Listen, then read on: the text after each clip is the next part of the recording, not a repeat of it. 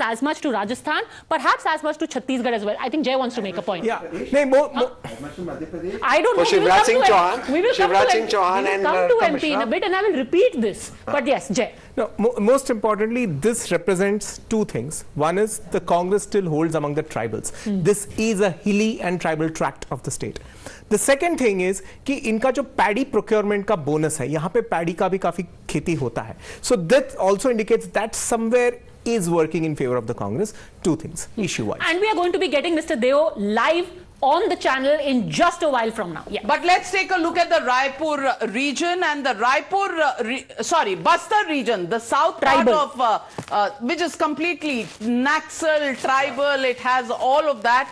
Again, the Congress doing well there, 7 to 10 seats, BJP 2 to 4, others are 0. So it's a bipolar contest, not too much to take from. It's going to be this way or that. Let's see the comparison, whether there have been any gains from last time around. Congress is down. Congress is down too. And the BJP has gained a little.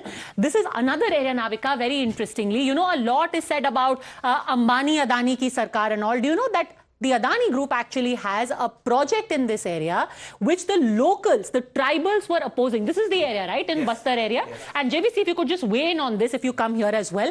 This was the area where actually land acquisition was done under police protection. So, you know, Rahul Gandhi can sit in Delhi and in Mumbai and say कि BJP Adani Ambani की सरकार है, but in a tribal area, and for good reason, because development is needed in that region. Land acquisition was done for an Adani company. So much sound and fury about Adani Tehseen Poonawalla, but you know, it's doing business in Chhattisgarh, and you are winning Chhattisgarh, you know, at least in Bastar and in the but slight reduction in tribal areas. What do you attribute this to?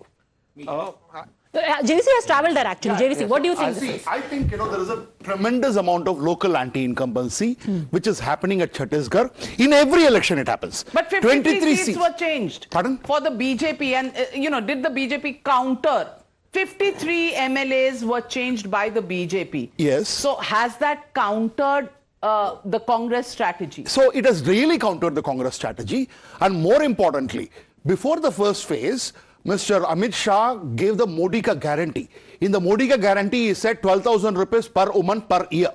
Now, just the day before Diwali, the day I landed in Chhattisgarh, that is when Bhupesh Baghel came and said, we are giving 15,000 rupees. But before that, the BJP Karyakartas have gone door to door, spoken to women, gave them the Congress guarantee form, BJP guarantee form, and took their numbers and said, you are going to get 1,000 rupees per month if BJP is coming to power. And based on that, Bhupesh Baghel said, and when I traveled to the region, Surguja region, which you talked about, when I traveled there, the opinion was BJP ka Modi ka guarantee hai. It is Modi ka guarantee. It is not Raman Singh ka guarantee. It is not BJP ka guarantee.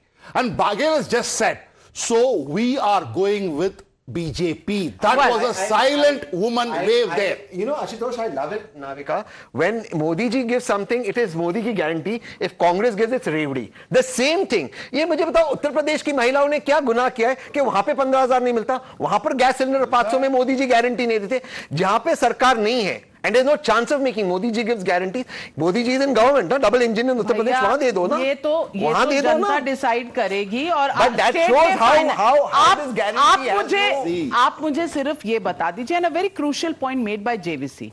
Door-to-door campaign with the guarantee card. Now, can the Congress beat the Karyakarta and the cadre of the BJP? That's what it will boil down to. Congress has developed a model, which is the Chhattisgarh model, which has the lowest unemployment in the country. It has been given a lot of schemes, including the health scheme, money even on cow dung. And I'm telling you that and it's 250 English medium schools. The Chhattisgarh model for a poor state is the model forward. The Karnataka model and Madhya Pradesh model will be the model for the bigger states. Ashutosh. The data speaks for itself. How much the door-to-door campaign has worked in Bastar, Sarguja area. Your data says Congress is winning 7 to 10, BJP is 4 to 6. And then in Bastar, 7 to 10 and 2 to 4. that means the door-to-door campaign is not working. It's that simple. So the Modi guarantee is absolutely not working. No. And could it be because they don't have a face over there, as opposed to a Bhupesh Baghel who's a strong face? Let me complete. Let me complete. Okay. So the data is speaking, and if we accumulate these data, that is minimum 14 Congress is winning, BJP 6, maximum 20 Congress is winning, BJP 10.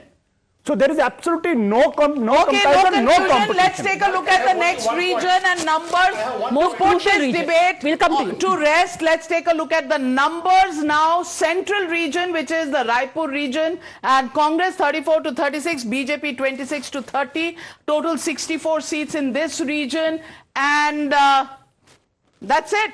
2 to 4 to the others. And this actually is the region where the BJP has done the best, because traditionally it has been their stronghold. This is the more urban areas where, you know, you will have a large community, a trader community, who have traditionally gone in support of the BJP, and they seem to have retained it. Let's take a look at the comparison, which will...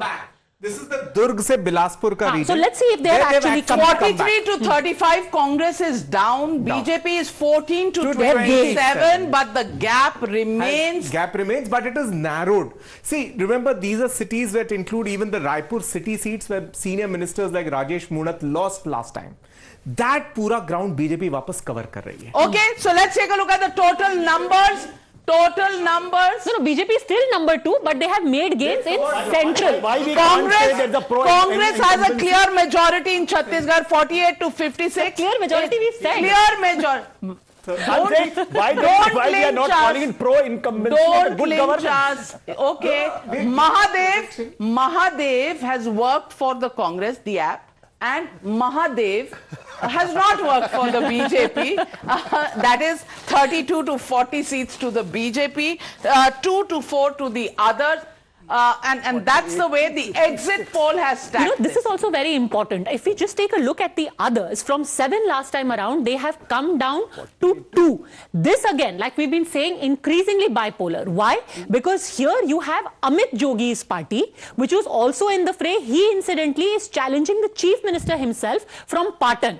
Very unlikely that he's going to win that seat. Perhaps his mother Renu Jogi and his one more family members contesting are the only ones who are going to take out these 2 tickets on the Amit Jogi party. What's also interesting is that actually Bhupesh Baghel was asked, you know, you always revered Ajit Jogi, would you be okay? He said, not Amit Jogi. If Renu ji, she's very respectable, she wants to come back, she is welcome to do it. But this party we will not do business with, and going by the numbers we see, they will not need it. If 52 is where the Congress party is stacked and 36 is where the BJP is stacked, it's as clear as daylight. And Shazia Ilmi, your first reactions? Chhattisgarh going the Congress way, and this is pro-incumbency. Pro-incumbency for the Congress party. What does that mean for national politics? Also the fact that Rajasthan bipolar, also Chhattisgarh largely bipolar. What does that mean for the BJP? Is your strategy of Modi versus Rahul Gandhi for 24 working out? So essentially, Navika, these 3 states, Chhattisgarh, Rajasthan and MP, have been bipolar, and just look at what happened in just 5 years back. In all of these 5 states, BJP lost. Of course, Madhya Pradesh, after 18 months, Kamal Nath was ousted and Shivraj Chauhan again became the CM. But you see the Vidhan Sabha elections and you see the Lok Sabha elections. And you see the just numbers. So you're saying you're not playing this match. You're not playing this match. The only match that works for you and you're worried about is 2024. All right, that's the takeaway I take from your answer. Let me take that question to Sanjay Jha. Sanjay Jha, the BJP is playing for 2024. Advantage Congress in Chhattisgarh, where 10 seats come from Chhattisgarh. 11 seats. No big deal. Le lo. 24 to hamara hai. That's what Shazia Ilmi is saying. Navika, I don't think it can be made so simplistic or a reductionist argument that just because these are state elections, they'll have no repercussion on the general election. Shazia, just let me make my point. I believe that at the end of the day, every election, even if it's local and not general, is telling you the sense of the public mood. Now, let's not forget this, right? That the BJP throughout all state elections leverages Mr. Modi. They don't have local leadership. And in every election, including in Karnataka and Himachal, Narendra Modi, when he campaigned as a prime minister, he told the voters of Karnataka and Himachal, vote for me. He did not even say vote for the BJP. So I think these are an exhibition of a larger disillusionment that I think the voters are catching up with. I think if I was the BJP, I would be extremely worried. Please don't always conflate it with the 2019 general elections, where the Congress had won many states and yet ended up losing the general elections. I thought the Pulwama, the Balakot factor had a huge role to play in the 2019 win of the BJP. So I come to the 2024 election in a second. Ashutosh ji, you also want to come in, but before that, just give me a second. Let me bring in Advocate Bhagwanu Nayak. He is the chief spokesperson of the Janata Congress. Bhagwanu ji, जो number अभी दिखाई दे रहे हैं, अब जो तीसरी party हैं, उनका कुछ खास प्रेजेंस नहीं दिखाई दे रहा है, इंक्लूडिंग योर्स इन छत्तीसगढ़. क्या आपको लग रहा है कि लार्जली अब वोटर्स जो त्रिकोणीय मुकाबले थे, उसमें जो तीसरा कोण है, उसको इररेलेवेंट कर रहे हैं? जी, कुछ भी कह पाना बिल्कुल जल्दबाजी होगा. जो सटीक परिणाम है वो आगामी 3 दिसंबर को पता चलेगा. जो भी कांग्रेस छत्तीसगढ़ की पहली ऐसी मान्यता प्राप्त राजनीतिक दल है जिन्होंने बहुत ही कम समय में, बहुत कम वर्षों में एक बड़ा प्रदर्शन किया. 2018 की बात करें तो हमारी जो पार्टी है वो गठबंधन के साथ 7 सीटें लाई, 14% वोट शेयर लाई. अभी पूरे 80 विधानसभा में हमने हमारे प्रत्याशी उतारे. हमारे लोकप्रिय नेता अमित जोगी जी पूरे 78 दिनों में 78 विधानसभा में हेलीकॉप्टर से दौरा किया है. और छत्तीसगढ़ की जो जनता के मन में एक बदलाव की लहर चल रही है, तो राष्ट्रीय राजनीतिक दलों से कहीं ना कहीं बहुत मुश्किल लग रहा है कि अमित जी भी अपनी सीट जीत पाएंगे. बिल्कुल. देखो पाटन से तो अभी हारते हुए दिखाई दे रहे. खुद चीफ मिनिस्टर को चैलेंज करना, क्या ये मिस कैलकुलेशन था? एक सीट आपकी और बढ़ जाती, कहीं और से लड़ लेते तो. निश्चित रूप से. लेकिन देखिए, छत्तीसगढ़ पाटन विधानसभा में हमारे माननीय अमित जोगी जी, वहां भूपेश बघेल या और कोई भारतीय जनता पार्टी के खिलाफ नहीं, भ्रष्टाचार के खिलाफ, वहां गरीबी के खिलाफ, कहीं ना कहीं महंगाई के खिलाफ, जो बीते 5 सालों में जो भ्रष्टाचार के जो रिकॉर्ड छत्तीसगढ़ में बने हैं, कहीं ना कहीं उसको चुनौती देने के लिए अमित जोगी ने वहां से चुनाव लड़ा. निश्चित रूप से वो चाहते कोई भी सेफ सीट में जाकर के चुनाव लड़ सकते थे, जीत सकते थे, और एक सकारात्मक परिणाम आने वाले समय में पाटन में भी आपको देखने को मिलेगा. अभी भी कुछ भी कहना पद्मा जी जल्दबाजी होगा. तो ये कहीं ना कहीं एक संदेश देने का काम पूरे देश में मिनिस्टर के खिलाफ जाकर के जब भी कोई पार्टी हार रही होती है तो उनका स्टैंडर्ड रिप्लाई होता है कि अभी कुछ भी कहना जल्दबाजी होगा. ये तो सिर्फ एग्जिट पोल है. तो ठीक है, 2 दिन हम भी यही हैं, आप भी यही हैं, देख लेंगे आगे क्या होने वाला है. लेकिन ladies and gentleman, let's get you the takeaways from Chhattisgarh. There is a message, and what is the message that's coming out? As far as Congress is concern, Baghel benefits from beneficiaries. So that whole Labharti, prospect and the Labharti class, as far as the state is concerned, Baghel has managed to deliver that, and he gains from that, and that really will be the big one for the Congress. In a sense, he has mirrored the BJP strategy. What the Prime Minister today said, कि हमारे लिए 4 सबसे बड़ी जाति है.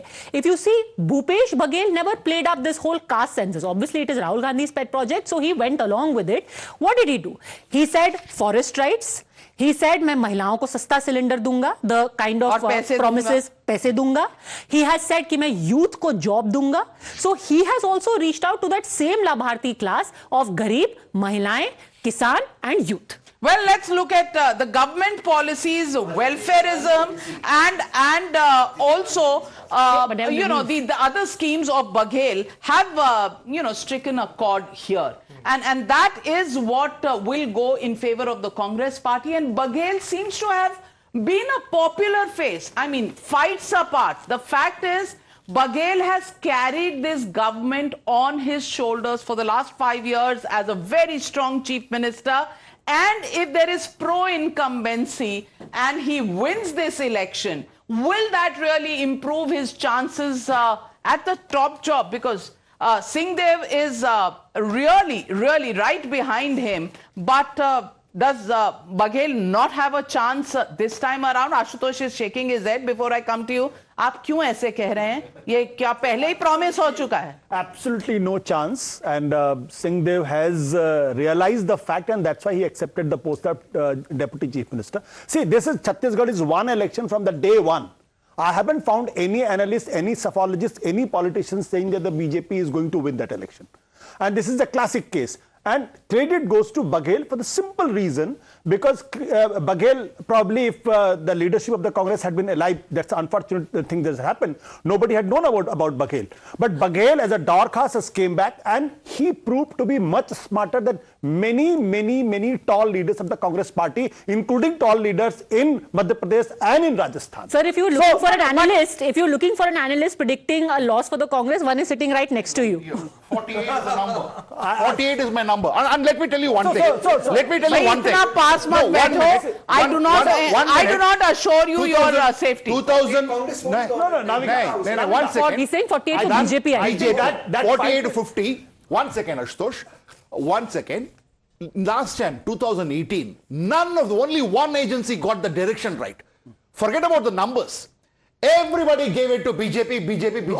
No. Yes. I gave it to Congress. No, Tell us, why do you think that Bhupesh Baghel could lose? Let's hear him out. Why do you think Bhupesh Baghel could lose and these numbers may be wrong? Why? Give us one. Number one, I'll tell you. The youth are completely disenchanted with Bhupesh Baghel's government. This is, if you go to the ground, you will hear that. Number two, the election for Chhattisgarh is not fought based on who is the chief minister. The election is not fought on who is my local MLA. As my local MLA delivered, local Congress MLAs have not delivered. And one second. And large farmers have got benefited from loan waivers. But small farmers, when we spoke to, they said we didn't even take loans. And what Baghel is doing is giving it for the large farmers, but for us what is coming? Okay. And that is where Modi got guarantee 10,000 rupees for all right, farmers. All right, that's a contrarian view. Your exit poll is not reflecting that. Let's wait for 3rd December. Absolutely. It's a part of you. No, but I still come back to the question on who's the chief ministerial face, simply because in the last 2018 elections, it was Congress Rajasthan President Sachin Pilot who brought them to victory but didn't become the chief minister. And, promises were made even at that time, not kept. Why are you saying this time promises to Singh Deo will be kept? Even last time, before the election. One at a time. Just one eight man cannot afford to play that bad in Chhattisgarh. Oh, they could afford to play that bad in Rajasthan. Rajasthan, they are paying the price. They are paying the price. The whole 5 years, it was only the big news coming from Rajasthan was not about Chiranjeevi, but about how Sachin Pilot and Ashok Gehlot are fighting with each other. Okay. And they are annihilating each other. No, the key point is, last time the Congress did take the risk in Chhattisgarh. Before the elections, the by and large consensus was that Mr. T.S. Singh Deo would be Chief Minister. Mr. Baghel came up in the end. So was the PCC president. But yet it was Mr. T.S. Singh Deo. I think the problem here is now that Mr. Baghel has consolidated his hold so much, especially amongst the OBCs and with his paddy and Tendupatta procurement schemes, that now dislodging him is going to be difficult. Okay, I think we should quickly go through the takeaways and slightly quicker, please. Quicker takeaways, yes. Congress prevails in the tribal areas of Bastar, and that will be an important takeaway for them. This is despite all that the BJP has done to woo this vote bank. SC/STs are also rallying behind the Congress party. Again, the BJP has its eyes on this vote bank. Not really, as per this exit poll, not really going to the BJP. Soft Hindutva counters BJP's plank. So, वो जो तड़का है slightly soft Hindutva का, maybe that also makes Baghel and the Congress a popular choice. Both Kamal Nath and Bhupesh Baghel are doing it. Absolutely, and that is why these elections may just, we don't know about Madhya Pradesh, the numbers are yet to come. Sometimes they say the student may outdo the master. So the master of Hindutva was Modi ji, and now there are others who are like, hum bhi Hindu hai. That's not Hindu. But you know, Okay, we will have a separate debate on Hindutva. BJP's copyright. Let's just say political messaging vis-a-vis Hinduism. All right, for the BJP, let's take a look. BJP has closed the gap. Vote share is up by 9%, which will work well for 2024, whichever way you look at it. Let's also look at the next. BJP is gaining ground in urban seats. Also, 0 seats to 4 to 6 seats in TS Singh Deo's area. That also is a big takeaway for the BJP. Also, can we take the graphics a little faster? OBC is voting overwhelmingly for the BJP. Ironic. Even if the BJP does not win Chhattisgarh, it's made its foundations for the 2024 elections. No impact of Mahadev app. So, ED has not won the election. There's been an impact of the Mahadev app. I think a lot of people were very irritated with the last raid in the 5-star hotel where money was found in the car, because that car number was the BJP MLA's brother's number, and they attached it to Bhupesh Baghel, and that silly leak. That was debunked. Let's be factually correct on that. I'll tell you. This whole thing. I'll tell you. Hold on. But let me give you a point. Okay, fair. Let's be clear on facts. Let's be clear on facts. It cannot be on. Just for the benefit of our viewers. Oh, Tehsin, give me 5 seconds, please. 5 seconds. The Congress claimed, including the Chief Minister, that this is registered in the name of BJP MLA's brother. BJP MLA's brother provided documents to show I sold it at the beginning of 2023. Factually correct. It's not that उसी की जिस गाड़ी को बेचा BJP के विधायक के भाई ने उसकी गाड़ी. But here's the thing. I'll tell you one more thing. Congress came up with an immediate video saying जब भी मोदी जी मुश्किल में है, ED को छत्तीसगढ़ में भेजते. And that video was such a hit in the urban areas, it actually turned a tide. So I think the Congress campaign, Sunil in Telangana and Chhattisgarh, he wasn't used as much in Rajasthan, but Sunil, very creative. Another good find that the Congress has. Telangana and Madhya Pradesh, actually. And Madhya Pradesh and Chhattisgarh. Lot of creativity. Just a second, because I'm being told that Mr. T.S. Singh Deo is actually joining us live now. I think we must go across to him, because so much has been said about Sarguja, about what is happening. Mr. Deo, of course, we have the exit poll results. Thank you very much for speaking to us. The BJP actually has narrowed the gap when it comes to the number of seats you got last time, and you are projected to get this time. Does this worry you? Not really. I'm very hopeful that we'll get at least 2/3 majority. So let us wait. We'll wait till the 3rd. Of course, we will all be waiting for the 3rd, but towards the latter stages of the campaign, there were allegations of corruption. The Mahadev app controversy, of course, really blew up. Do you think that that could have had an effect and dented the image of your government? Thankfully so, and this is the worst type of politics that can be played. The politics of allegations. You have substance, you take action. This allegation of allegations and playing politics through that, this must stop. Now, the caste census has been a very key plank of the Congress. You already have conducted the caste census in Chhattisgarh. You've promised it in other states as well. Ironically, though, our data suggests that the OBC vote has actually shifted towards the BJP. Why do you think it is that the proactive OBC outreach hasn't worked for the Congress? Not only on the OBC votes, the perception may not be very clear as to what exactly this caste census is all about. And Chhattisgarh as a state is not very polarized on caste or religion. So these issues don't play out as much as they would in either Uttar Pradesh or Bihar or other states. But we are firmly committed to the OBC census, because if we are to have a justiciable basis on which government funds must be allocated, then we must know what is the demography of our state. So we are completely committed to the OBC caste census. Now, the other very substantial population of Chhattisgarh, of course, is that of tribals.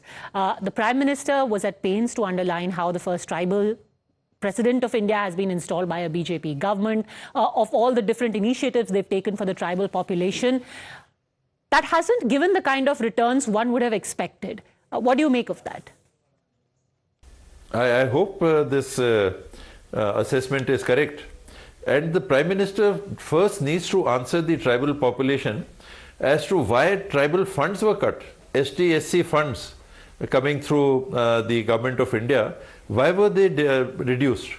So the perception of the people is that the central government pays lip service to the ST-SC community. It is not really very concerned about their rights, their needs and their requirements, and it is mainly propaganda. The Congress in the state has concentrated on their well-being, their development. If you will see that both Sarguja and Bastar, they have been earmarked medical colleges, 2 more new medical colleges, one in Bastar region and one in the Sarguja region, one in Manningarh in the Sarguja region and one in Gidam, Dantewada in the Bastar region have been sanctioned. Another medical college was established in Kanker in the Bastar region. So we have saturated tribal areas through healthcare needs also. So money to the people directly through better value of farm produce, strengthening their rights over the Jal Jangal Jameen as it is generally called, forest rights, settlement of those rights, and empowering them through the PESA rules. I think the message has gone across to the tribal community that in earnest the Congress party is with them also. My final question to you is this, you know, elections come and go, but there are some precedents which are going to impact the country in a long-term way. For example, what is the guarantee scheme which has worked for the Congress? It's worked in Karnataka. The exit polls seem to suggest it's working for you in Chhattisgarh as well. And in fact, in Madhya Pradesh, even the BJP has promised many such guarantees or freebies, Revdi, call it what you will. Do you worry that this will end up setting a wrong precedent? Because you're not just a politician and an MLA, but you're also a minister. You'll have to look at the state's finances. What kind of a precedent does it set?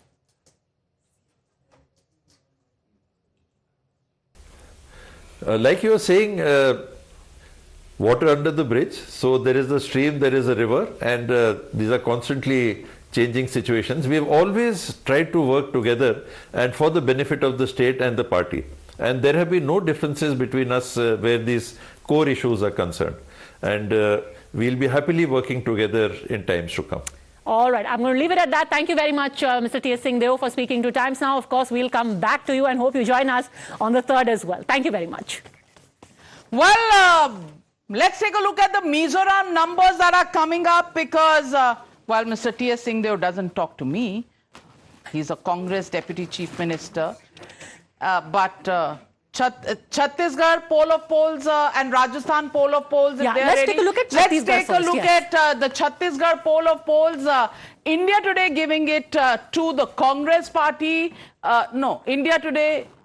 Okay, we are giving it to the Congress party. India Today is right on 45. Well. And how much is the BJP? 41. If it's 40 plus, I was told that BJP will make the government. Well. Twist in the tail. Let's take a look at this. ABP C Voter is giving it to the Congress party. TV9 Polstrat giving it again on the real cliffhanger 45. Jan Ki Baat giving 47 to the Congress. News 24 Chanakya giving 57 and India TV CNX giving 51. Average is 49 for the Congress, 38 to the BJP. But interesting, if anybody is looking at this number and this number, we have a cliffhanger coming our way. Three numbers. These 42, 40. Navika, if there is any 4 in the final tally for the Congress, they are going to be having sleepless nights. Whether it is 42 or whether it is 49, they will still be as sleepless. मुख्यमंत्री जिसका भी बने, मुख्यमंत्री जिस party का भी बने, journalists will have sleepless nights running from one camp to the other, from one rebel to the other, and owners will have the best time. Sleepless in Sarguja. They can't feel the growth in the economy. We got to look at the other. Can we also get the Rajasthan polls of polls? Okay, we are waiting. Not got the Rajasthan poll of polls. Let's look at the Mizoram numbers, important numbers, and it's just about to get to the 7 o'clock mark. And Mizoram numbers on your screen: MNF 14 to 18, Congress 9 to 13, ZPM 10 to 14. Oh my God! You know, looks like in a 40 seat house, nobody has the majority. Here the outlier is the ZPM. It's a new party. Mizoram party. Yeah, last time इनके पास symbol भी नहीं था. So they'd all contested as independents और 8 लोग जीत के आए थे. And they're a breakaway of the MNF, right? Yeah, they're breakaway of the MNF, primarily backed by the church. Yeah, and MNF is an alliance partner of the BJP Absolutely. in the center, but not in the no state. contest here. Yeah. And you know, the Congress party, if it gets 9 to 13, it will play the kingmaker. Which way is it going to go? MNF or ZPM? Now here's it. On the ground in Mizoram, the rumors are that, you know, ZPM also has a backdoor conversation with the NDA, with the BJP to get back there, right? So the BJP is actually having its fingers in both the pies, either the MNF or the ZPM. Yeah. The Congress would ideally want to play Please kingmaker. break it down for our viewers. Yeah. किसकी सरकार बन रही है if these are the numbers? I think Congress is kingmaker. Congress is kingmaker, and ZPM plus Congress should mostly be the number. But in all likelihood, the But you are saying कि backdoor. But that is what. देखो आप भूलो when मत. any door is open to the BJP. Navika, देखो, let's not forget. Prime Minister to campaign. The Chief Minister didn't allow the Prime Minister to campaign. No, but listen to one thing. Even in Meghalaya, the BJP has 2 MLAs. Yet there is an NDA government in the northeast. Exactly. The BJP views it as crucial. I think it would be safe to say that the phone lines in Guwahati are going to be very busy Absolutely. after the 3rd of December. BJP, अगर उनका After the 3rd, are you underestimating Himanta Biswa Sarma? Absolutely. And Absolutely. So those 2 MLAs, the 0 to 2 जो tally है BJP का, that 2 is the number. If it gets a 2 number like Meghalaya, the BJP is in the game. Look at the vote shares: 32.2 to the MNF, 29.3 to the ZPM, Congress 27.8. Will Congress play the kingmaker or will the BJP play the kingmaker? That's the only question. Yeah. And the BJP gets 6.4% of the vote share. 6% में तो बहुत कुछ हो जाता है. बहुत कुछ.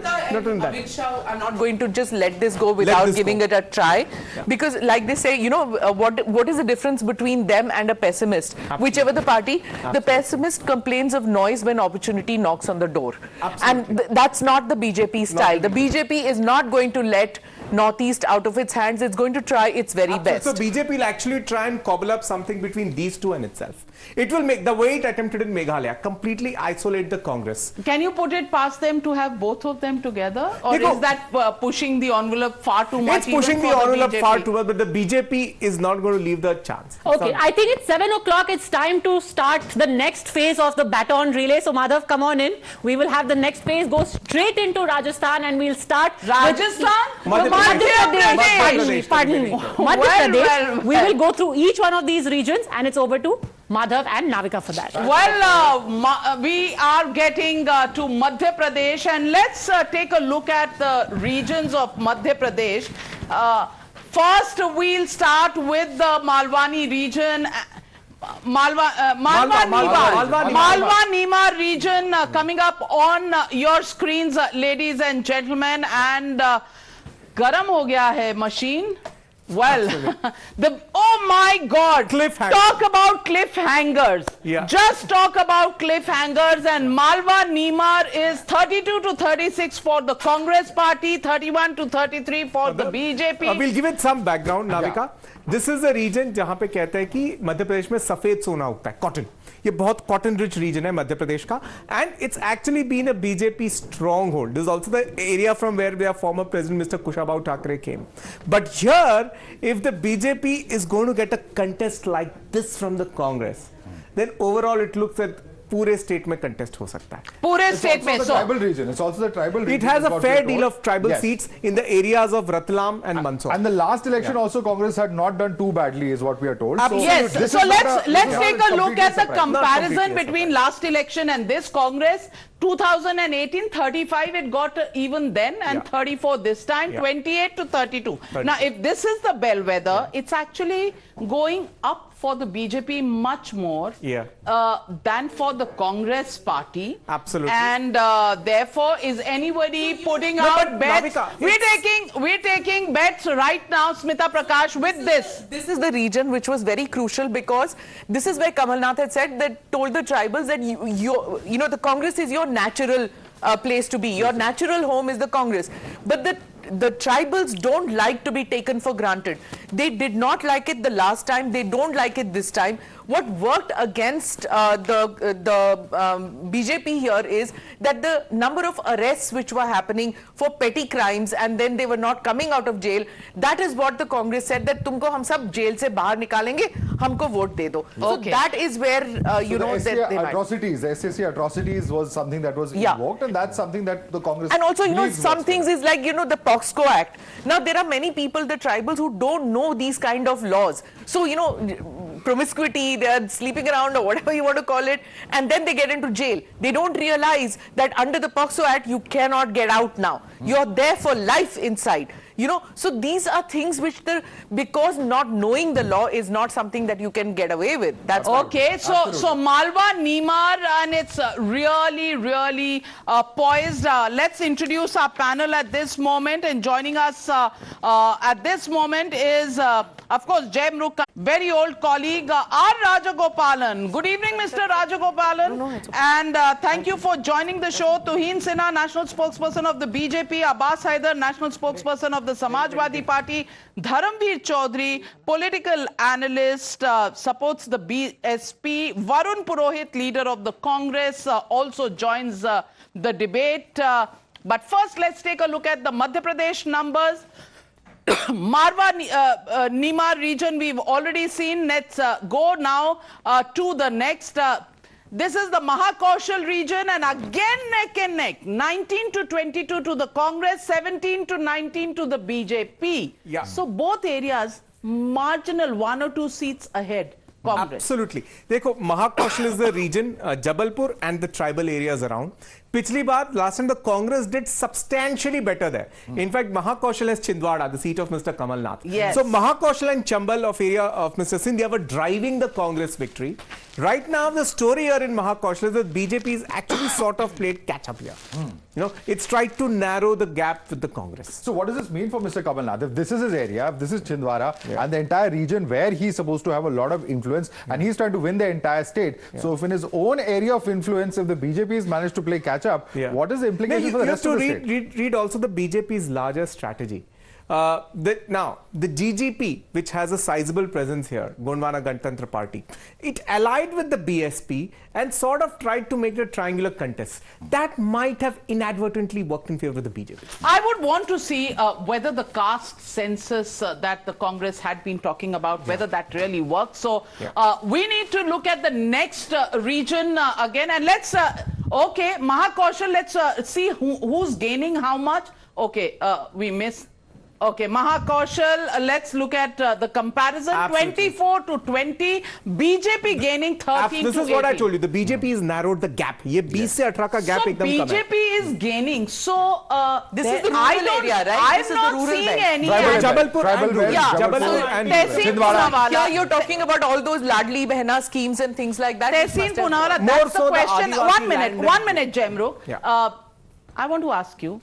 Both regions, we've seen the Congress coming down slightly ahead of the BJP and the BJP actually going up in both regions, Malwa Nibar as well as Mahakoshal. Is that sounding very confident of the Congress, you know, making gains and making the government? How are you looking at this? I am still sticking my neck out. I'm saying, and I respect, these are the exit polls, I respect Jay. But the momentum is the Congress, 130 plus for the Congress. I'm still sticking my neck out. You're sticking your neck out, 130 plus. 130 for the Congress was to happen, they would have cracked the Malwa Nima region. That was where the maximum gains for the Congress should have happened. The BJP, since October, and we discussed these numbers in October also, the BJP is the one that has made significant gains. And I'm using the word significant here, not even slight gains. So 130 plus at the moment for the Congress looks nearly impossible. Okay, let's take a look at the next region, which is the Gwalior-Chambal region. Gwalior-Chambal region, Congress ahead 18 to 20, 13 to 15 to the BJP, 0 to 1 to the others. This is the region Jyotiraditya Scindia comes from. Has this helped, Tushar, has this helped the BJP? Absolutely. Absolutely it has. Again, gains, significant gains from October, Navika. We're looking at 6 to 10 seats. Okay, let's take a look at the last election. Let's compare it to the last election. 7 last time, 14 this time. No, 26 down to 19. But then they went to BJP and they won their seat. My So friend, 26 was Correct. when Jyotiraditya Scindia was with the Congress True, party. but So then- his exit has improved the BJP's chances 100%. 7 seats last time, 14 seats. Can I And ask it you, when has Jyotir hurt the went, how much did Congress the party. seats go up to? From 7? Because he won the by-elections, right? His people. Yeah. So that went up. So they haven't gained. I know this area. They're either on 14 again. We are talking of 2018. We are not talking of To be fair to Tehseen, I'll give you the numbers. Tehseen, to be fair to you, I'll give you the numbers. जब ये MLA चले गए, ये 7 से 16 हुआ था. तो actually 2 down है. They are actually down in this seat. 2 down. We are talking about 2018. It went down. True. It went down in the opinion polls. The BJP has made a huge recovery, and the exit of Jyotiraditya Scindia has hurt the Congress. I mean, it's hurt the BJP. I'm again saying How because is it while possible? I'll explain to you. Because while Jyotiraditya added numbers in the by-elections to the BJP, those numbers have not come back. They've stayed constant, or they've perhaps lost since then. But Marginally lost. Has But they marginally lost those numbers. Sabha Naqvi, 1 minute. I need to get in Sabha Naqvi. Has the BJP gained from Jyotiraditya Scindia and Congress lost? Yes or no? It's a simple question. I think it's a borderline answer, I would give it. It's not as big as a figure as Jyotiraditya Scindia is made out to be. He's not a power, he's not some heavyweight. You were there, you covered the election in the Lok Sabha, and I remember you coming back and saying that people were saying he's going to lose, and he lost the Lok Sabha election. And now after this, I mean, there was a breakaway done, and when that happens, then the MLAs, when they re-stand, then the ruling party, they end up winning. So this is not some great show by him. What is interesting is what is happening in Mahakoshal and all of that. That is what Shivraj and the traditional BJP apparatus is fighting back. That if it goes the way your trends are showing, I would not give any special credit to Jyotiraditya. I would give it to the old BJP over there. I'll just qualify Sabha and Tehseen, both of them. In the 22 by-polls that happened, there's one number statistic that's interesting. The BJP won most of the seats. The Congress still polled 41% of the votes, which means that the Congress actually sort of tided over the setback of Which is what happens in Madhya Pradesh for both of them. Yeah. They keep their vote share regardless of who forms the government. It's neck to neck as far as their vote share is concerned. How many convert it into seats is what forms the government. So here, but then they won back their seats. That's important. They were rebels, they won back. The way I look at it, 2018 to 2023, the way I'm looking at it, the BJP has made huge gains in all the 3 regions that we have seen. Navika, simple summary, हर जगह gap narrow कर दिया. Simple. हर जगह BJP Last time it was neck and neck. The BJP was 5 behind the Congress party. Is there going to be a repeat? Is there going to be a cliffhanger? How many rebels won? Last time, how many will win? This time, will it go down to the wire? That's the question. Gwalior, Chambal, we've seen. Let's go to the next region, which is Madhya Bharat, which is actually the center of India. वो कहते हैं भारत की नाभि है. And this is where the BJP is ahead. 18 to 20 and 16 to 18 to the Congress. The BJP is ahead. Others are at 0. Bipolar contest for the 3rd state in a row. There is nobody in between. 16 to 18, BJP 18 to 20. Will it take an edge? Let's take a look at again the comparison with 2018. 13 to 17, 23 to 19. Now this is where the BJP is slipping a bit. Now, but they're still ahead of the Congress, and the gap remains narrow. Slipping a bit here, and the Congress gaining, which is why it's neck and neck. Yeah, look, in Madhya Bharat, there are seats in and around Bhopal where the Congress has also put in a lot of effort. This is actually the region around Bhopal. It's Bhopal, it's Vidisha, it's those areas. But and it's also Shivraj's area. Absolutely. Okay. Absolutely. So it will impact on Kaun Banega Mukhyamantri. Absolutely. So it shows that the Congress strategy could have worked. There is a little bit of anti-incumbency also. Is this what the BJP was saying when it actually fielded all the central ministers, Tushar? Absolutely. Absolutely. Congress can give up the dream of that 130 plus for now. They were ahead in October. Basically, you're telling Tehseen. No, Tehseen is a very realistic person. Tehseen is the only friend even I have in Congress. He stuck his neck out, which you're chopping, by the way. Navika, you look at the Malwa-Nima region. Forget everything. In October, you and I were discussing the same numbers. Congress was winning 2/3 of the seats there. Today, they are down to half. You look at Madhya Bharat, Congress was supposed to make significant gains in Shivraj Singh Chauhan's den. They are not making those gains. Where is that 130 number going to come from? Okay. I'm saying, let's give Congress 18 years of anti-incumbency. Let's give them all the benefit of doubt. Where do we give them the seats from? All right, so let me get in Abbas Haider of the Samajwadi Party. Very keenly fought election. And Akhilesh Yadav, Samajwadi Party chief's statements in Madhya Pradesh are going to echo in our ears forever and ever, at least till 2024 elections. They're going to be replayed again and again. Abbas Haider, what do you think?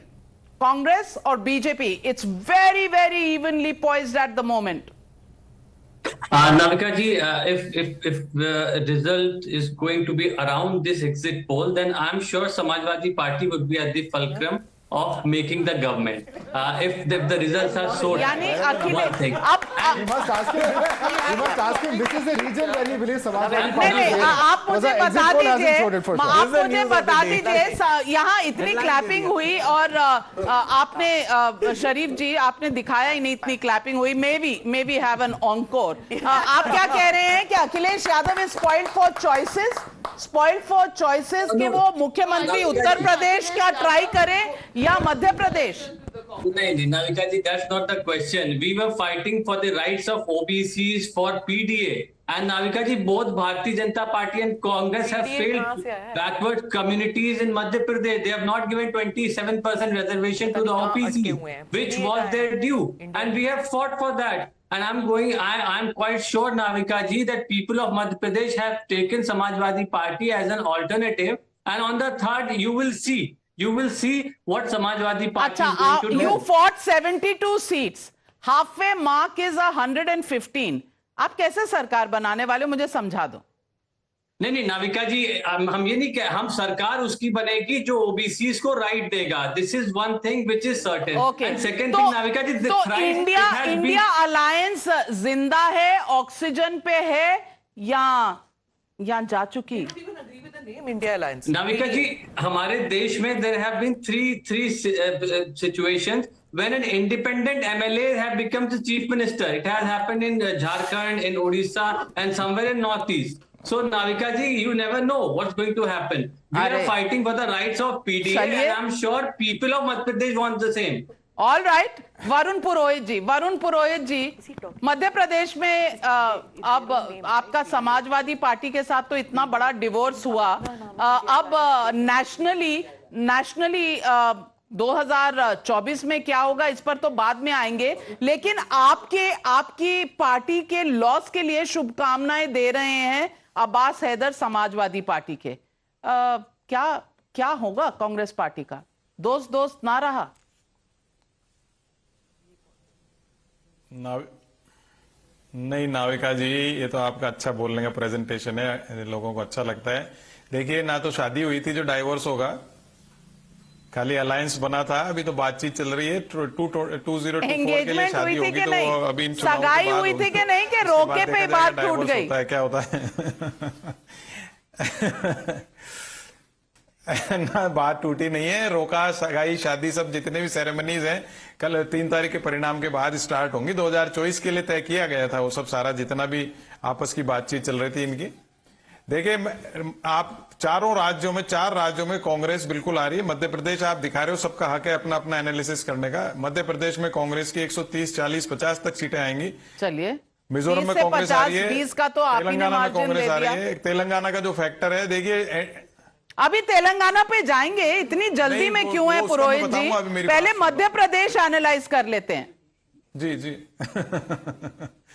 बहुत जल्दी में है. मध्य प्रदेश तो 130 से 150 सीटें कहीं नहीं जा रही हैं। और जहां तक अभी ज्योतिरादित्य सिंधिया जी की आप बात कर रहे थे, पब्लिक को दल बदलू आदमी कहीं पसंद नहीं आता। माधवराव सिंधिया जी ने भी कांग्रेस छोड़ के पार्टी बनाई थी, फिर उनका क्या शुरू हुआ था। देखिए, एक इम्पैक्ट था जो कांग्रेस में ग्लैमर बना था ना, वो ग्लैमर उनका जीरो हो गया। एक अट्रैक्टिव ग्लैमर था, कांग्रेस में थे तो वोट कैचर बन रहे थे, वहां जाके तो वोट डिस्ट्रॉयर हो गए हैं। तो वहां तो कांग्रेस आप देखिएगा लैंडस्लाइड विक्ट्री आएगी। जो भी discussion it's neck and neck for the Congress and the BJP in Madhya Pradesh. Who, you know, I'm not asking you who you are betting on, because you'll bet on the BJP, but I'm asking you, what happens to Shivraj Chauhan if the BJP were to come close to the halfway mark? And has the gamble of fielding all central ministers paid for the BJP? Well, Navika ji, it suits pollsters and psephologists to say that it's a cliffhanger or it's very close. But, you know, it can't be a cliffhanger twice over after 2018, because the people of this country and people of Madhya Pradesh are very mature electorally. So you can rest assured that BJP is headed for a comfortable win, at least 130 plus. And like your own findings say, in the traditional strongholds, BJP is very much retaining its vote share, which is Malwa, which is Madhya Bharat. But in Chambal, you are somewhere, you know, obviously the Liberals, the Congress side is underestimating, the Congress side has an angst against Jyotiraditya Scindia, but you are underestimating Jyotiraditya Scindia ji's impact in the Chambal region. That will be a big surprise, and, you know, that will ensure that we are headed towards a very clear majority. See, when it comes to women empowerment, nobody has done as much as Shivraj Singh Chauhan ji has done in the last 15 years. 1.3 Then why did you not project him as the chief minister? Why did you lose confidence? No, see, you know, politics after being in power for nearly 2 decades, politics tends to be an evolving situation, you know. And BJP as a party is not centered around one person. If Shivraj Singh Chauhan ji is perfectly okay with it, and if he has led the campaign, nobody can deny the fact that he's the tallest leader of BJP in Madhya Pradesh. Whether we announce him as the CM candidate or no, you know, these are matters of strategy. And after being in power for 20 years, you need to be very flexible and you need to be very, flexible with the strategy. Really, last minute changing of tactics, what has paid for the BJP? Let's take a look at the next region coming up on your screens, ladies and gentlemen, and that is the Vindhyas region. And let's take a look at the numbers here. Oh my God. Again, 13 to 15, 14 to 16. You know, I'll have no nails left by the end of this evening, because look at the numbers and the way they are Navika, stacked. is region we'll tell a special feature also to the viewers. One question over here. This is the area that borders Uttar Pradesh. Yes. And, you know, we've seen BSP, etc., pick up seats over here in the past. So what are these one or two others? Are these the one or two seats that precisely the Mr. Abbas excited? Absolutely. Is this part of the 70 that he's projecting? They won one last time. If they have a hope of 2, it is here. The hope of 2 is here. It is here. Samajwadi Abbas Haider दो तक की गिनती jam रुख बता रहे हैं. मैं उम्मीद करती हूँ आपको 71 के 71 72 मिल जाएं, लेकिन 2 अगर हो जाएं तो डबल हो जाएगा आपकी पिछली टैली से. Let's take a look at the comparison in the Vindhya region. Congress was 6 going up to 14. BJP 24 coming down to 15. Now BJP losing in the Vindhya region. Reasons, Tushar? I think the numbers would be a little higher. If they're making the gains they're kind of making in Malwa, Nimar and Mahakoshal region, there is no way the numbers come down here. Is this a stronghold you're saying? Yes. This is where Aam Aadmi Party was also campaigning. Mr. Kejriwal was campaigning in this area. Aam Aadmi Party ka iklota mayor hai, So is it possible that all the India allies have actually helped? So that's what this is called a rainbow area, because there are so many different pocket boroughs out here. That's why here it's a difficult area to predict. But even then the Congress is gaining huge. They have made a lot of effort out here, because traditionally BJP in 2018 made. Which means the Congress is eating up the anti-BJP vote, and will that really impact India alliance? Will the regional parties go with the Congress if it is cannibalizing their votes? यहाँ सपा बसपा को शायद cannibalize किया है कांग्रेस ने. It's their area, SP BSP area. तो फिर कोई हाथ लगाएगा कांग्रेस को इंडिया गठबंधन? नहीं, वो यूपी में जगह नहीं देंगे उनको. वो तो वैसे भी एक दे रहे थे, and now even that they won't give probably. Absolutely. Yeah. Okay. Tessie. When I was with you last time when the ETG polls happened, Vindhya still the BJP was in a massive lead. They were about 19 or 20 is what we had projected a month ago. I think you were 19 to 20. And since then the Congress did pick that up, they took it seriously and they worked on it. So kudos out there. So ETG Times Now polls have actually galvanized the cadre. Make no mistake. They watch all channels and they follow your channel. Make no mistake about it. Okay. I wish you would say that. I'd take it on TV.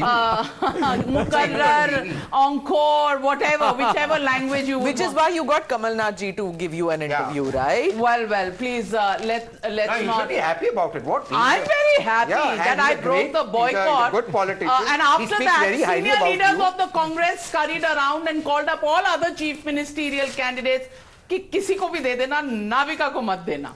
So that's how persona non grata I am. But what can I say? Vindhya, we've seen the comparison. We're going to the next region, Bundelkhand, very important region.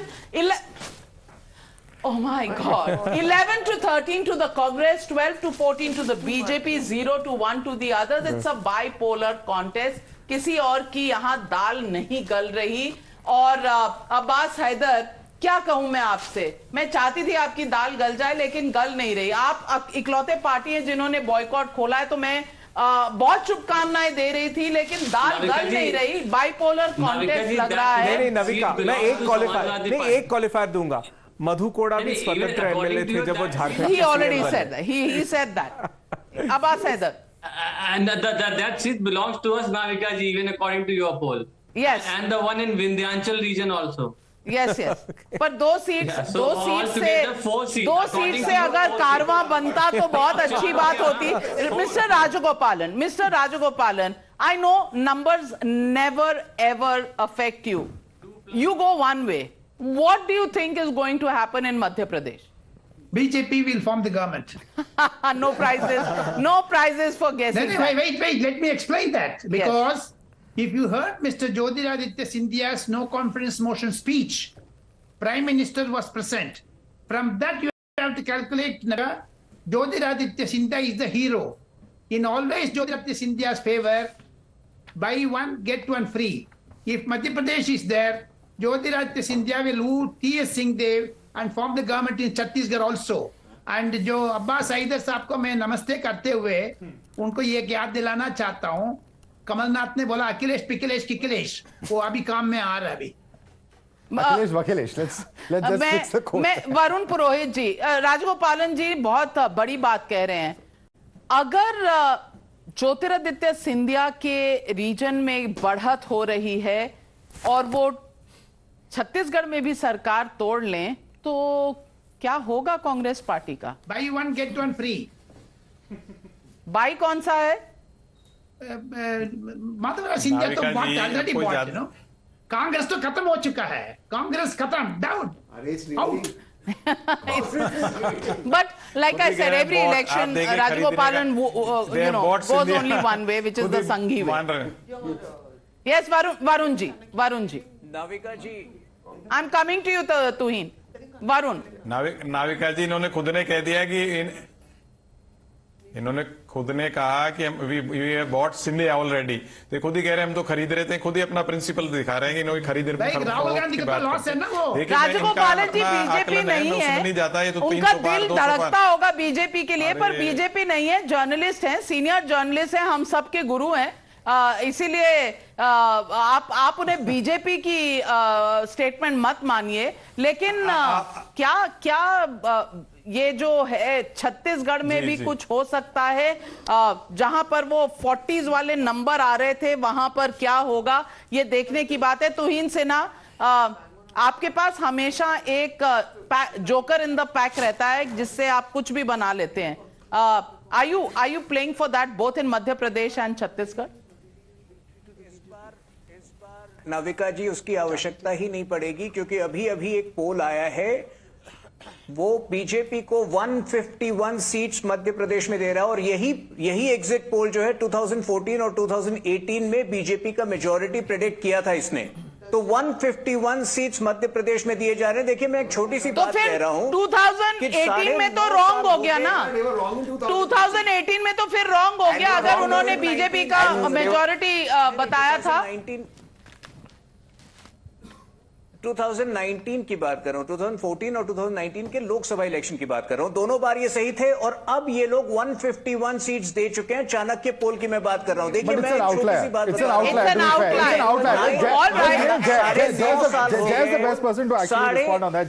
When there is an outlier which is so radically different from all the other polls, how much of credence should be given? Just because I'm not in the studio, this scene should not barge in like this. Complete your point. 1 minute. Complete your point to him. 1 minute. Yes. Yes. There is a simple point that I'm making. You know, we have been in power at the center for 9.5 years, and yet, you know, if you travel across these states, there is no anger against the BJP per se. There is no anti-incumbency. So you're saying the anger was only against Shivraj Chauhan? That's why you did not project him as the chief ministerial candidate? What are you trying to say? No, allow me to complete. Anger is only... No, you allow me to complete. No, anger is only against the Congress party for repeatedly misleading the country on every issue, whether it is the caste census, whether it is the economy. आज 7.6% GDP आया है। हमेशा ये कहते हैं कि बेरोजगारी की समस्या है। CMI की रिपोर्ट आप देखिए, CMI 4-year low पर है अनएम्प्लॉयमेंट। All right.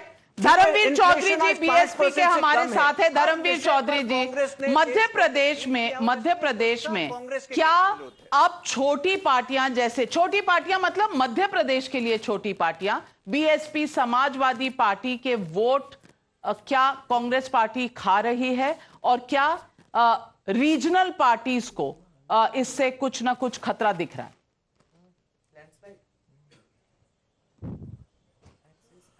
देखिए नाविका जी, मध्य प्रदेश नहीं, मैं पूरे भारत और ये 5 राज्यों में जो चुनाव हो रहे हैं इसकी बात करूंगा और आप मध्य प्रदेश पर फोकस किए हुए हैं।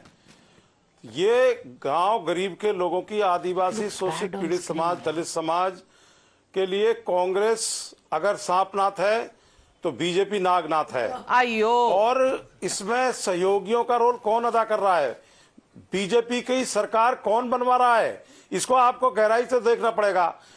मध्य प्रदेश में जिस कांग्रेस के नेता के नाम के आगे ही कमल लगा हुआ है, उनकी विश्वसनीयता खतरे में है और वो अंदर खाने बीजेपी से मिले हुए हैं। कांग्रेस पार्टी, समाजवादी पार्टी तो 100% बीजेपी के साथ है।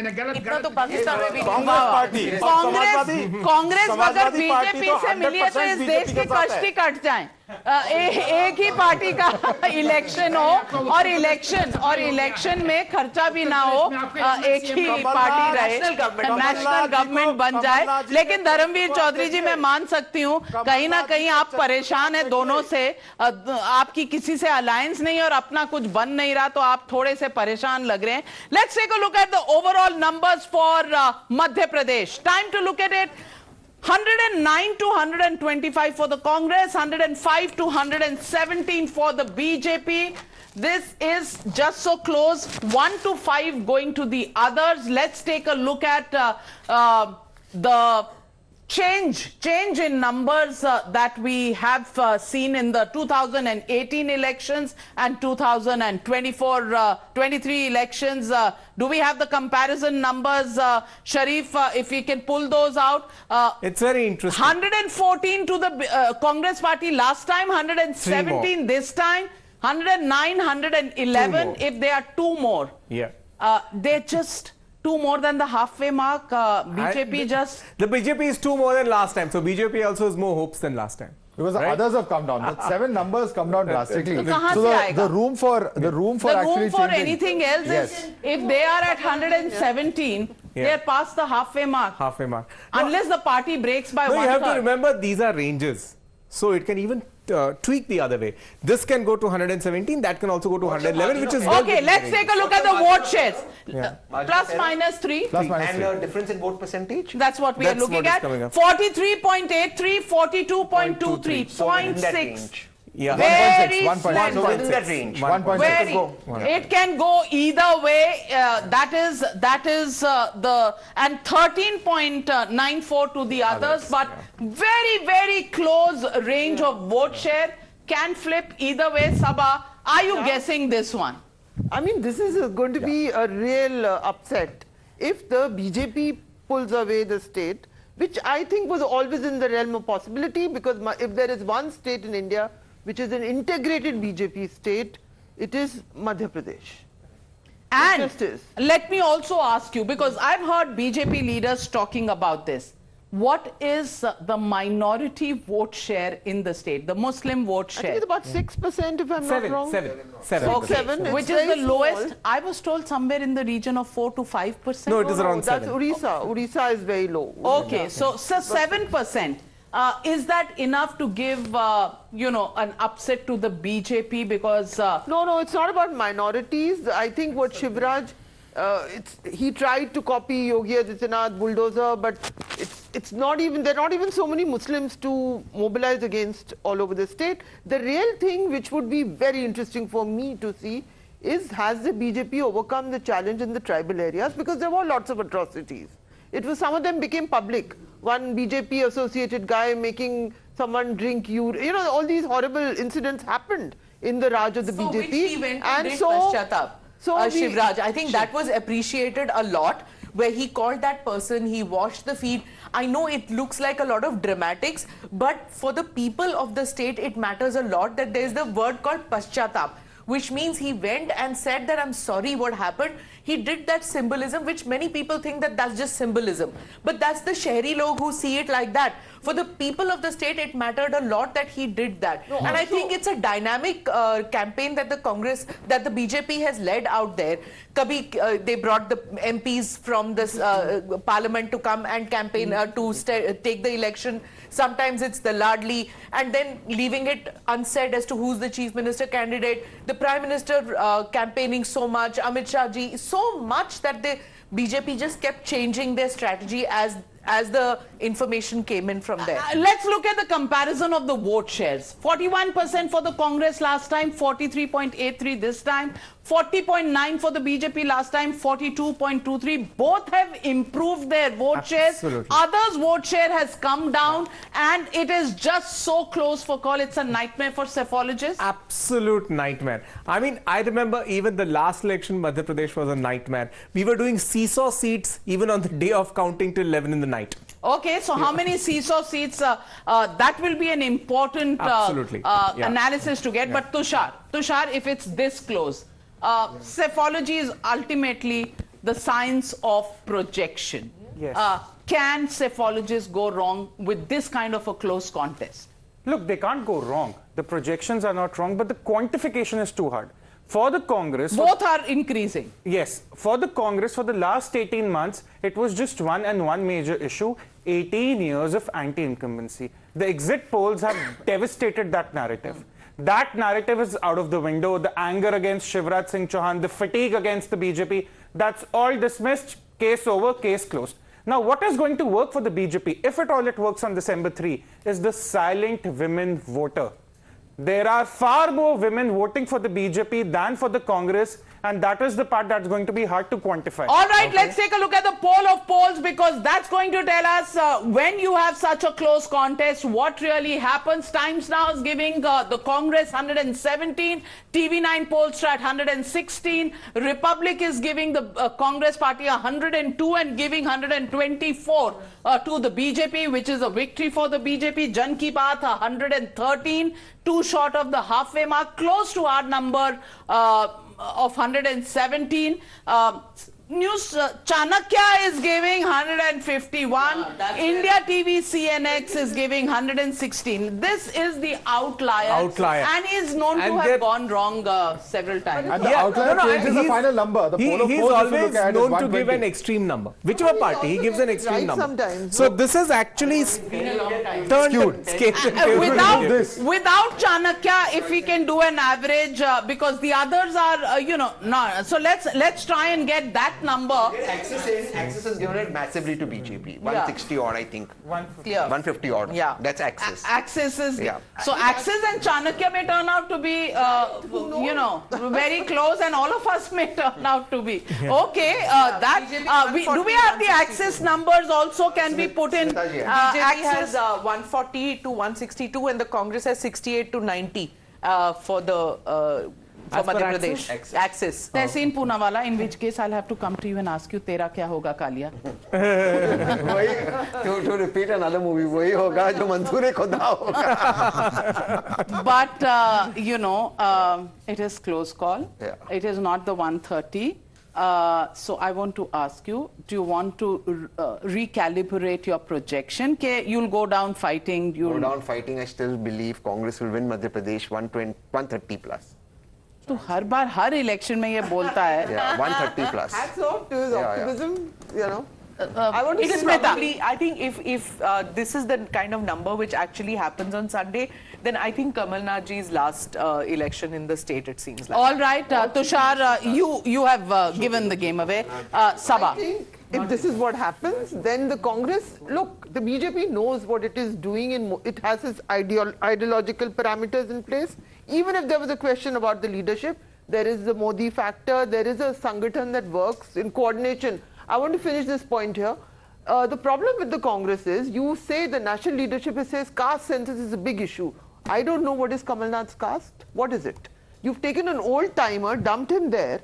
Dumped him there, he's gone himself. He's gone there, he has the resources to fight there. And he's fighting on his own from the stories that I hear. I know that. Yeah. So I'm saying there is a contradiction in what you do and what you say. You have a veteran guy who's not the most charismatic. Yes, he is one of the people who over the years had the resources of the Congress under his And he's control. never lost an election. He's never lost an election. But if this happens, I'm just pointing out one more thing to you, then on the tribal front, again, I repeat, that's going to be very interesting because 30% of ST atrocities in India took place in Madhya Pradesh. Well, Sabha, I'll only say this much, that even the last time, in the last 20 years, if the BJP has never lost, the last time it was Kamal Nath who gave the BJP a run for the money, and even if for 1.5 years did become the chief minister. And he is, repeating himself with not too much help from the central leadership of the BJP. Of the Congress. Of the Congress. But he doesn't seem to want it also. He doesn't seem to want it. He didn't seem to want it. So I would not underestimate him really as an opponent, but has it been just too long? Sometimes, I think it becomes a little late. I don't know. It would be sad. I think I agree with one thing Sabha says. The OBC caste census was not a big issue in Madhya Pradesh because Shivraj Singh Chauhan himself was an AB. Which he said that old pensions Exactly. But to my mind, there are two questions that I want you guys to ponder about because, this has Axis numbers as well. Let's take a 151 and 79 is the Axis number. So if you replace 140 से 62 है तो ये mean है. So Chanakya and Axis are on the same. So outlier, there are two outliers and therefore can go. Only two questions. Only two questions because I have to run 2 times now. Bharat for my show there, and I only want to leave 2 questions to you to ponder on. Before Madhav takes over the discussion, the 2 questions are, did the Congress speak early? Number 1. Yes. Number 2 question that is very, very relevant. Has the BJP, if it does win Madhya Pradesh, has it snatched it from the jaws of loss because of the change in strategy without, making Shivraj Chauhan, putting all the central ministers there, ending all the infighting and giving them targets? Well, has that worked? Please debate that while you look at the takeaways, and I'll see you again. Okay, I'll demystify the outlier.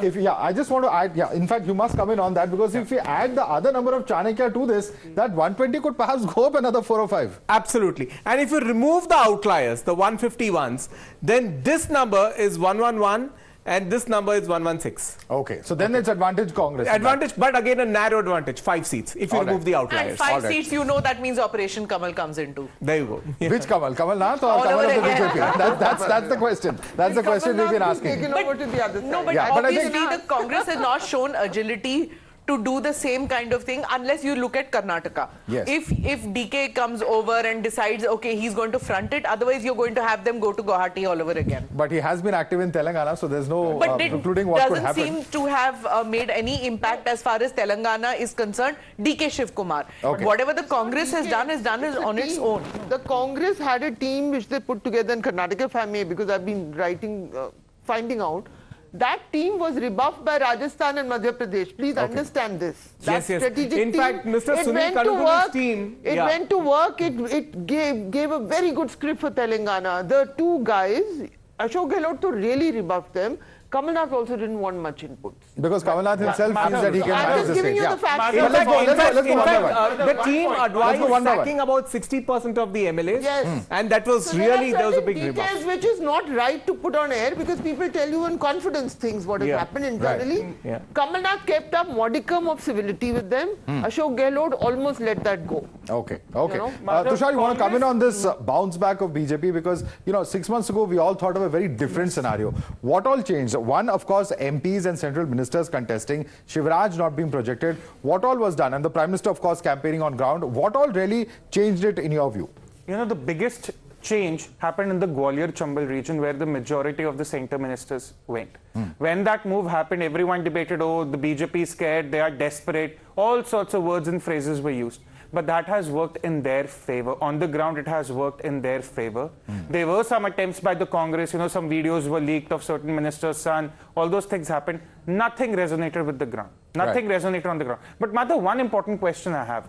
The results are one thing. We'll see on December 3, the exit polls have their projections. The Congress would be looking at the vote share right now. What would they be thinking for the elections that are 4 months from now? Okay. That is the important question. Because after 18 years of anti-incumbency, if you can't snatch a state, which you were supposed to, this is the same discussion we had during the Uttarakhand elections also. Okay. Why is the Congress again and again snatching defeat from the jaws of victory? They did that in Punjab, they did that in Uttarakhand, they did that in Goa, now they are probably doing it in Madhya Pradesh. Tehseen, it used to be said about the Indian cricket team. I'll just allow Tehseen to come in since that's a direct question to the Congress and then I'm coming to you. Tehseen. I still believe very firmly Kamal Nath ji will take oath as Chief Minister in Madhya Pradesh. I'm very, very firm on that. And you believe there are 2 outliers? You believe there are 2 outliers and both those outliers are wrong? I believe you can make errors and I believe in Jay completely. I have absolute faith in Jay and his ability to predict elections. My faith is total in Jay. This is not my poll, but greatly appreciated. Before leaving, Navika was talking about this strategy. When we started Madhav in the evening at 7 p.m., we were talking in terms of, not projecting Shivraj as the Chief Minister candidate. Maybe that didn't work for the BJP because there was disgruntlement. Maybe the verticals in the BJP, saying कि अगर हम जीत भी जाते तो शिवराज जी नहीं बनेंगे, so why should we campaign? Those kind of things. And then they brought Kailash Vijayvargiya, they brought the 3 ministers. So they brought all this. Now, if they lose, that will be seen as that's the reason that they lost. But if they win, these are going to be considered the Chanakya Niti of the BJP to be dynamic and bring in these new fangled methods of, correcting the strategy and midstream to win. And maybe anti-incumbency was defeated by not projecting Shivraj ji as the Chief Minister candidate. Possibly. Maybe they did that. Possibly. Jay, you want to come in on that, in terms of the change of strategy? This is something we've seen BJP do in many elections. They've done this, they get the feedback from ground, they quickly change course and manage to bring in a winning strategy. Has that happened over here? Of course, we'll know only on the 3rd, but it does seem that there are a couple of things. First, sensing the anti-incumbency against the Chief Minister, sort of relegating him to the background. Second, 39 assembly tickets declared 3 months in advance. This is like the BSP, declaring a year in advance. Okay, these 39 we've never won, or they actually won only 1 out of that 39 before, and they said, okay, let's get into them with a target. Never happens in any state. Never happens. This is unusual for the BJP. In Gujarat, BJP was the latest to declare tickets. So, giving those 39 in advance.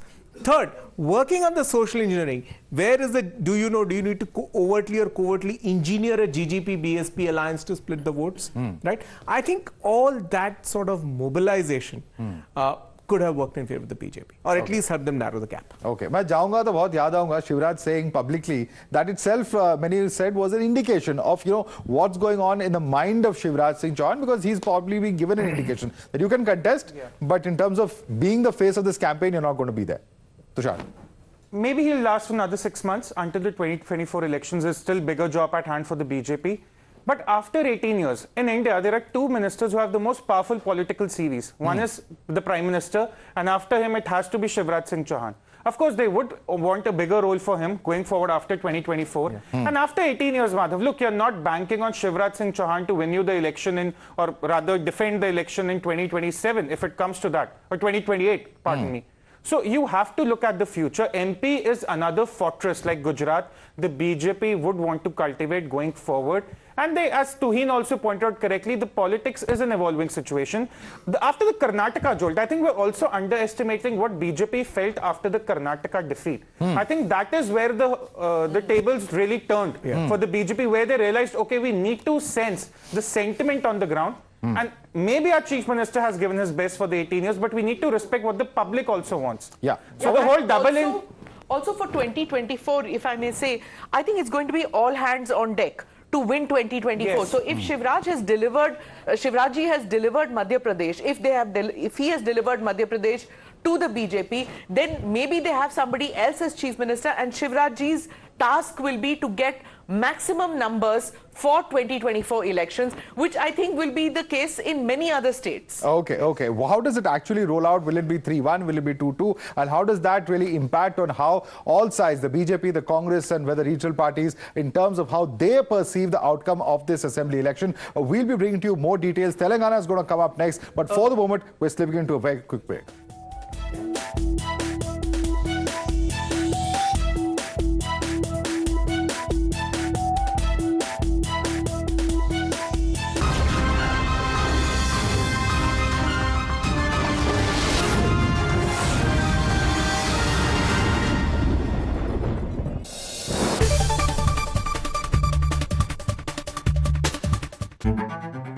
When journalism is led by integrity and when experience meets passion, there is no scope for half-truths. When the noise drowns out the truth and many lose sight of what is the real issue.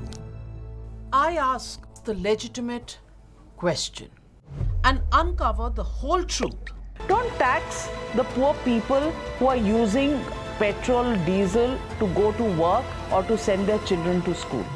I give you the complete picture in black and white, not a colored opinion, facts that help you form your opinion. The News Hour at 9. Weeknights at 9, only on Times Now.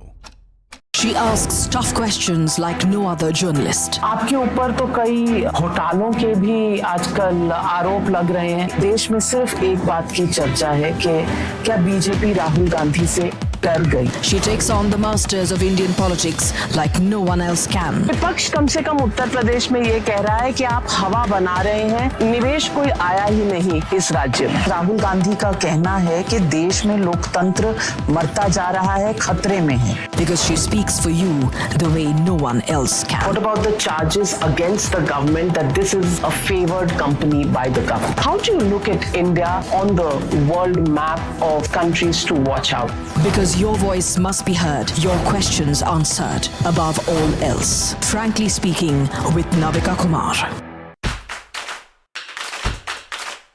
Can I have your attention, please? क्या आप दिन की सही शुरुआत ढूंढ रहे हैं? I believe in an action-packed, fast-paced, agenda-setting start to the day. खबर सिर्फ दिखाना नहीं, असर होना भी जरूरी है. I'm Amita Badwa. I'm Pratibha. मैं हूँ शिवरा Malhotra and we're watching the Morning News Hour. Whenever news breaks, you will see us. Process it, analyze it and broadcast it. After the spot reporters, we are the first responders. We are at the front line of every news event. We are situation analysts, Raw, live and unedited. Pure news, pure passion. Times now. Action begins here. When news is troubling. They rented this house right here and 3 days later she was murdered. When news is for common man. We are asking you for the Aam Aadmi that why the proper checks and balances were not done, sir. When news is for nation. Right now I'm just few meters away from Pakistani post which is acting as launch pads for terrorists. When news is exclusive. We are reporting from few miles away from the line of actual control. We report from ground zero. Times now. Action begins here. Explosive, exclusive and beyond. The show that gets you the inside track. A deep dive into stories that matter. Raising questions you won't ask. Your voice is now our voice. Watch Blueprint with me, Meghna. And Pranesh. At 6:30 p.m. every weekday. Only on Times Now. When journalism is led by integrity and when experience meets passion, there is no scope for half-truths. When the noise drowns out the truth and many lose sight of what is the real issue. I ask the legitimate question and uncover the whole truth. Don't tax the poor people who are using petrol, diesel to go to work or to send their children to school. I give you the complete picture in black and white. Not a colored opinion, facts that help you form your opinion. The news hour at 9.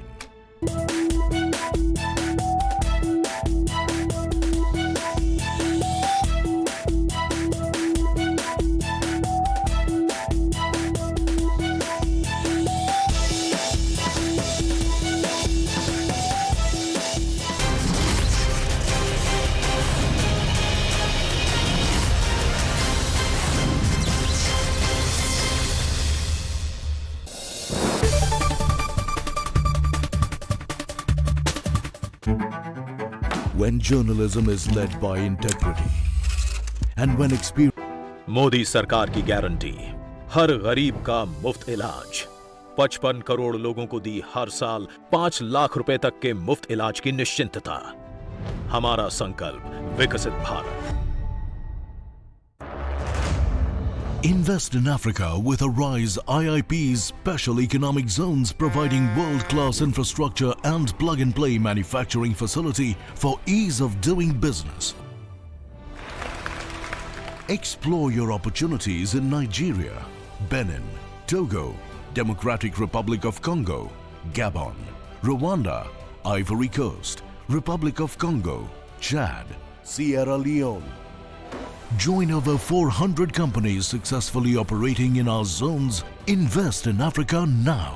WhatsApp on 7065100700 or write to us invest@arisenet.com.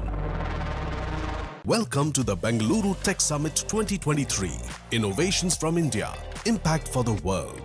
Insights from Nobel laureates, industry captains, unicorn founders in ITE, deep tech, telecom, AVGC and life tech shaping tomorrow's business. Witness groundbreaking ideas from leading industries, R&D labs and startups. Get ready for Asia's largest tech event breaking boundaries of innovation. Register now.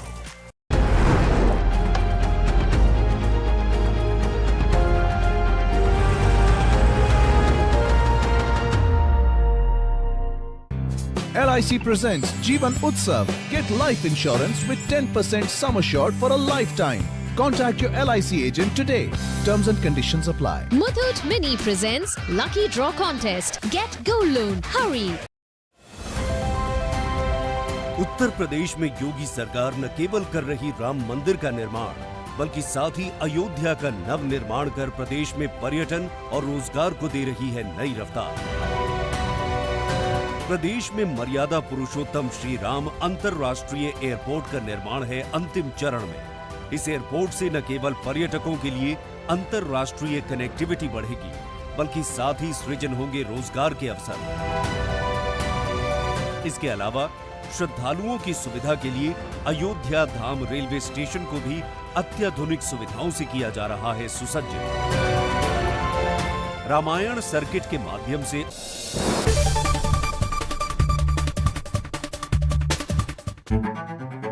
When journalism is led by integrity and when experience meets passion, there is no scope for half-truths. When the noise drowns out the truth and many lose sight of what is the real issue. I ask the legitimate. Hello and welcome. You're watching Mandate 2023 with me, Padmaja Joshi, special edition of India Up Front. We've taken you through the numbers of all the states, but we saved the best for the last because, mark my words, Telangana is the state which is going to give the biggest surprise for this year's elections. The BRS all this while was almost unchallenged, only increasing its tally from 2014 to 2018. Remember, KCR had advanced the polls to ensure that it doesn't overlap with the Lok Sabha elections, and in 2018 he romped home with a mammoth 88 seats. This time he made an emotional appeal saying that I am the one who fought for Telangana. I am the person who's put his blood, sweat and tears into the formation of this state, the youngest state in our entire country, and he has been the chief minister ever since. So is the revolutionary going to be unchallenged, or are the challengers going to dislodge him? Which one is going to be his main challenger? Will it be B team number 1, allegedly the BJP, or B team number 2, allegedly the Congress? And finally, has the Muslim vote shifted decisively in Telangana like it did in Karnataka? Over the next 1 hour, we will get all of those answers from the numbers put out in the Times Now ETG exit poll. Let's get started right away with the first numbers that we are going to show to you from North Telangana. Now, let me invite, before we go any further, let me invite both Jemrug and JVC Sriram, both of them psephologists and both of them who know these areas, their importance. JVC has traveled across these areas as well.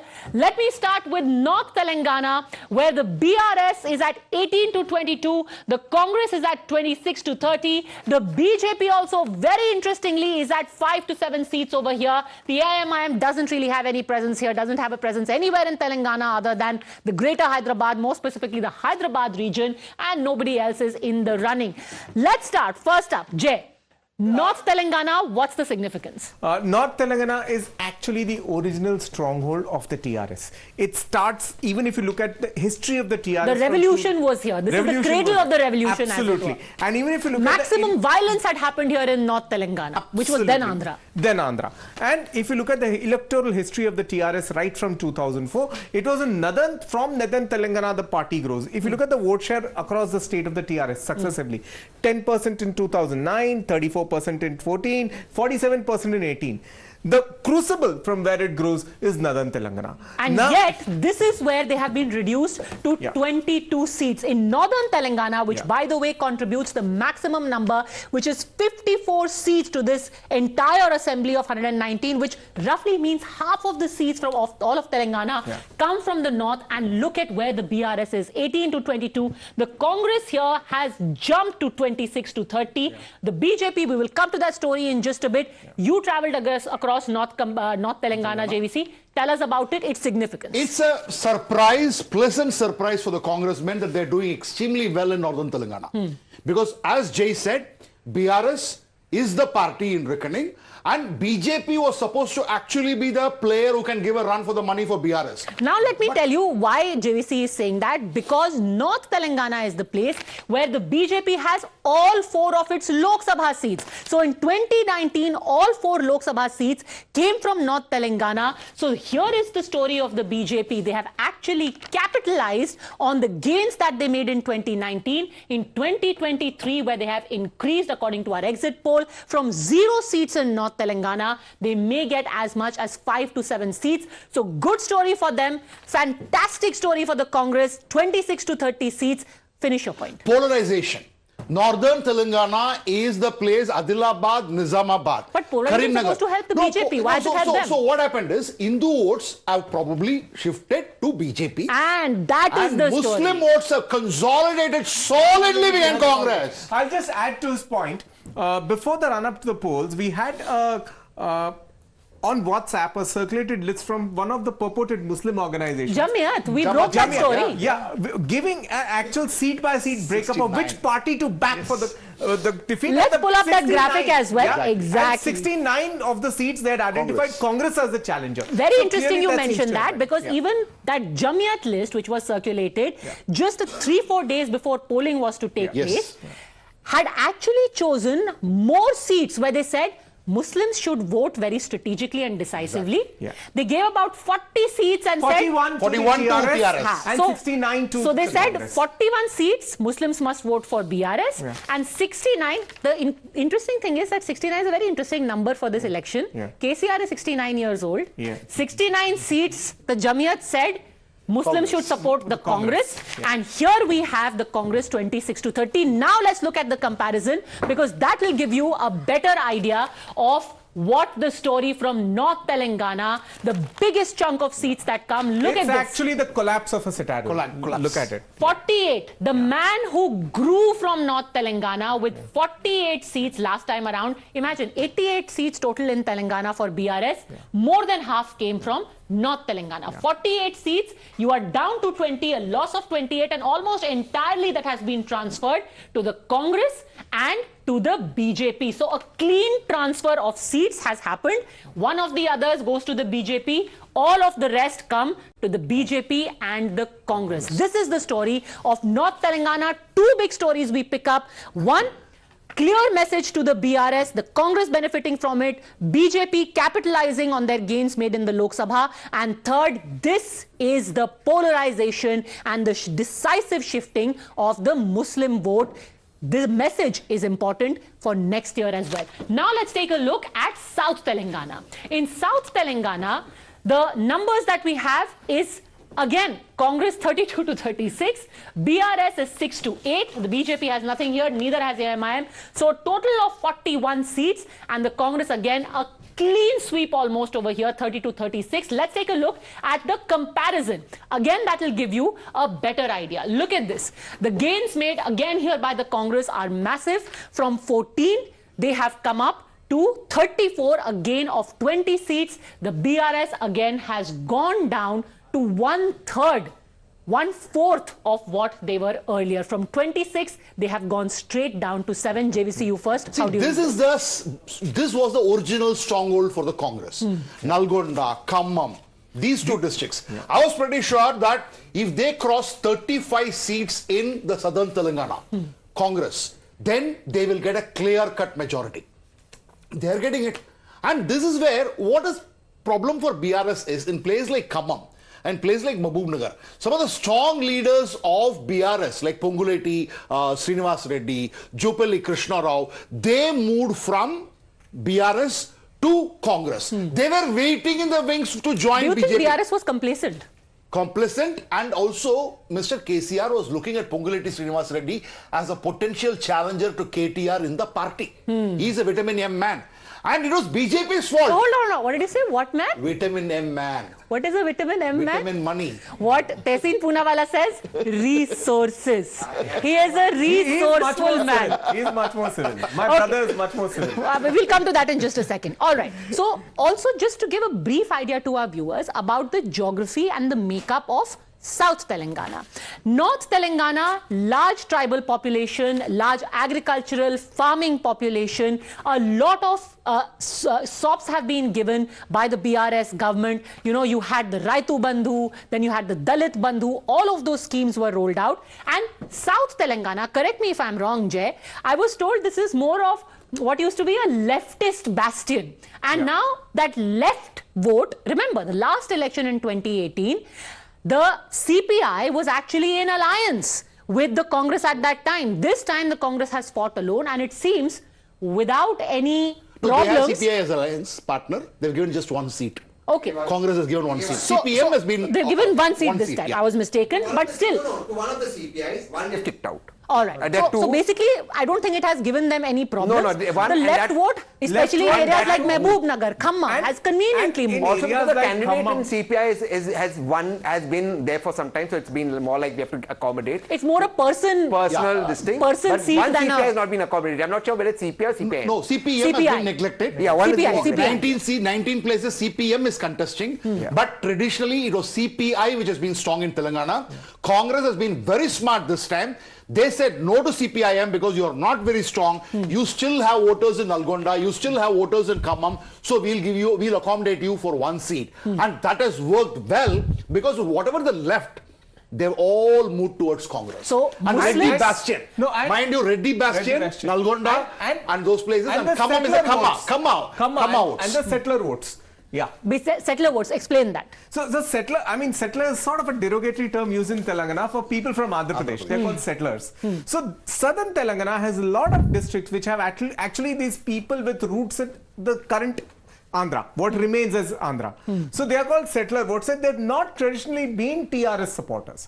So they are also looking for a safe haven away from the TRS. Okay, that is South Telangana. Now let's talk about the Greater Hyderabad region. The Greater Hyderabad region is where Mr. Owaisi has his fortress, has his guard. Those 7 seats are almost a given. This time he's gone too further. He said, I'm also going to field in Rajendra Nagar, in Jubilee Hills.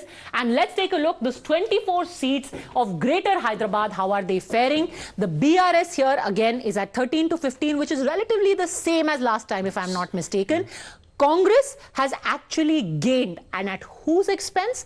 That gain will be at the expense of the AIMIM, which from their 7 seats they were hoping to expand to at least 9, may actually reduce to 5 to 7 seats, and the BJP already has an MLA there. You would have in all likelihood heard of him, T. Raja Singh of Gosha Mahal.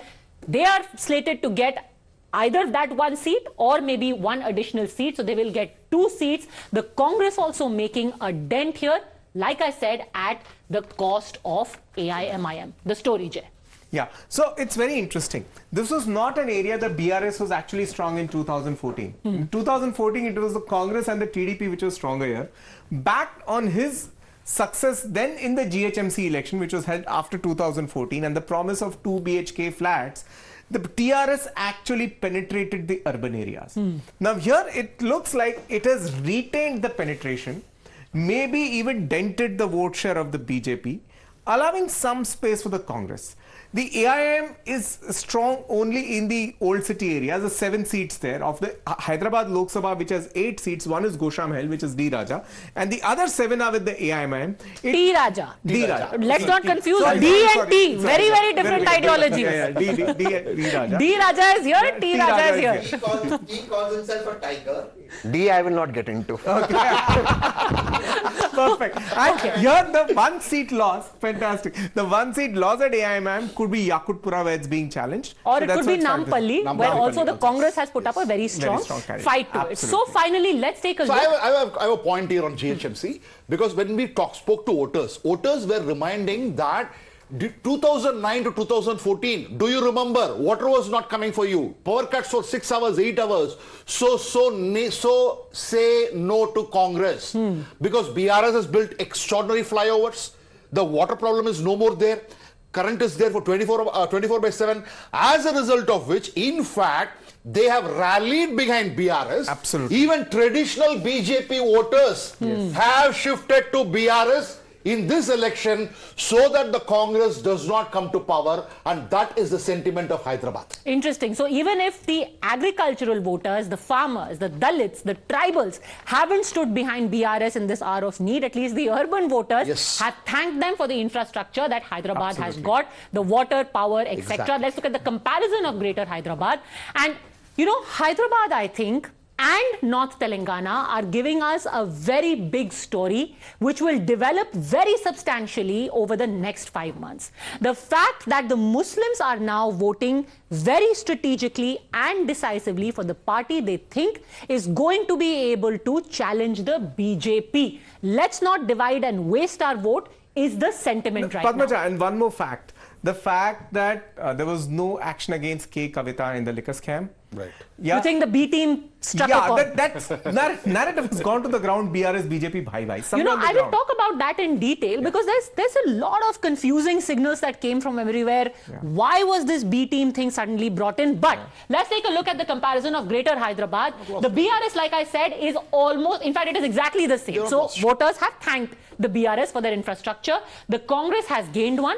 The BJP remains at the same, and the AIMIM is actually losing one seat, like we said, and the direct gainer is the Congress over here. What are the big takeaways? Before we come to that, I want to quickly open this up. Let's go straight across to our guests. Please take a seat, gentlemen. We will keep coming back to you and detail individually what the learnings of these numbers are. Tehseen Poonawala, political analyst, here with me in the studio. GVL Narasimha Rao, MP and national spokesperson of the BJP. Ravila Sridhar Reddy, spokesperson of the BRS, and Advocate Adil Hassan, spokesperson of the AIMIM. Ravila Sridhar Reddy, I want to start by asking you the story from North Telangana. Let's pull up those numbers.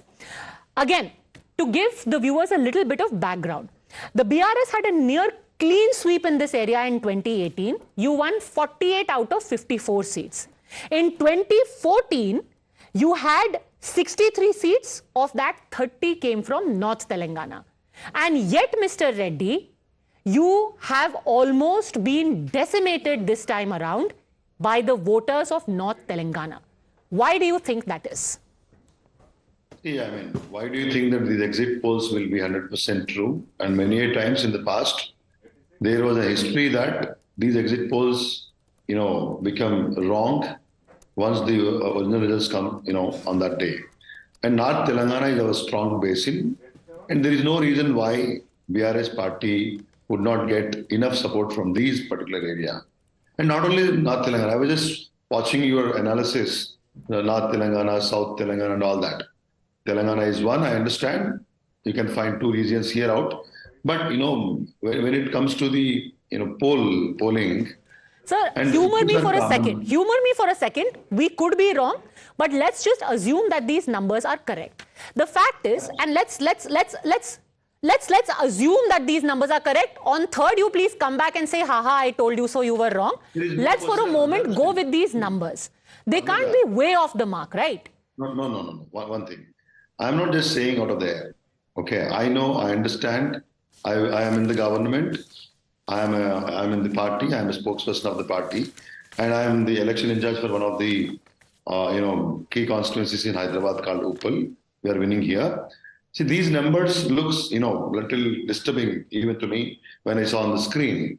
But the fact is something else. And these numbers, I don't know. I don't see what is the logic. So let me take this a step further and get in GVL. Here's the thing, sir. In North Telangana, Mr. Reddy, with the greatest of respect, in North Telangana, there is a chink in your armor. And that chink was exposed in 2019, not by the Congress, but by the BJP. They won 4 of their seats from this very area. Adilabad, Nizamabad, all of these seats are coming from North Telangana. The fact is that there was some discontent, and in 2023, the BJP a little and the Congress a lot has capitalized on it. Let GVL quickly respond to that. I will come back to you, Mr. Reddy. Yeah, good evening to you and all the panelists. We won 3 of our seats from the North Telangana. The 4th one is Secunderabad. Secunderabad, where our Minister Kishan Reddy ji is the MP. You see, North Telangana, as you rightly discussed, was the hotbed of the entire movement, Telangana agitation, statehood movement.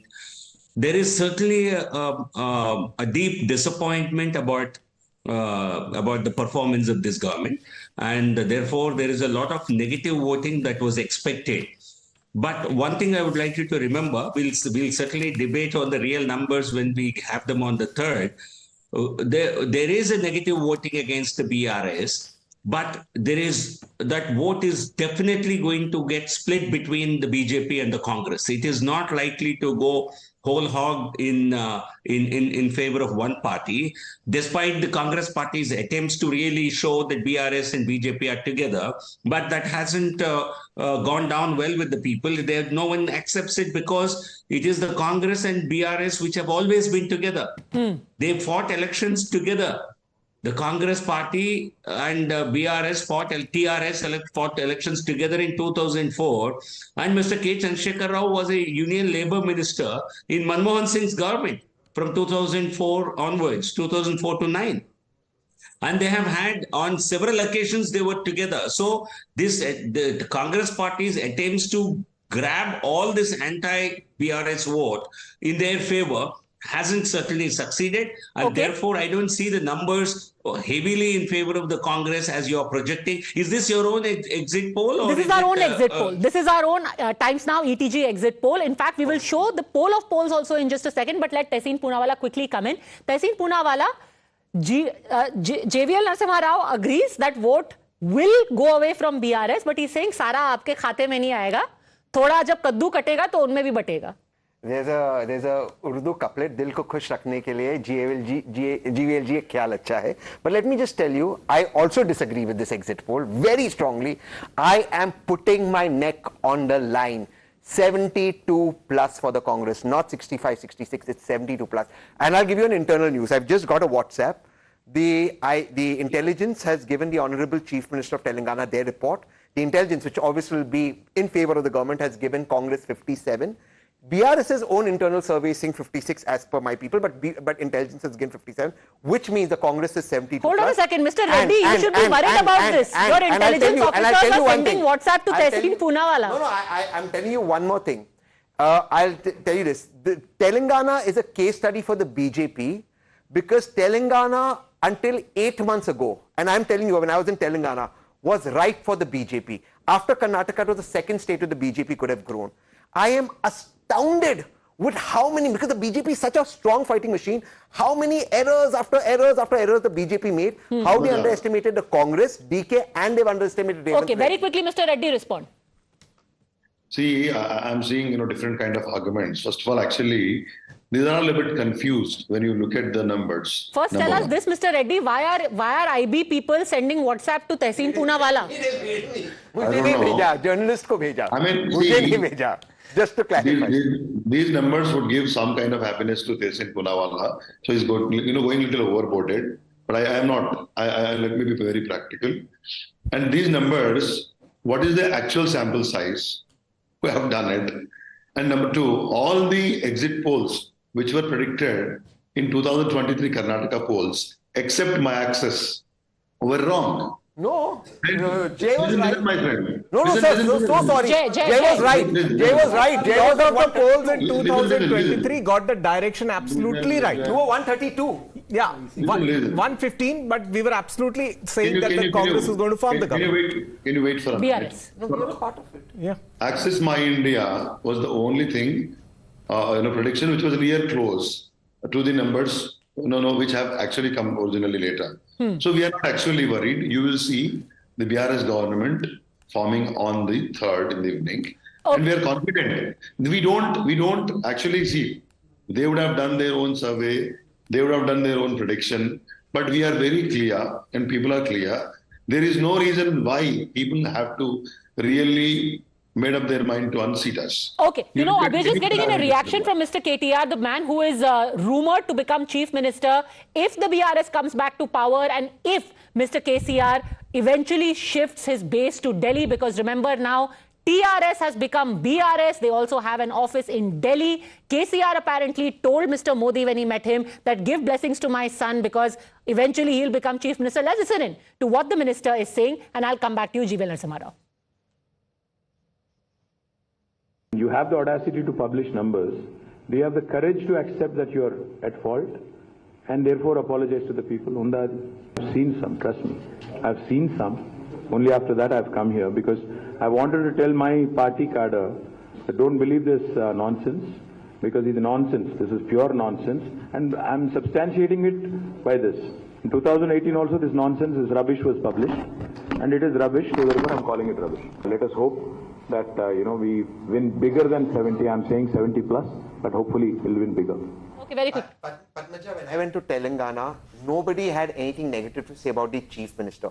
but everybody was so angry with his son and Kavita. Kavita, in fact, lost her Lok Sabha elections to a BJP candidate. The fact is that KTRG thinks that Telangana is a property, his personal property. The way he speaks to media, you can disagree with the exit poll, that's fine, that's his right. But nonsense, take it, have the humility. This arrogance is what people don't like, and KTR is the one chinks in the KCR armor. JVL. Exactly, I agree once with Tishin. Probably I never agreed. I agree with you. Yeah, because the prince and princess, that's the attitude. And that is what people do not like, did not want. They don't mind KCR talking abuses, but they don't want KTR to talk this language. Mr. Reddy, farmhouse chief minister, and now they're saying arrogance. See, I mean, when they try to see the entire, thing in a different perspective, they can say anything. But the same chief minister has been elected by the people of Telangana twice with a popular mandate. And he is our tallest leader in Telangana, who brought in separate state of Telangana for us. And if any individual has a different opinion and perception, it is arrogance, somebody says it is Kavita, somebody says it is KTR, there is their personal opinions. But when it comes to Kavita ji, there was no case properly proven. And what sort of arrogance? If you also, you want to attribute arrogance to the loss of Amethi to Rahul Gandhi, and what about many other cases? So don't jump to the conclusions, my dear sir. He is our chief minister. He will be our chief minister. And these are big words that you're speaking about, arrogance and all that. He is the man who brought Telangana, and people of Telangana have that in mind. Okay, I want to just quickly... Quick answer. So with humility, I absolutely think KCRG is the tallest leader of Telangana. I never said a word. In fact, I've said on the show, people respected him. They didn't like the arrogance of KTRG, and it showed in the press conference. I'm sorry. To tell the media. Why should it be like? Why should it be? Because he's telling the media, because you can disagree with the exit poll, like you're humbly disagreeing. But to say the tone in which you speak. The individual characteristics, they don't expect you to discuss this way on a national platform. And these are... Okay, let's move beyond individuals. Let's move beyond individuals. I just want to pull up a map of Telangana to show you actually what it looks like and what is it when we say North, South, Greater Hyderabad. So here it is. This is the North, where we said the large farmers belt. You've got Dalits over here. You've got a tribal belt. This, like I said, is 3 seats. GVL rightly corrected me. You have Adilabad, Nizamabad and Karimnagar here, and then Greater Hyderabad is the Sikandrabad Lok Sabha seat of the BJP. So this is the North. This is the South that we are talking about here, which is again that leftist tribal area that we are talking of. Now tell me this, JVC. The BRS said right now that there is no need for anger in the North. Then why will people vote against us? I've got Dalit Bandhu, I've got Raitu Bandhu, there is more irrigation, you've got a lift irrigation project. They have actually put out figures of how when 2014, the independence of Telangana happened, there was 6 hours of electricity to farmers. Now there's 24 hours electricity. You've got irrigation given to them like never before. Then why would the farmers vote against them? Warning bells have been given to KCR and BRS time and again. Where did they lose? In 2019, they lost in Karimnagar, Nizamabad, Kavita herself lost. But that was polarization. No, not only polarization. There was anger, there was anti-incumbency. Nizamabad Municipal Council, I'll go back to that. Nizamabad Municipal Council, they were reduced to just 12 seats out of 60. There was a message coming. Because Kaleshwaram project, the people believe, was the biggest corrupt thing to have happened in Telangana. And their land was acquired for it. And people who have been dislodged in Gajwel, I met them for 3 hours. I saw that video. I met them for 3 hours. They say that we do not have house. This guy promised us 2-bedroom. Where is the 2-bedroom? So tell me this again. If there is so much anger, then why didn't the BJP capitalize on it? Why did the Congress capitalize? So BJP was on the rise till the beginning of this year. It is literally, I cannot fathom what happened in the last 10 months. Everything which can go wrong, went wrong. Unfortunately, BJP will not accept it. Okay, now there's only a little bit of historical parallel to it.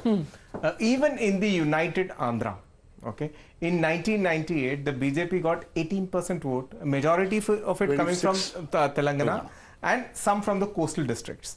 Now, even that time it was rumored there are rumors that the BJP leadership closer to the polls preferred going soft on the TDP and working out that deals, and in that process collapsed the party's growth.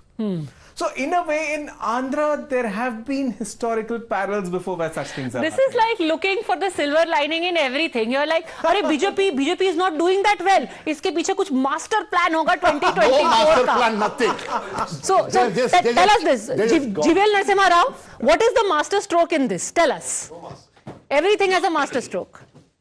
No, Padmaja, I think we are confident of doing much better than these polls. But today I won't claim that we are winning, but we are doing much better because you are not factoring in certain reasons. When even in these polls, whether it's exit polls or opinion polls, and more so in exit polls, you will actually be polling a lot of people who are willing to vote in a poll.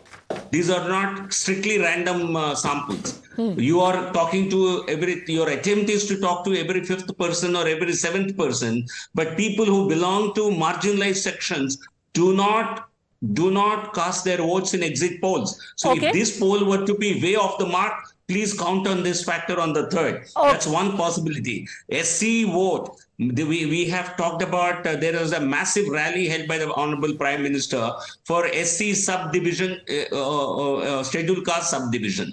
More than 1 lakh people attended that rally. And I'm sure that's a big factor. And Madhya community, they account for 2/3 of the SC population, close to 16%. You cannot count that out. BJP will get heavily into that. BCCM is a big factor in this election.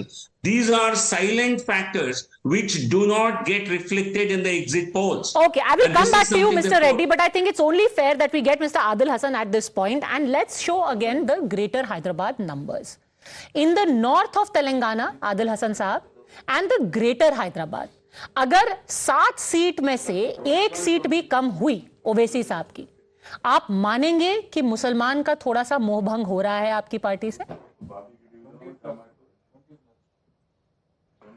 Ma'am 7 seat से बढ़ के seat मिलेगी, आज आप लिख लीजिए 3 दिसंबर को इस वक्त आपके साथ मिलेंगे, आपको मिठाई भी खिलाएंगे और बीआरएस सरकार भी बनाएगी।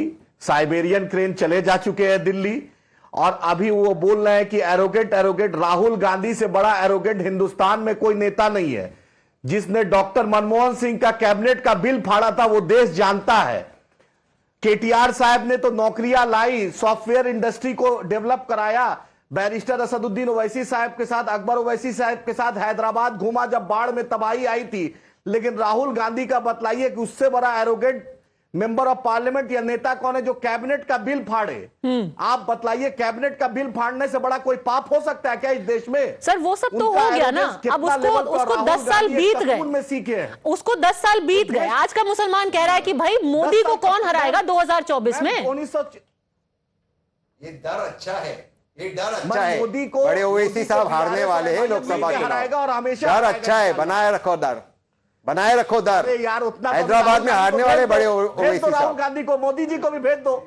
अरे भेज दो ना यार, अगर है हिम्मत तो भेज दो। अरे आप नेशनल टीवी पे हो यार देख लेंगे। 14 से मोदी जी और राहुल जी को दावत दे रहे हैं।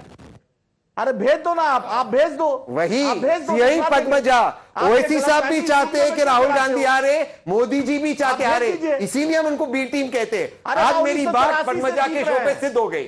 अमेठी दोनों को बुला रहे हैं, अरे दोनों को बुला रहे हैं। मोदी साहब ने तो न्योता नहीं दिया, दोनों को बुला रहे हैं। उनको नहीं दिया, उनका न्योता नहीं दिया, उनका तो इस्तकबाल करते हुए मोदी साहब का 2014 में न्योता दिया था। अरे 2014 में न्योता दिया था। अरे आदिल साहब एक सेकंड आदिल साहब, अमेठी को तो हम देखेंगे, अभी 5 महीना बाकी है। आप मेरा सिर्फ एक सिंपल से दोबारा सवाल का जवाब लेने की कोशिश करती हूं। अगर 7 में से 1 भी सीट कम हुई तो आप मानेंगे कि ओवैसी जी का, देखिए 119 में से एज इट इज उनकी 7 सीटें हैं, उस 7 में से 1 भी कम हुई तो आप मानेंगे कि मुसलमान वोट उनके हाथ से फिसल रहा है। मैम हैदराबाद इस बार भी उन्होंने 2 एमएलए चेंज करने की नौबत आ गई उनकी, सिटिंग एमएलए चेंज किए उन्होंने। क्यों? 1 सीट भी नहीं हारेंगे। अगर इतना कॉन्फिडेंस है तो अपने सिटिंग एमएलए को क्यों चेंज किया? ये 7 मैम 1 सीट नहीं हारेंगे मैम। अरे चेंज नहीं करेंगे, नया लोग को मौका नहीं दे क्या? आप बोले उनका सीनियर हो गए थे, एज फैक्टर, सबको मौका देना चाहिए। अरे मेरे नौजवान कॉर्पोरेटर सब हैं, मेरे ऑर्गेनाइजेशन का वार्ड अध्यक्ष है, उन लोग को मौका मिलना चाहिए ना विधानसभा में जलवा दिखाने का। अरे एक आदमी 5-6 बार से था। Okay, Jeevan Narasimha, actually, you know, this whole B team issue that you floated ended up benefiting the Congress more than anything. Case in point, anti-BRS vote went to the Congress. The more the Prime Minister said that, you know, KCR came to me and said that I want to join the NDA, that got the Muslims thinking, hey, if Mr. Modi himself is saying that KCR is my B team, why should I not trust him? Let me instead vote for the real Muslim savior, which is the Congress. Padmaja, I do not, for one, believe that the Muslim vote is a big factor in this election. I think we are emphasizing that factor. We are discussing it. We are giving it too much importance to it. It was purely, I think, a governance vote. Disappointment with BRS was very evident. And this because the people had certain expectations from the new state. They were promised a golden Telangana, particularly among the youth, among poor. There is certainly some amount of disenchantment. So I don't see this as a Hindu versus Muslim. Then why did you not capitalize on it? Case in point is Hyderabad. GHMC election, you won 1/3 of the total number of seats. Now in Greater Hyderabad, you are at 1, maximum 2. You are going nowhere else. Why? No, we don't believe that. We certainly will improve our tally in all regions, including Hyderabad, because in the last assembly election, we won only a single seat. Our numbers and our percentage of votes will go at least 3 times more than what we had got last time. Number of seats, certainly we are not going to be in the top 2. We might be a third party in the tally, but we will still have the numbers. Okay. Which will be a big factor, which will really help us emerge as a major force in next elections. Okay, in fact, we are just being told that Mr. Owaisi has tweeted saying that we will win all 9 seats. Remember 7 where he is sitting, where he has sitting MLAs, including his own brother Akbaruddin Owaisi, won by a margin of over 50,000 votes, and 2 more that he is contesting this time around, Jubilee Hills, where Rajendra Nagar, which is outer Hyderabad, which is where the so-called settlers from Andhra are there, and Jubilee Hills, where Mohammad Azharuddin is contesting against him. So that's the latest coming in. Arvind Dharmapuri is also through here with us. Mr. Dharmapuri, your first reaction to the numbers, where it seems that the BJP is making gains, but nowhere close to where it was projected, where the Prime Minister himself said, "Ab ki baar Telangana mein BJP sarkar." Numbers don't bear that out. Okay, I don't know how many you are projecting. 5 to 7. 5 to 7 overall. I will win 5 in my parliament seat. Which so one? I would want to put few facts in front of you before you guys analyze further. See, one thing is there is a strong anti-establishment vote. And in Telangana, you will find a lot of silent vote. TRS, MLAs or ministers, they threaten people left, right, center. They book cases. So people are afraid to disclose their view in front of any kind of surveys. Secondly, the media, the local media can be, you cannot, all the channels have their own personal agenda. They are allied with some political party. Thirdly, wherever Bharatiya Janata Party is there, strong contestant is there, people are going to vote for Bharatiya Janata Party. Yes, there are places where we do not have strong contestants, where Congress and BRS are in fight, and there are few places where there is going to be a triangle fight. Now, what survey teams are not considering since last couple of months is, one is the backward class chief minister, which the United Andhra Pradesh or Telangana haven't seen so far in 75 years of independence. This has triggered a strong sentiment across Telangana. Second, the SC reservation categorization. This thing they've been fighting since more than 30 years. Okay. So these two are playing a very vital role. Sir, I'll just pause you for a second because we are all about Yes. numbers today. You said I am going to win 5 to 7 in my Lok Sabha seat. I will win. For the uninitiated, he's the member of parliament from Nizamabad. Can you name those 5 to 7 seats which you say the BJP is going to win in Nizamabad itself? Oh yes, Armoor, Korotla, Jagtial, and Nizamabad Urban. And we are in very strong, close contest in Balkonda and Nizamabad Rural. But these are all traditional BRS seats. What makes you think they are going to vote for you? They were traditional Congress seats. They were traditional TDP. There are times when TDP swept the entire region. There are times when Congress swept the entire region. The change in Telangana starts from here, be it from Naxalite movement to all political changes in the government. It starts from this region of the state. Mr. Dharmapuri, the prevalent sentiment across the board is one of disbelief. Anyone you speak to on the ground thinks that in the last 7 to 8 months, the BJP almost put the brakes on its campaign. Since you had a change of leadership at the state level, it's almost as if you decided, let things happen. Was this an attempt to try and give the BRS a leg up? No, the change in the leadership was inevitable. You only see victories in Dubaka or Huzurabad or GHMC. You don't see losses of MLC. You don't see losses in Nagarjun Sagar. You don't see losses across all municipalities in Telangana. So the change had to happen. It happened. And the BJP has picked up. Yes, there are a few mistakes which we may have committed, not the change in leadership. And secondly, in last 1 month, these two decisions of Bharatiya Janata Party, they are making a hell lot of a difference. And the survey agencies, whoever is surveyed, they have never considered the dip of TRS on a daily basis. What TRS carried the vote percentage in October or September, it's kept falling very, very, very drastically, especially in last 15 days. They haven't considered. And wherever, ma'am, let me just finish so that you can analyze. Yes. Wherever there is BRS and BJP fight, the backward classes consolidation and the SC vote consolidation towards BJP, wherever we are in fight, we are going to win. And where we are not in fight and where Congress and BRS is in fight, these votes, what we are going to poll, are going to affect Congress's victory. So let me just ask you, what would be your ballpark figure of where the BJP, Congress and BRS will stand on the 3rd of December? See, ma'am, what I could see, the rural women are going to make a lot of difference in this. They are going to decide this election, the rural women. And I could see a strong wave in them today in the polls on the ground. Adilabad and Nizamabad will give 8 to 10 seats for BJP in this state.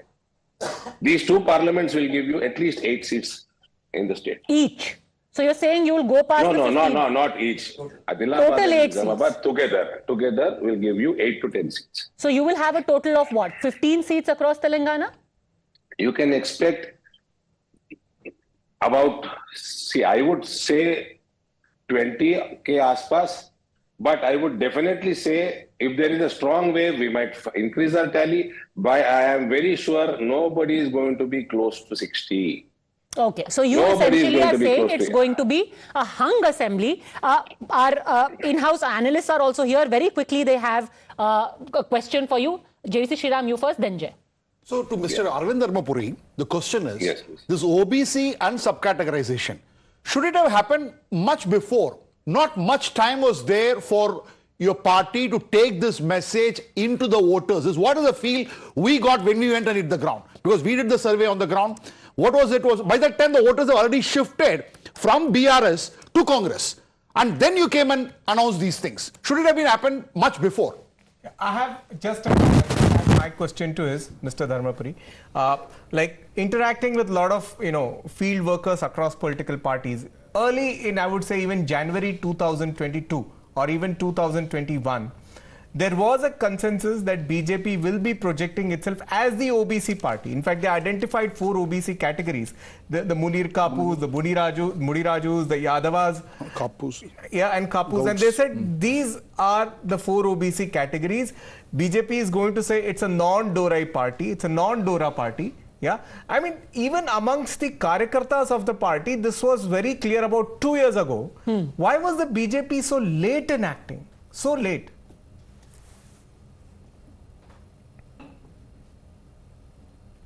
But an impact maybe, but still I feel PC Chief Minister, okay, we had enough time. It went to the people. There is a strong sentiment which has emerged.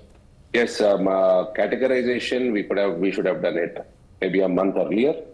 But anyways, these two decisions are going to play a major role in the results of the state.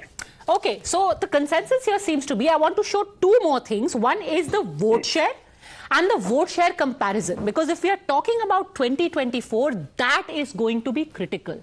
Where does the vote share in Telangana stand and how does it compare? The BRS is at 38%. I want to tell our viewers, 9%. Yeah, I want to tell our viewers that in 2018, the gap of vote share between the BRS and the Congress was a whopping 18%. But if you take the Congress-TDP alliance, about 14%. Because 33, you add CPI, Congress, okay, fine. TDP, 14%. That's also a huge gap to cover in a manner of in a span of 5 years. So a 14% gap has been filled by the Congress. They stand now at 43%. The BRS is at 38%. 9% drop. The BJP is at 13%, and the AIMIM is at 2%. Let's take a look at how this compares. The vote share comparison between last time and this time. So 9% down for the BRS. The Congress, the biggest gainer, 11. BJP, not a bad gain. Big gain. It's a big gain. See, 1 second, Jay. Why I would say it is a big gain. When Congress is going to form the government, according to this exit poll, and Congress is perceived as a winning party, now a section of voters are choosing BJP and not going to Congress. Because the sentiment on the ground, you are also there, Badmaja, the sentiment on the ground is Congress is coming. Mark Postadi, which means change is coming. So in spite of that, not only retaining its core vote base, but also gaining 6% means certain voters have rejected this B team philosophy and they've stuck their neck out to BJP. It's a little down from the 19% the BJP got in the Lok Sabha. So for a 13% in this election, still pretty healthy. You know, a good takeaway for the BJP here, and 2024 is where they're looking at, and irrespective of what Adil Hassan might say, the vote share for the AIMIM has also gone down. Overall poll of polls, the final number that we are going to end with, let's put it on our screens and let's see how it compares to what happens on the third. Poll of polls, BRS 44, Congress 62, BJP at 7, AIMIM at 6, and others get nothing. So I think for the AIMIM and the BJP, everyone is almost unanimous that the BJP will grow, the AIMIM will go down, the BRS will be decimated as compared to where they were. I think they, in fact, the poll of polls gives them exactly half of what they were last time around. And it is a huge jump for the Congress. Final word, Tehseen Poonawala.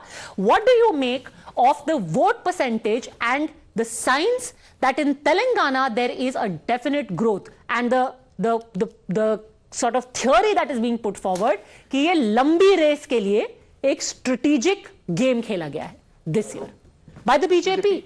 They are making gains, 13% vote share. Everything BJP does, it calls itself a master stroke in hindsight. That's not important. No, but they have grown. Vote share growing is good. Yeah, but that's also because there's so much anti-incumbency against the BRS. That's not going to Congress. But the BJP, let's also understand, got 19% in Lok Sabha. So and Prime Minister is a factor in Hyderabad. But I'll tell you why this works for the But Congress. They haven't made gains in Hyderabad. They've made gains in North Telangana. That's true. But the Prime Minister is a factor in Telangana. And for Lok Sabha, he becomes a factor in Telangana. That's why they won 4 Lok Sabha seats. Congress won 3, though the Congress vote percentage was higher. But let me tell you how this works for the Congress. This will now put pressure on the India alliance partners to mend faces, especially in the state of Uttar Pradesh and West Bengal. I'm not getting into which, because a particular voter section that votes for them will now put pressure that if you want to defeat the BJP, you have to go with the Congress in the India alliance, or we will ditch you. It now gives the Congress a leg up. It also, I repeat, gives the Congress political resources from Karnataka and from Hyderabad to take on the might of the BJP, because the BJP has a lot more strength. It also brings in the federal structure into play when 2 South Indian states. It also, the Congress makes it a very regional election. They don't want to be fighting Modi ji on nationalism. So after this, basically you are saying that who's the real Chirkut, that message will be clear. I'm going to leave it at that. I am not getting into that. You're going to get me into trouble. I mean, you're saying, you know, it's a message to some people in UP. It's not Mayawati ji that you're sending that message to. I'll leave it at that. Thank you very much, all gentlemen. I'm completely out of time. Sorry, GVL. Sorry, Dharmpuri Arvind. Thanks for joining us, all viewers. We'll be back over the next 3 days as well. We're going to be getting you seat by seat analysis, the VIP candidates, the seats which the BRS had never lost, which seem to be falling now. What is the reason? What is the message? Don't go anywhere, because Times Now is India's election news headquarters.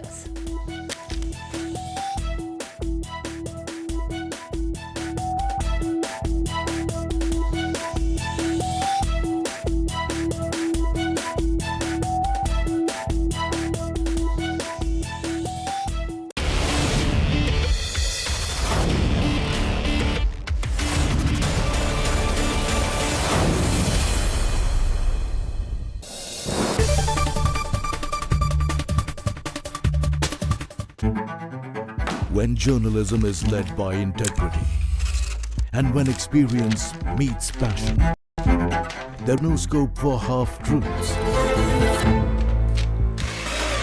When the noise drowns out the truth and many lose sight of what is the real issue. I ask the legitimate question and uncover the whole truth. Don't tax the poor people who are using petrol, diesel to go to work or to send their children to school. I give you the complete picture in black and white. Not a colored opinion, facts that help you form your opinion. The News Hour at 9. Weeknights at 9. Only on Times Now. She asks tough questions like no other journalist. आपके ऊपर तो कई घोटालों के भी आजकल आरोप लग रहे हैं। देश में सिर्फ एक बात की चर्चा है कि क्या बीजेपी राहुल गांधी से डर गई। She takes on the masters of Indian politics like no one else can. विपक्ष कम से कम उत्तर प्रदेश में ये कह रहा है कि आप हवा बना रहे हैं, निवेश कोई आया ही नहीं इस राज्य में। राहुल गांधी का कहना है कि देश में लोकतंत्र मरता जा रहा है, खतरे में है। Because she speaks for you the way no one else can. What about the charges against the government that this is a favored company by the government? How do you look at India on the world map of countries to watch out? Because your voice must be heard, your questions answered, above all else. Frankly Speaking with Navika Kumar. Can I have your attention, please? क्या आप दिन की सही शुरुआत ढूंढ रहे हैं? I believe in an action-packed, fast-paced, agenda-setting start to the day. खबर सिर्फ दिखाना नहीं, असर होना भी जरूरी है. I'm Amita Vadva. I'm Pratibha. मैं हूँ शिवरा Malhotra and you're watching the Morning News Hour. Whenever news breaks, you will see us. Process it, analyze it, and broadcast it. After the spot reporters, we are the first responders. We are at the front line of every news event. We are situation analysts, raw, live, and unedited. Pure news, pure passion. Times Now, action begins here. When news is troubling. They rented this house right here and 3 days later she was murdered.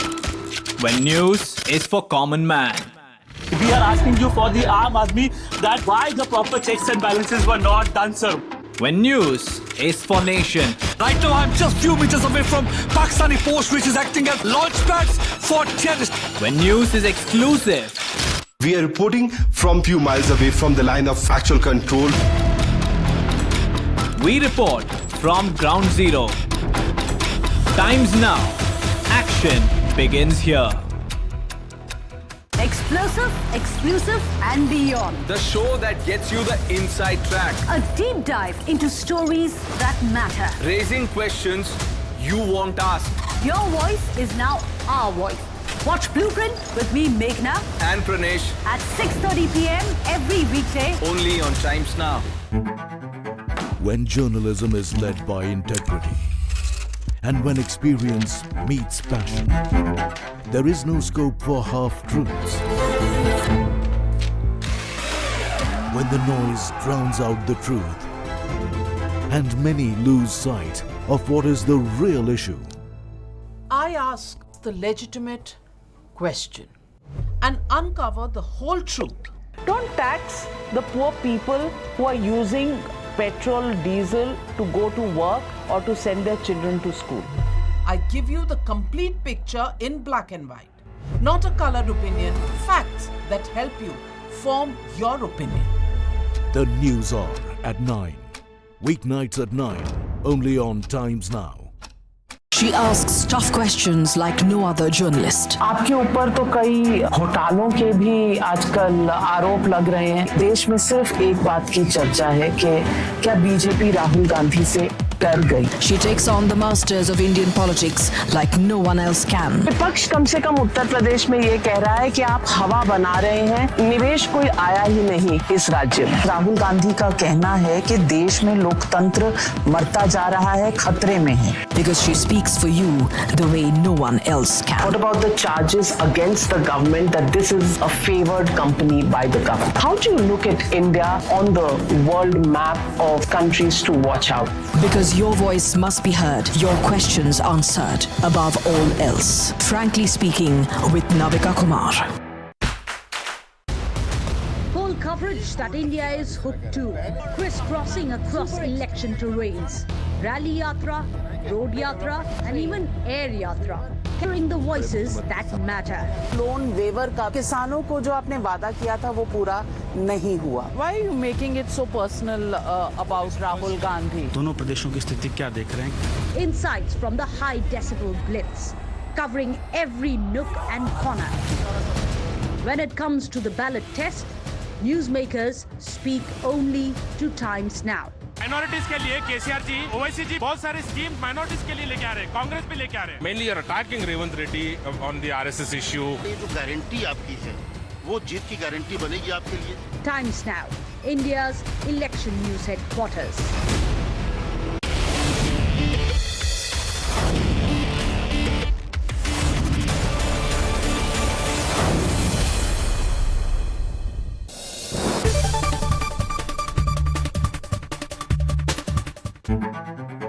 When journalism is led by integrity, and when experience meets passion, there is no scope for half-truths.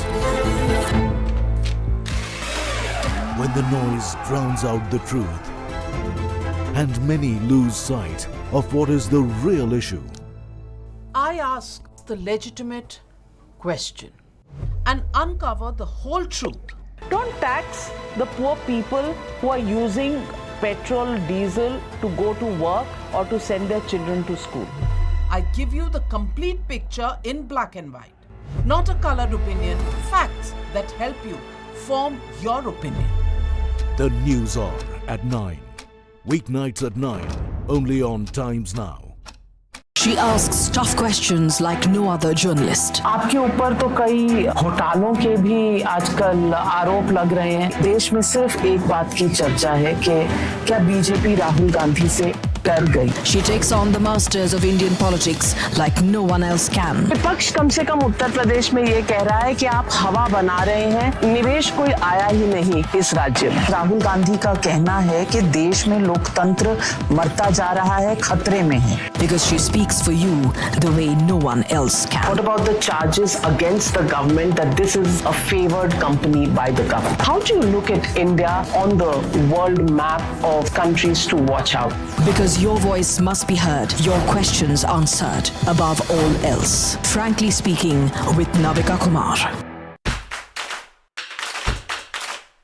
Can I have your attention, please?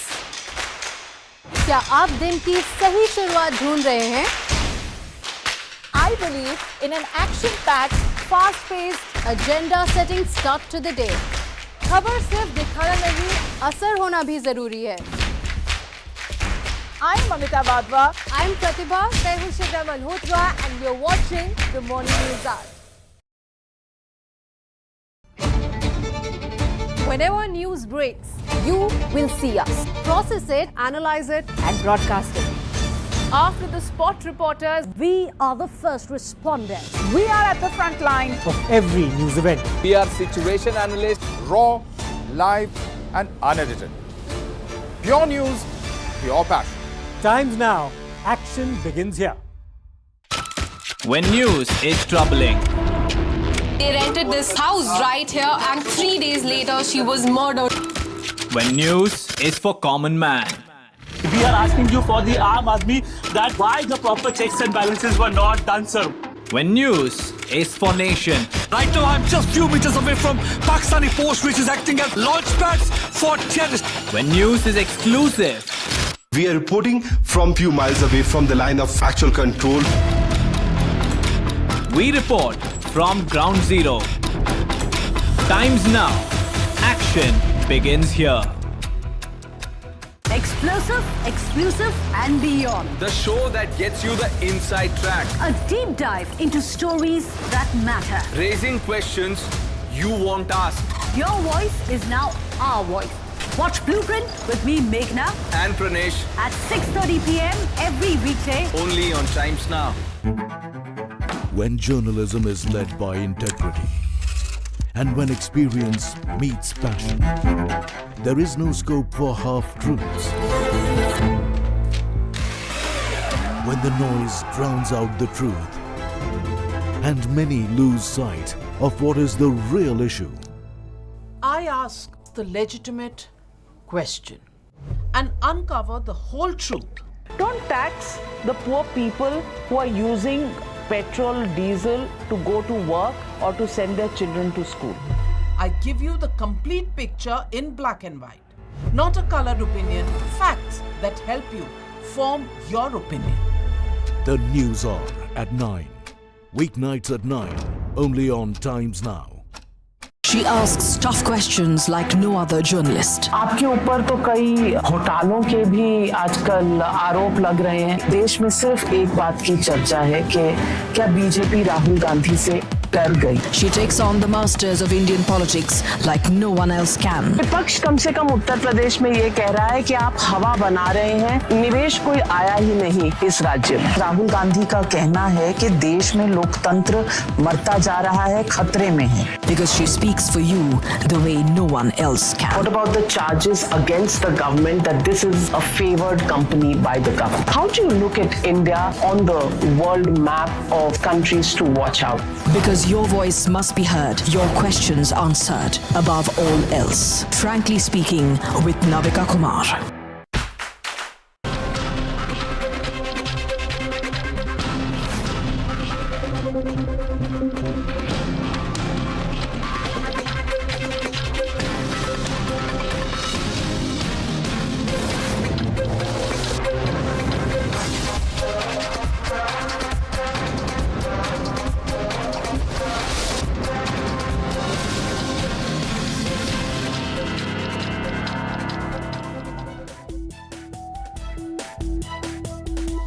Good evening, ladies and gentlemen. There are few things as riveting as Indian politics. It's always a cliffhanger, it's always a suspense movie, and if anybody is watching television today, it's Paisa Vasool, because there are total upsets, there are a lot of surprises that are coming up. There's drama, there's betrayal, there's suspense, there's violence, and of course, the biggest of all, paisa, money. All brought together by the hunger for power. But as they say in Hindi, Janta is Janardhan. ये जो public है, ये सब जानती है. And the public has decided in these 5 states who they want as a government, who they want as their chief minister. The final power rests with the people of these states, and the voters of Madhya Pradesh, Rajasthan, Telangana, Chhattisgarh and Mizoram have made up their minds and made their choice when they pressed that button on the EVM.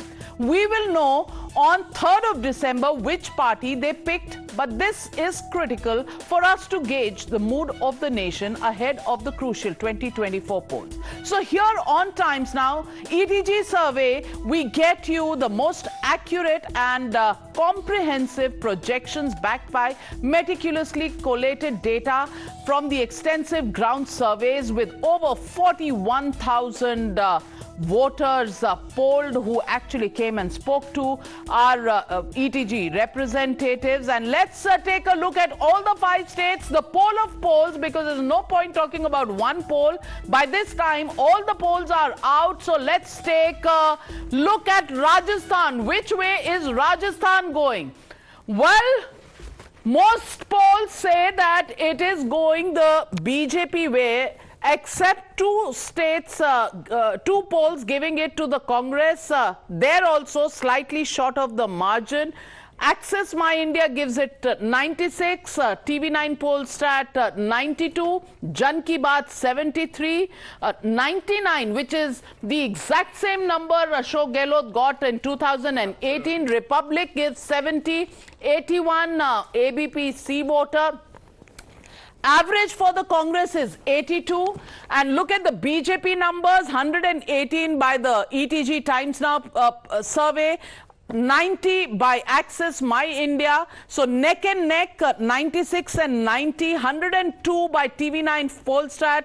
So at least they're saying the BJP is ahead, short just above the halfway mark. 111 by Jan Ki Baat, 85 India TV, CNX, 122 by Republic, and 104. So average is 105. Thin majority, but majority in the average. That is how Rajasthan is stacked. Let's take a look at the others numbers, because when it is close, others can play an important role. So average number for others is 12. Which way they will go? But if this is the average, then BJP is past the halfway mark, 105. Well, I can see sleepless nights for all journalists, because who's going to be the chief minister will be the next battle that will have to be fought. Let's go to Chhattisgarh numbers now. And Chhattisgarh, ETG Times Now gives 52 to the Congress, and most other surveys, Access by India gives about 45, which is right halfway mark, but very thin, you know, can be a tricky one. ABPC voter 47, 45 again by TV9 Polstat, Jan Ki Baat 47, News 24, Chanakya 57, India TV, CNX is 51. So that's 49 on an average, which is Congress majority. For the BJP, well, these 3 are extremely close, and anywhere close to this number, the BJP is going to be in business. The other polls, of course, give it to the Congress, but these 3 polls we'll have to look at very closely, and the others then come into play. 3 others. Which way is Chhattisgarh going to go? It's a cliffhanger. It's a cliffhanger. Every state is a cliffhanger at this point. Let's go across now to Madhya Pradesh. And Madhya Pradesh again. Look at these numbers. 117 to the Congress by the ETG Times Now poll, and 111 to the BJP. 116 by TV9 Polstat. 111 for the BJP. 102 given to the Congress party by Republic. And 124 to the BJP. Jan Ki Baat 113, 111. Access by India 79, 151. Chanakya 74, 151, and 125 and 100 by C voter. If you look at the averages, this is the story of the day. Madhya Pradesh, which was everybody before elections was giving it to the Congress party. Well, the poll of polls, the 2 outlier polls giving 151 to the BJP actually changed the scenario, and it's 123 going to the BJP, which is again, and 4 rebels can go very comfortably to the BJP's kitty. Let's take a look at Telangana coming up next. Telangana. Look at this. 4165 ET now, Times Now ETG survey, 5354. Now, how does this really work? I'll have no nails left by the end of this evening. Republic 5354 again.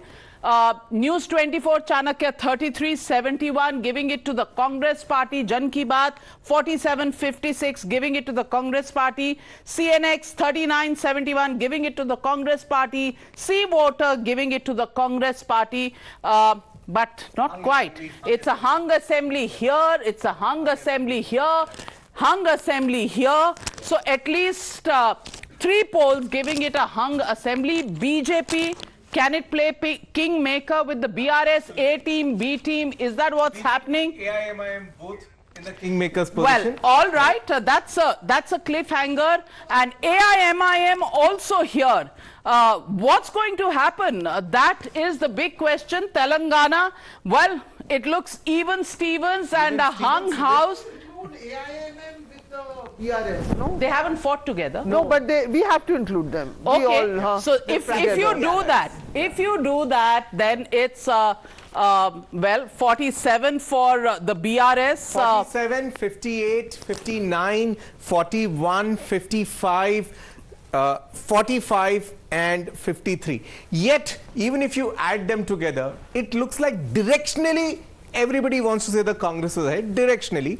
Yet, everybody is more or less denying the Congress a simple majority. Well, let me introduce you to our panel this evening. And in the studio, Jay Mruk, cephalogist, resident cephalogist, has done so many elections with us. Dr. Anand Ranganathan, so good to see you. And steamed chole bhature coming up. If which side are you on? मैं science की तरफ से हूँ। Oh, Anand, it'll add to your weight. All right, Smita Prakash, editor ANI, thank you for being with us. Woman power here, Sabha Naqvi also. So 3 women journalists. Between us, we'd probably have 150 years of experience, at least 100 maybe. And let me also introduce fellow journalist Harshvardhan Tripathi joining us remotely. Thank you for joining me on Times Now. Let me introduce our political guest this evening. Amit Malviya, head of the BJP's IT cell, with us this evening. Ghanshyam Tiwari, national spokesperson of the Samajwadi Party. Dinesh Chaudhary, spokesperson of the BRS. Waris Pathan. Excuse me. We've been so excited all evening that the throat has gone for a toss. Waris Pathan, national spokesperson of the AIMIM, joining us. You were feeling unwell a little while ago. The minute you saw hung house, you feeling well again, Waris Pathan? Yes, definitely. No, I was in Madhya Pradesh, Rajasthan, then Telangana. So for 15 days with change of weather, dust, everything, and we worked very hard. And I am confident, Navika, we will be the kingmaker. You are showing 6, but 7 we are winning with good margin. And the 2 seats which you have not shown, there also will be winning, and definitely you will see KCR becoming the CM. Change of weather ही नहीं, change of fortune भी कहीं ना हो जाए. India won the semi-final, but they lost the final. So you cannot have that. India also won the semi-final in the cricket match, but during the final, anything can happen. So you cannot say this is semi-final, the final will be won by somebody. I am pretty sure Madhya Pradesh all right. our account. आप तो ball पड़ी नहीं, batting चालू कर दिया आपने. अभी तो बॉल डाला नहीं मैंने. वारिस पठान जी 2 मिनट ब्रेक लगाइए, क्योंकि डॉक्टर संजय झा भी हमारे साथ हैं. Doctor Sanjay Jha, thank you for joining me once again on the News Hour special edition, because it's Numbers Day. The only suspended congressman who talks to me, I've said this many times before, but you are a treasure. आप नहीं होते तो कांग्रेस का बिल्कुल कोई shadow भी नहीं होता मेरे शो में. So thankful to you for being here. We've seen all the numbers. Let's take a look at the Mizoram numbers as well. And Mizoram numbers are here. MNF is 17, 14 to the ZPM, and 8 to the Congress party, 1 to the BJP, 0 to the others. That's the ETG Times Now survey. ABPC voter gives 18 to the MNF.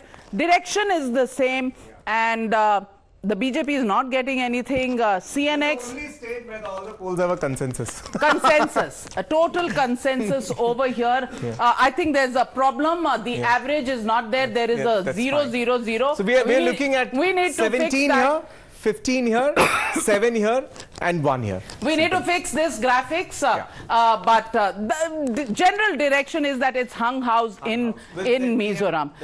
Let's now look at all the numbers together, and Mizoram.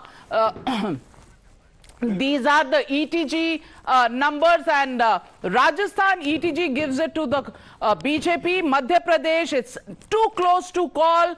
Telangana goes to the Congress, Chhattisgarh to the Congress, Mizoram hung house. That's what ETG says. But let's take a look at the national takeaways. And if we look at the national takeaways, what's the big picture?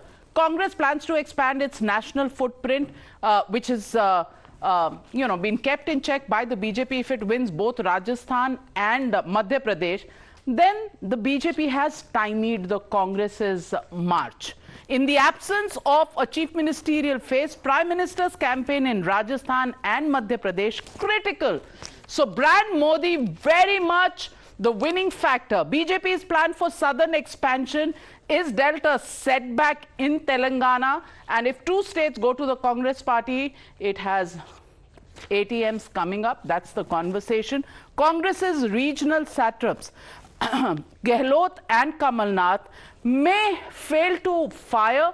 At least the average numbers show that. Baghel, on the other hand, is the dark horse who has a pro-incumbency. Combined campaigning of the Gandhis unable to swing votes in Rajasthan and in Madhya Pradesh. Well, they didn't quite go very hard in Madhya Pradesh at least. And limited impact of caste census pitch by the Congress party in Rajasthan and Madhya Pradesh, because caste not really a big factor here, not working. Appeasement charge against Congress still has electoral traction. So appeasement is something that works for them. Muslim votes do come towards them. What that means for regional parties is something they'll have to worry about. Hung house in Mizoram may make Congress the kingmaker. So there could be some good news for the Congress party. The Congress's welfare pitch and guarantees received a mixed response. Madhya Pradesh, if it's not working, in Rajasthan, if it's not working, then there is a problem that they have. So let's get the first reactions. Amit Malviya, what do you think is working for the BJP? And some polls are actually saying that Rajasthan may go the Congress way. What will that mean?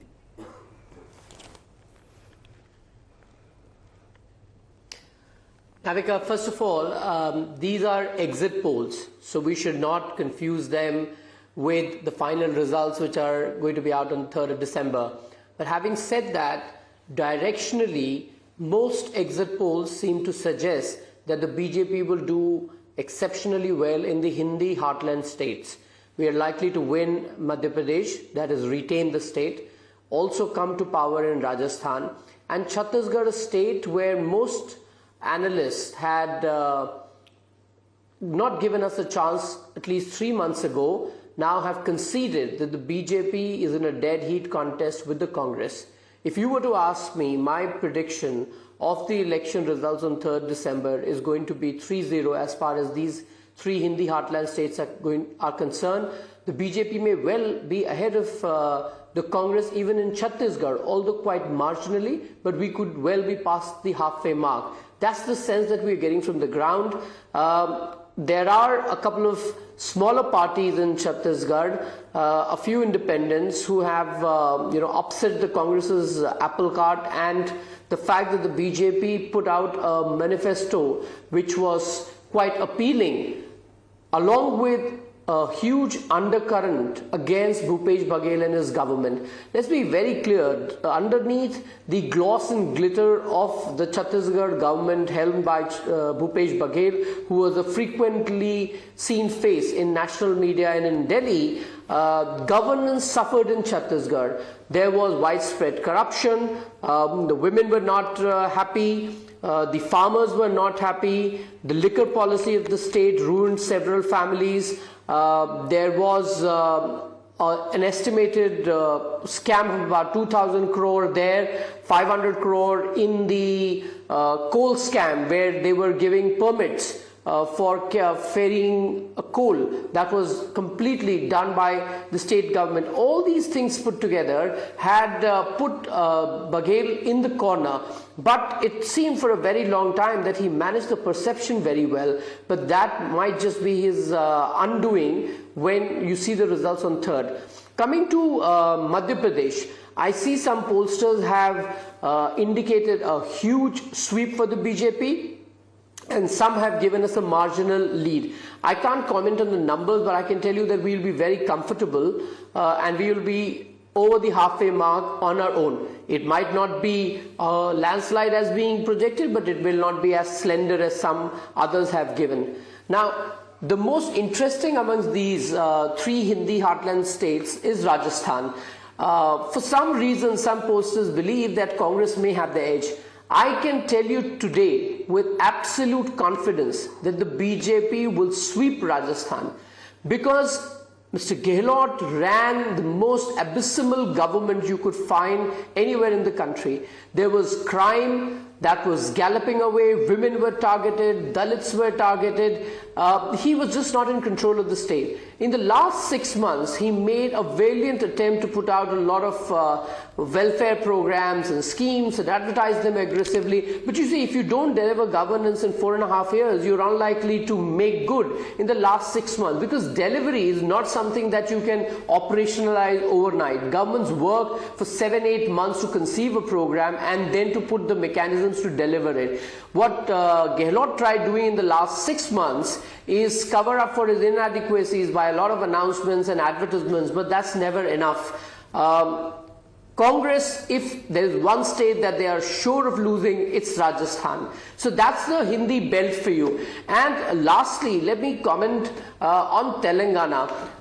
It seems like, and everybody seems to suggest that Congress might sweep the state. I have a different view on it.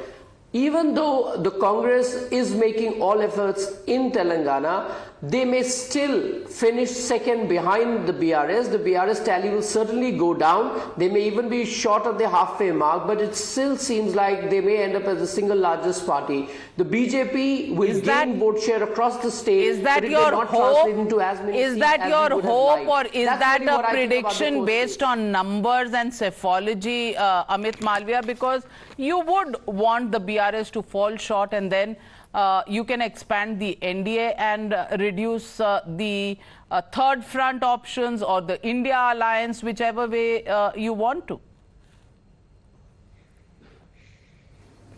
No, it's not my hope. Unfortunately, my hoping or not hoping does not determine the result. But the way the state is positioned, let's not forget the BJP has its very strong catchment areas in Telangana. The Congress, on the contrary, is very oligarch in its approach.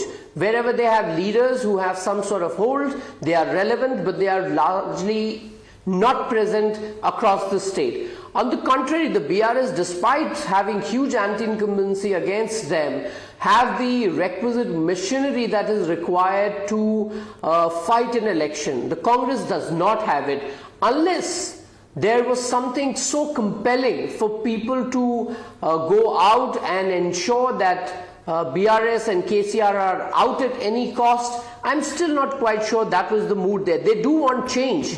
But is the alternative the Congress? I don't think that is the answer. Is the alternative the BJP? Yes, because ideologically the BRS and the Congress are in the same space.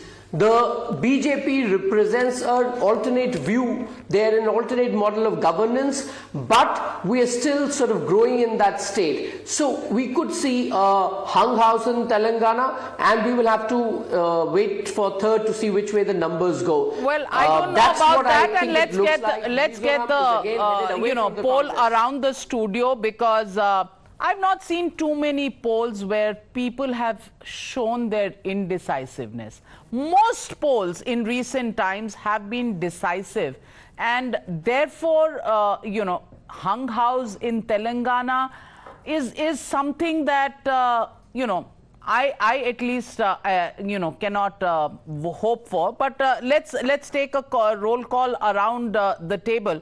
Jemruk, do you think Telangana will be a hung house? Do you think Madhya Pradesh will be a BJP sweep despite the Congress putting up the kind of fight they have?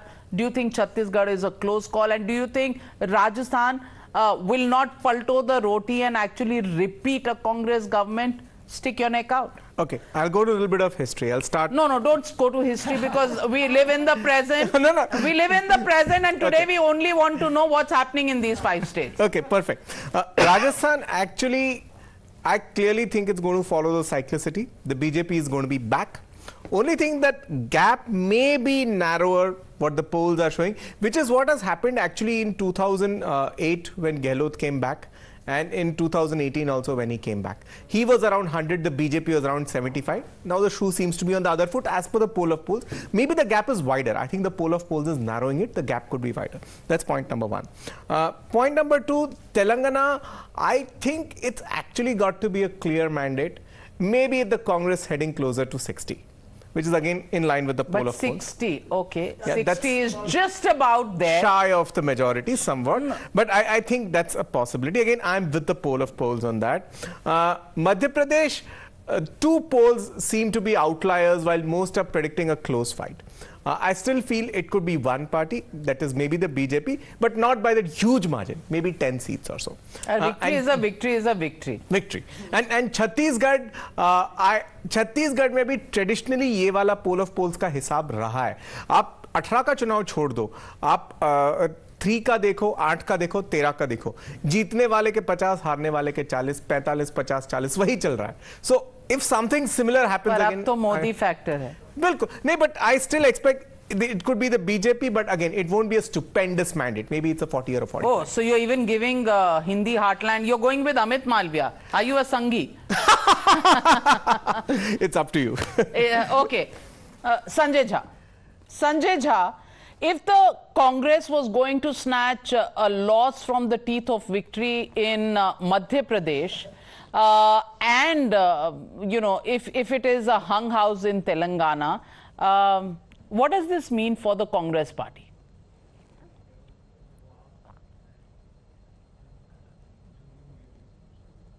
Sanjay Jha? Well, Navika, I can see the exit poll is more like a riddle wrapped in a mystery inside an enigma.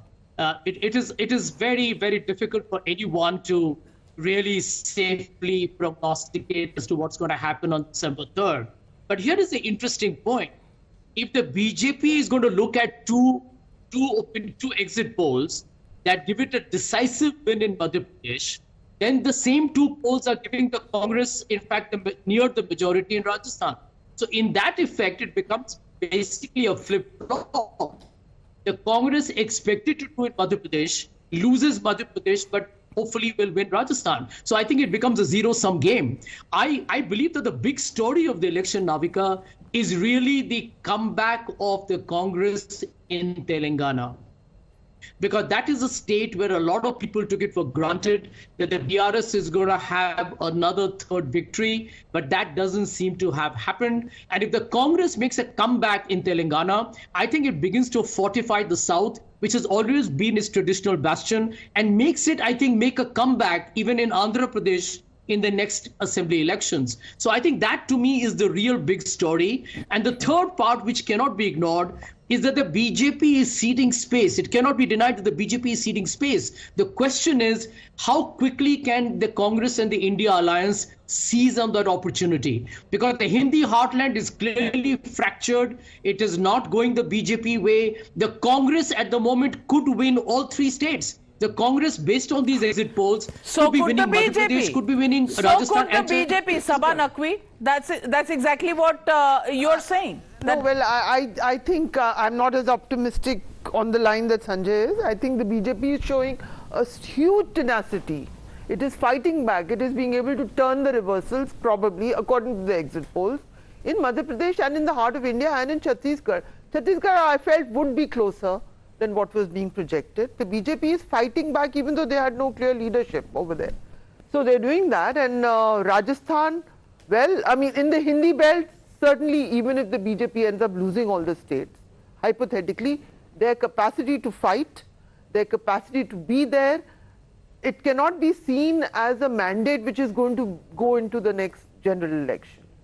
The interesting result, beyond the Hindi belt, we'll have to wait till the 3rd, as we all know. If the Congress actually manages to win in Telangana, then as I've said, they had Bangalore city, they'll have resources of Hyderabad, which is boom city.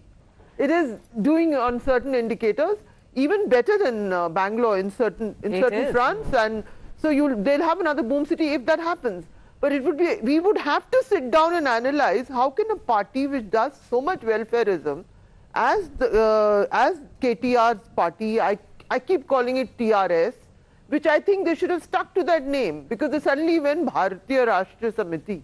It was a party made on regional aspirations, and they should have stuck to that name. And this sudden thing, they have done a lot of welfareism. There's no doubt about it.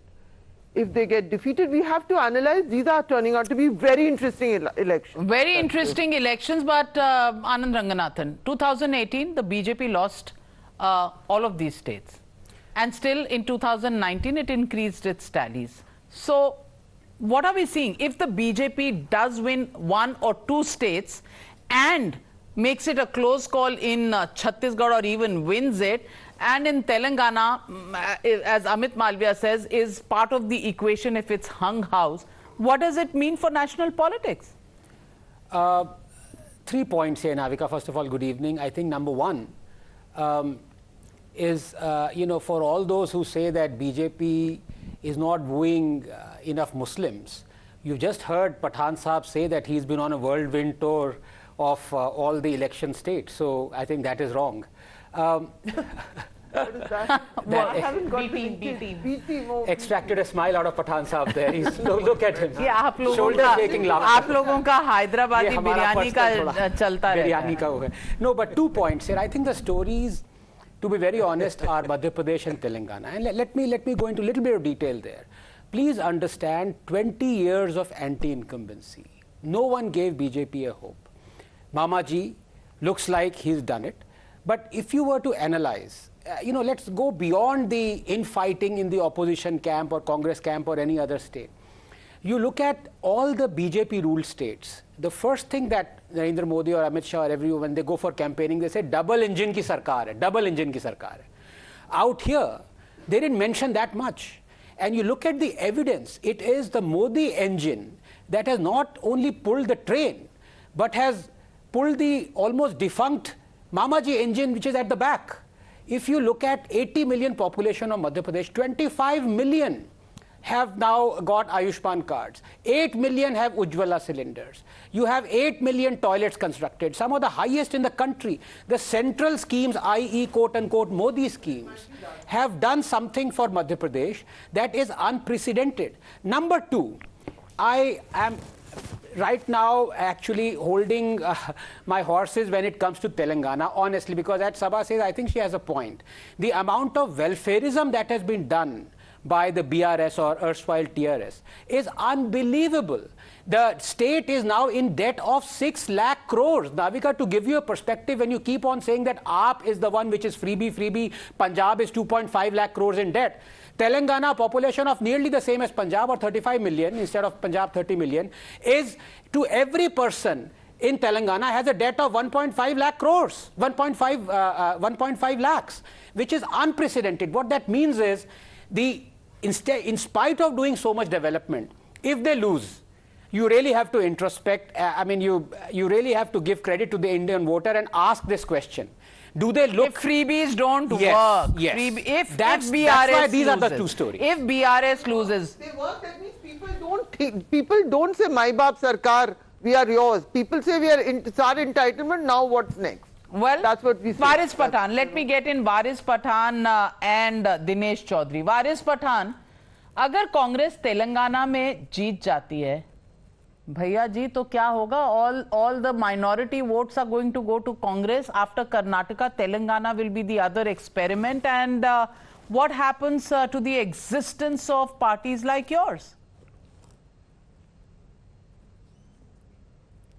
Well, this is an exit poll, Navika, and we don't bother whether Congress wins or loses. We have contested only on 9 seats.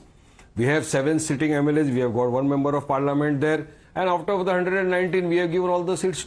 You go and fight. But in the 9 seats, I am confident and sure that 7 we are winning with good margin. The other 2 also, it's a tough competition. Owaisi साहब तो मामू के लिए भी तो vote मांग रहे थे. ओवैसी साहब मामू के लिए भी तो वोट मांग रहे थे. मामू मीनिंग केसीआर. बिल्कुल बिल्कुल मामू के लिए ओवैसी साहब ने ये कहा था कि if the places where we don't contest and if BRS is there, तो लोगों को बोला BRS को वोट दीजिए and see to it that KCR becomes the chief minister for the 3rd time, because he has really worked hard. He has done good work, good development work in Telangana, but it's a public's mandate, people's mandate. We all have to follow that and we all have to accept that. See, Navika, we have contested out of the 5 states, we have contested only in 3 states. We contested in Madhya Pradesh only on 3 seats. In Rajasthan, we contested only on 8 seats. In Telangana, out of 119, only 9 seats. In Madhya Pradesh, I am sure and confident that one of the seats in the Burhanpur, we will be winning, I think so, because the people love affection and people thought that yes, there is an option, there is an alternative for them. So they have voted for us. In Rajasthan, it was also the first time we contested, and I am hopeful and sure that we will get some good percentage of votes out there as well. Then now coming back to Telangana, as you said, and the table, the details which you are showing, I am not a cephalogist or a political analyst. I can only say that yes, what I have seen that, I was present in all the 3 states, and the people feel that AIMIM is an option. Earlier they did not have any option. In Telangana, the Congress, the BJP and RSS together, they work together to see and to ensure that our candidates lose. That is what was going on in Telangana. In various places or various seats where our candidates were there, you could very well feel that the Congress is in no hurry. They wanted the BJP to win. Okay, let the BJP win. Where we never contested, they say, why don't you contest there before Raja Singh? Why don't you contest against Raja Singh? Why do you contest against Azharuddin? So all these things were going on there, but the people's mind was clear that they don't want the BJP to win. The BJP is not doing anything there. 5 seats were there earlier also. And I think so even now they will be having 5 seats. But my friend Anand Ranganathan, I would like you to come with me to Hyderabad and have Hyderabadi biryani, because I have got a sore throat after going all the 3 states.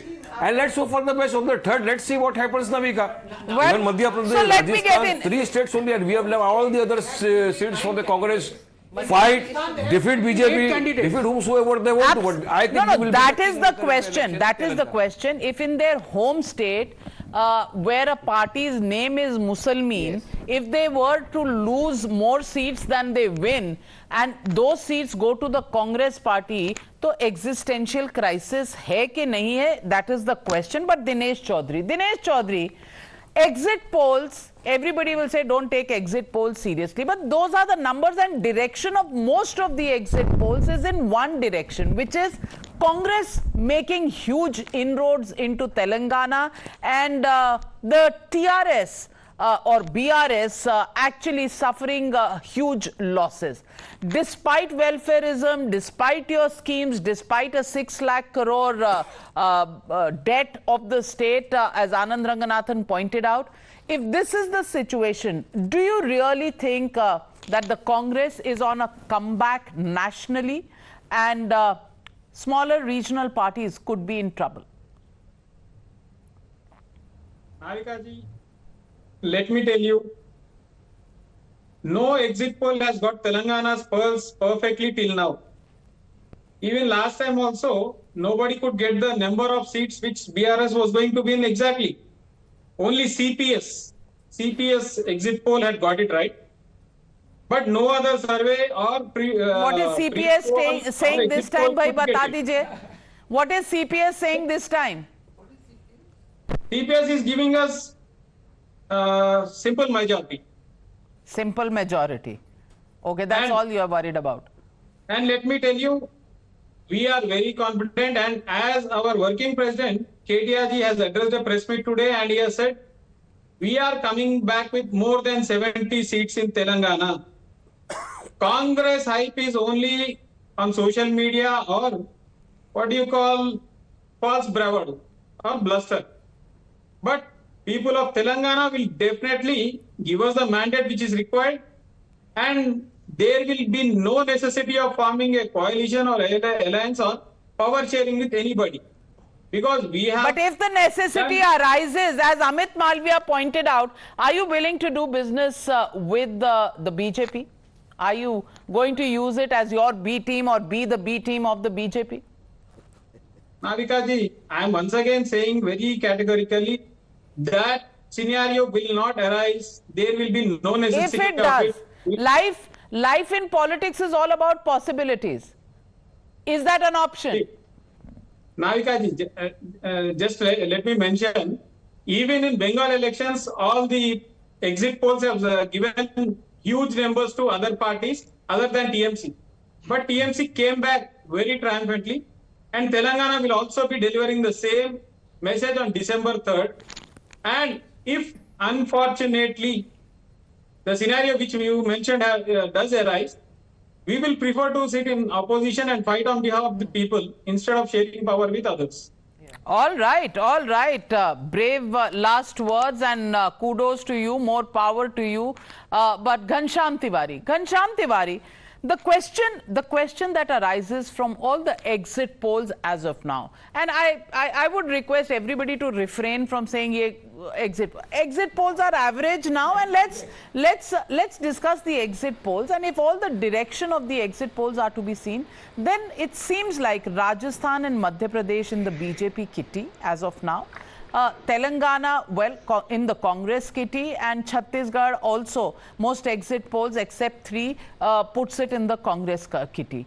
Where does that leave the regional parties like the Samajwadi party that contested 70-odd seats in Madhya Pradesh, actually broke ties, and there were some very sour words between Akhilesh Yadav and the Congress leaders, including Kamal Nath. I want to ask you, what does this mean for parties like yours, and what does this mean for the Lok Sabha elections as far as alliance that has been made, the India alliance, is concerned? Good evening, Navikaji, to you, the viewers, and my fellow co-panelists. There are 3 important lessons that I take from this discussion. One is that the exit polls, which tens and thousands of respondents on the ground seem to be all over the place with respect to different states. That's lesson 1, which is obvious. And Amit Malviya, with lakhs of IT workers, IT cell workers of the largest party in the world, is also a little bit all over the place, underconfident about what is going to happen. That's one. Second is that it is clear that BJP is shunted out of South India. 20% vote share in Telangana elections in 2019, they are shunted out. So that's one axis of 2024 election, that BJP is a non-player in South India. The second axis of 2024 elections is that in the Hindi heartland, the last poll that happened in Hindi heartland in 2019, BJP got between 50 to 60% votes in Madhya Pradesh, Chhattisgarh, and Rajasthan. In these states, BJP is getting 40 to 42% votes, depending on which polls you are going to believe in. Both the elections happen, you can say it's national elections, but with Mr. Modi as the face of it. So clearly in the Hindi heartland, Congress by itself is not enough. It may get over the edge in some state. But when you look at a PDA kind of alliance, when you look at India alliance broadly, the India alliance story is going to play differently in the Hindi heartland compared to the way it is going to play in South India. That's the second key message that I take away. And third is that there is no Modi wave, no matter how much BJP tries to fit into it. People have rejected the fake guarantees that Prime Minister Modi gave in these elections. Is there an India wave? Because that's the only question I asked. You've answered everything else except my answer to my question. Is there an India wave? We have never claimed a wave. We have clearly said that the 2024 narrative will be around caste census in Hindi heartland. It will be around fake guarantees of Prime Minister Modi. All these are Modi guarantees. 1200 rupees cylinder is outcome of Modi guarantee. For 2024, it will be 2000 rupees cylinder. 100 rupees petrol is outcome of Modi guarantee. For 2024, it will be 200 rupees petrol. 2 crore joblessness is outcome of Modi guarantee, and so on. I can claim more Modi guarantee. So caste census doesn't seem to have worked, neither in Madhya Pradesh nor in Rajasthan. Where is the success of the caste census, Amit Malviya? Can you see that? And would you want to respond to Ghanshyam Tiwari? You'll see that in Bihar and Uttar Pradesh as it plays out. Coming to you, Sanjay. Look, Navika, do you really think I should be responding to Ghanshyam when their own alliance partner treat them with so much of disdain? I still remember the exchange of words between Akhilesh Yadav and Kamal Nath. I don't think any alliance partners spar so publicly and so bitterly as the Samajwadi Party and the Congress were doing. Having said that, I think Ghanshyam should worry about his party's shrinking base in Uttar Pradesh. They fielded as many as 60-70 candidates in Madhya Pradesh. It was an ego tussle with the Congress party. They actually wanted 6 seats. The Congress refused to give them even those 6 seats and wanted them to contest 4 seats. So they are quite irrelevant as far as Madhya Pradesh is concerned, and they are also, shrinking in their home state of Uttar Pradesh. Having said that, let's be very clear. Rahul Gandhi's campaign vary from season to season. He picks up something from the last person he has spoken to, and then he starts parroting that all through. I mean, let's not forget he went into the 2019 general election with Rafale as an issue and called Prime Minister names, Chaukidar Chor hai, and so on and so forth. The BJP returned with a bigger mandate than 2014. So clearly, Rahul Gandhi really lacks the credibility to convince his neighbors, forget the country. And the truth is that you will see on 3rd of December that Madhya Pradesh, Rajasthan and Chhattisgarh will be in the BJP's bag, because clearly, irrespective of what these exit polls seem to suggest, the report from the ground is quite contrary. Like I said in my opening comment, Rajasthan certainly no way is going to be with the Congress. Madhya Pradesh, it's going to be a comfortable win, and Chhattisgarh, where the BJP did not stand a chance till at least 3 months ago, is very much in the reckoning, and we could well be past the halfway mark on our own. And this is not something I must say as a BJP representative, but this is really born out of what we've picked from the ground. And if you see analysts going from Delhi and coming back saying that it's not a one-sided contest. In Chhattisgarh, in Rajasthan, there were many candidates till the strategy came in. Let me get in Harshvardhan Tripathi and Smita after you. But just a minute, because I'm being told Kailash Vijayvargiya joining me live from Madhya Pradesh, Bhopal. Vijayvargiya ji, exit poll aa rahe hain. कोई पोल दिखा रहा है मुकाबले की टक्कर और 2 पोल दिखा रहे हैं बीजेपी का स्वीप, और आपकी जो स्माइल है वो बता रही है कि शायद सिर्फ राज्य बीजेपी के पास नहीं, आप मुख्यमंत्री भी बन रहे हैं। कुछ ऐसा है क्या? आप मेरी शुभचिंतक है ना, तो अभी तो खाली जीतने की बात करिए और बहुमत लाने की बात करिए, और कौन मुख्यमंत्री होगा ये तो हमारे सब लीडर तय करेंगे। पर हाँ, मैं इतना दावे से कह सकता हूं कि मैंने पहले दिन भी कहा था कि 130 कम से कम आएगी और अधिकतम 160 आएगी। आज भी मैं उसको दोहरा रहा हूं कि मध्य प्रदेश में हमने 20 सालों में जनता की सेवा की है। मोदी जी का नेतृत्व है, डबल इंजन की सरकार है, मोदी जी की गरीब कल्याण की योजना है। प्रदेश में शिवराज जी की गरीब कल्याण की योजनाओं के माध्यम से हमने प्रदेश की गरीबी दूर करने का प्रयास किया। इंफ्रास्ट्रक्चर हमारे यहाँ बहुत अच्छा हो गया।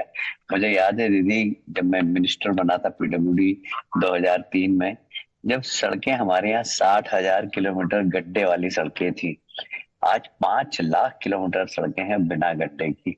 ये डेवलपमेंट बहुत साफ दिखाई देता है और लोग महसूस कर रहे हैं। डेवलपमेंट साफ दिखाई देता है, लेकिन बीजेपी का इंटरनल सर्वे क्या बताता है, कितनी सीटें हैं?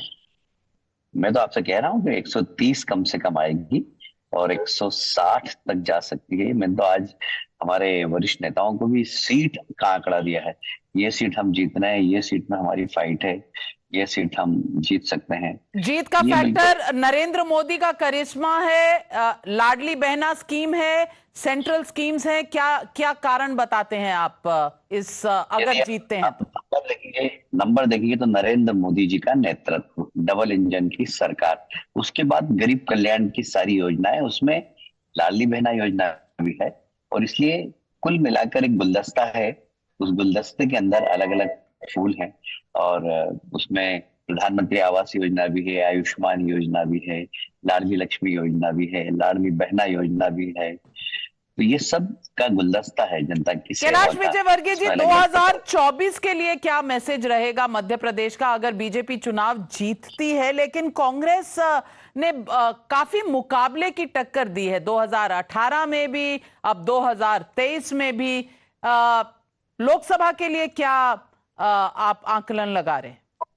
2018 में कांग्रेस ने जनता को धोखा दिया था, किसानों के कर्जे माफ करने का वादा किया था, बेरोजगार नौजवानों को 4000 भत्ता देंगे ये वादा किया था, सेल्फ हेल्प ग्रुप की जितनी महिलाएं हैं उनका कर्जा माफ कर देंगे, जितने अस्थायी शिक्षक गुरुजी थे उन सबको स्थायी कर देंगे। एक भी मांग पूरी नहीं की और इसलिए पिछली बार चुनाव अच्छा नहीं लगा, कांग्रेस ने जनता को ठगा, और इस बार जनता समझ गई कि कांग्रेस ठगने वाली पार्टी है, इसलिए उनके घोषणा के पत्र की तरफ उन्होंने देखा ही नहीं और सीधे भारतीय जनता पार्टी को उन्होंने आशीर्वाद दिया है।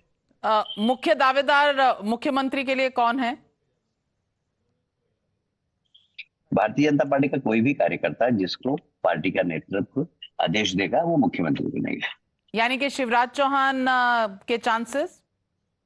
सबके चांस हैं, सबके पार्टी में सब बराबर, हाँ सबके चांस है। पार्टी जिसको, क्योंकि सक्षम कार्यकर्ताओं की हमारे पास टीम है और उनकी टीम के कारण ही हम लोग यहाँ पर मोदी जी के नेतृत्व में सरकार बना रहे हैं। कैलाश विजयवर्गीय जी, हमारे साथ जुड़ने के लिए आपका बहुत बहुत धन्यवाद। इंतजार रहेगा 3 तारीख का। 3 तारीख को हम फिर बात करेंगे आपके आंकड़े सही होते हैं या पोलस्टर्स के आंकड़े सही होते हैं। 3 तारीख को इसका फैसला होगा। हर्षवर्धन त्रिपाठी और Smita Prakash, I come back to both of you. Harshvardhan Tripathi, 5 state, आप किस पर इस वक्त बेट कर रहे हैं? और बेट सिर्फ चाय की लगती है। नहीं नविका जी, चाय तो बिल्कुल पियेंगे। 3 तारीख को आपके साथ चाय हम लोग पियेंगे, सब लोग पियेंगे, लेकिन थोड़ा चाय गर्म हो गई है ओवैसी साहब के लिए। अब उनके लिए थोड़ा जुबान तालू सब जलने का खतरा हो गया है, और ये खतरा इतना बड़ा हो गया है कि शायद उसकी जो कहते हैं ना कि आंच पहुंचेगी उत्तर प्रदेश और बिहार तक भी, जिसका अनुमान हम लोग नहीं लगा रहे हैं। मुझे लगता है कि इन सारे 5 राज्यों के चुनाव में से तेलंगाना के जो नतीजे आएंगे, और मुझे कांग्रेस का मोमेंटम बहुत अप होता दिख रहा है। मुझे लगता है कि बीआरएस ने बहुत शानदार काम किया, और ठीक है कर्ज वर्ज हर राज्य पर है, लेकिन पर कैपिटा इनकम में तेलंगाना आज देश के टॉप 3 स्टेट्स में है। जो एवरेज इनकम है देश की वो 2.25 लाख है, वहां की 3 लाख के ऊपर है। तो केसीआर ने बहुत काम किया है। केसीआर फ्रीबीज पॉलिटिक्स के चैंपियन है, केसीआर मुस्लिम अपीजमेंट के चैंपियन है, और अगर इसके बावजूद कांग्रेस पार्टी वहां चुनाव जीत जाती है या जीतने के नजदीक पहुंच जाती है, मेरा ये मानना है कि शायद बीआरएस और एआईएमआईएम मिलकर सरकार बना लेंगे, लेकिन कांग्रेस बहुत ऊपर पहुंच जाएगी। भारतीय जनता पार्टी ने वहां अपना चुनाव छोड़ दिया। इतना शानदार मोमेंटम बना था 2018, 19, 20 जीएचएमसी इलेक्शन, और उसके बाद जाने क्या हुआ इस पार्टी को। मुझे लगता है कि तेलंगाना में ये जो मैसेज जाएगा, ये 2024 के लिए कांग्रेस के लिए, पूरे देश में मुस्लिम्स के लिए फर्स्ट प्रेफरेंस ऑफ वोट हो जाएगा। ये सबसे बड़ा मैसेज होगा इस इलेक्शन का। अगर जो एग्जिट पोल्स, तो स्मिता प्रकाश, just 30 seconds because I'm completely out of time, but do you think the regional parties, the alliances, now nationally speaking, are going to really prosper from here, or are they going to be in trouble? Well, I think for Telangana, he's Telangana is the most interesting thing, because if there is resurgence of the Congress that everybody is talking about, and if the Congress was to win now in 2 or 3 states, if they were to win in 2 states, let's say they win in Chhattisgarh and they win in Telangana, in the India alliance, in the India alliance, they will flex their muscles because they become more powerful. In the South Indian states, that means that they are in power in 2 states, and in the third they are in alliance. The BJP is totally out, which is very strange. Whether in Telangana, if the BRS wins, that will be interesting too. Okay. Lots of messages for national politics coming up. Will this exit poll actually convert really into the results on 3rd of December? We'll have to wait and watch. But whichever way you look at it, politics over the next 6 months is going to change. Narratives are going to change. And who's going to call the shots? Are we getting to a bipolar politics at a national level once again? That's the question. And what does this mean for regional parties? Are they going to be sitting in their back rooms to recalculate their strategies? All of that happening. We'll decode this over the next 2 or 3 days as we start our 100 hours of only election results. Mandate 2023. Thank you very much to my panelists, and thank you viewers for joining me on the News Hour tonight. Good night. Be safe.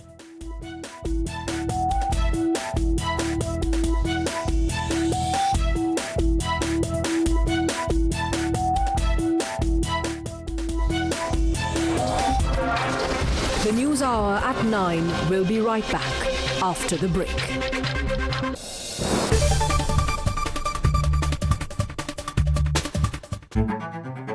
When journalism is led by integrity, and when experience meets passion, there is no scope for half-truths. RP Sanjeev Goenka Group, growing legacies over 200 years. LIC presents Jeevan Utsav. Get life insurance with 10% sum assured for a lifetime. Contact your LIC agent today. Terms and conditions apply. Experience a new Verilux progressive lens designed with artificial intelligence so it can predict your natural eye movement. Verilux XR series for instantly sharp vision in motion and seamless transitions from near to far. Verilux by Essilor.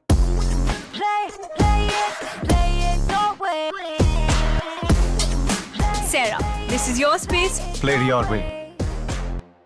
दादी, क्या हुआ? छोटे की शक्ल ही नहीं देखी अभी तक। इसके भी फोन से ठीक से वीडियो कॉल ही नहीं लगती। मैंने ना नया 5G फोन लिया है, इसे ट्राई करें। दादी का वीडियो कॉल आया। 5G, आज से इसको अनुज जी बुलाएंगे। Redmi 5G, स्पीड जो रखे आगे भी, दिलाए इज्जत भी। Xiaomi, India's most trusted and loved smartphone brand.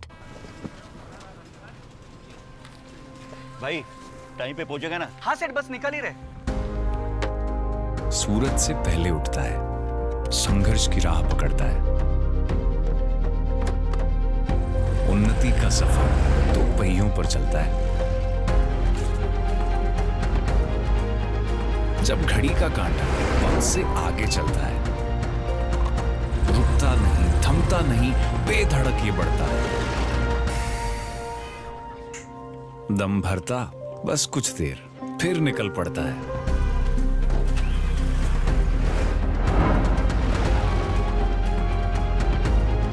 मिलते जाते हैं और भी राह। अरे इतने जल्दी कैसे आ गए? सबकी तरक्की की वजह बनता है। उन्नति का सफर तो पहियों पर चलता है। Presenting the new LPT range from Tata Motors.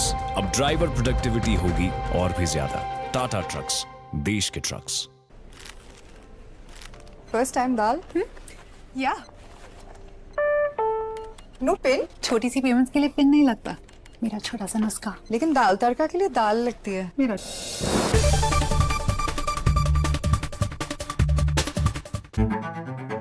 When journalism is led by integrity, and when experience meets passion, there is no scope for half-truths.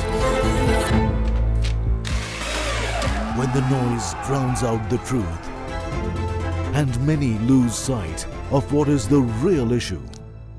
I ask the legitimate question and uncover the whole truth Don't tax the poor people who are using petrol, diesel to go to work or to send their children to school. I give you the complete picture in black and white. Not a colored opinion, facts that help you form your opinion. The News Hour at 9. Weeknights at 9. Only on Times Now. She asks tough questions like no other journalist. आपके ऊपर तो कई घोटालों के भी आजकल आरोप लग रहे हैं। देश में सिर्फ एक बात की चर्चा है कि क्या बीजेपी राहुल गांधी से डर गई। She takes on the masters of Indian politics like no one else can. विपक्ष कम से कम उत्तर प्रदेश में ये कह रहा है कि आप हवा बना रहे हैं, निवेश कोई आया ही नहीं इस राज्य में। राहुल गांधी का कहना है कि देश में लोकतंत्र मरता जा रहा है, खतरे में है। Because she speaks for you the way no one else can. What about the charges against the government that this is a favored company by the government? How do you look at India on the world map of countries to watch out? Because your voice must be heard, your questions answered, above all else. Frankly Speaking with Navika Kumar. Can I have your attention please? क्या आप दिन की सही शुरुआत ढूंढ रहे हैं? I believe in an action-packed, fast-paced, agenda-setting start to the day. खबर सिर्फ दिखाना नहीं, असर होना भी जरूरी है.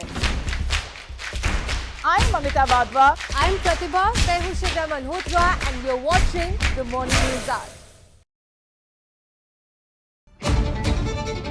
Whenever news breaks, you will see us. Process it, analyze it and broadcast it.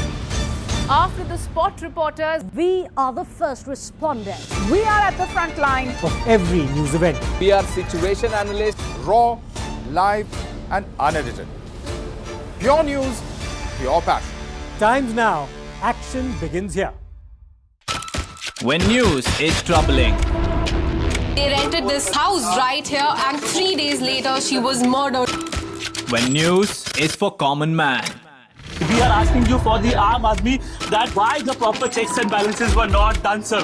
When news is for nation. Right now I'm just few meters away from Pakistani post which is acting as launch pads for terrorists. When news is exclusive. We are reporting from few miles away from the line of actual control. We report from ground zero. Times Now. Action begins here. Explosive, exclusive and beyond. The show that gets you the inside track. A deep dive into stories that matter. Raising questions you won't ask. Your voice is now our voice. Watch Blueprint with me, Meghna. And Pranesh. At 6:30 p.m. every weekday. Only on Times Now. When journalism is led by integrity and when experience meets passion, there is no scope for half-truths. When the noise drowns out the truth and many lose sight of what is the real issue. I ask the legitimate question and uncover the whole truth. Don't tax the poor people. When it's elections, it's Times Now. From the 30th of November to the 3rd of December. 100 hours of non-stop coverage. Canvassing across 5 states. The most exhaustive ground reportage. Big issues on which you're taking on the government. The biggest names and tallest leaders. Times Now, India's election news headquarters.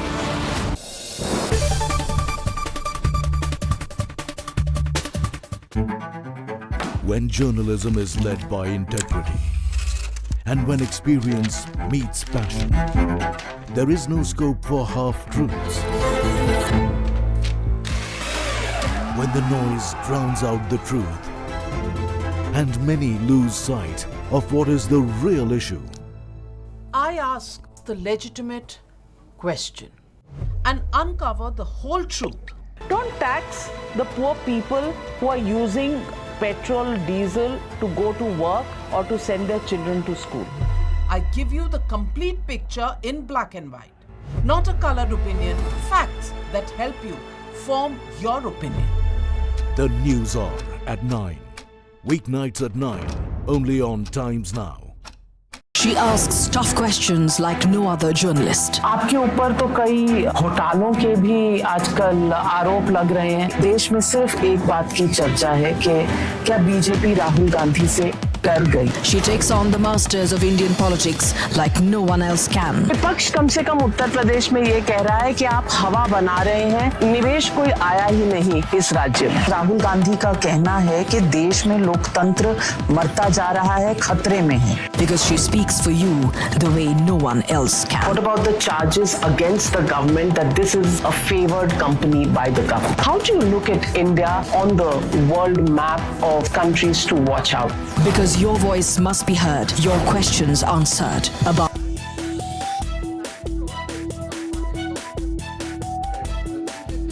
Good evening and welcome to our continuing coverage of the exit poll here on Times Now. ETG's exit poll survey. Viewers, the polls have ended and now it's time for number crunching. The polls in Telangana have been keenly watched and Times Now ETG's survey shows Congress storm is set to topple KCR's car. Let's first take a look at the exit poll numbers of Telangana. And these are the numbers as they are stacked up as far as our exit poll is concerned. The BRS from 37 to 45, the Congress from 60 to 70 with a comfortable majority there. The BJP between 6 and 8, AIMM between 5 to 7 and others at 0. This is how the numbers are stacked up as far as Telangana is concerned. Let's quickly get you the poll of polls to give you a perspective what the other surveys are saying and get you a sense of where Telangana stands as far as the overall numbers are concerned. This is how it all adds up as far as the various surveys are concerned.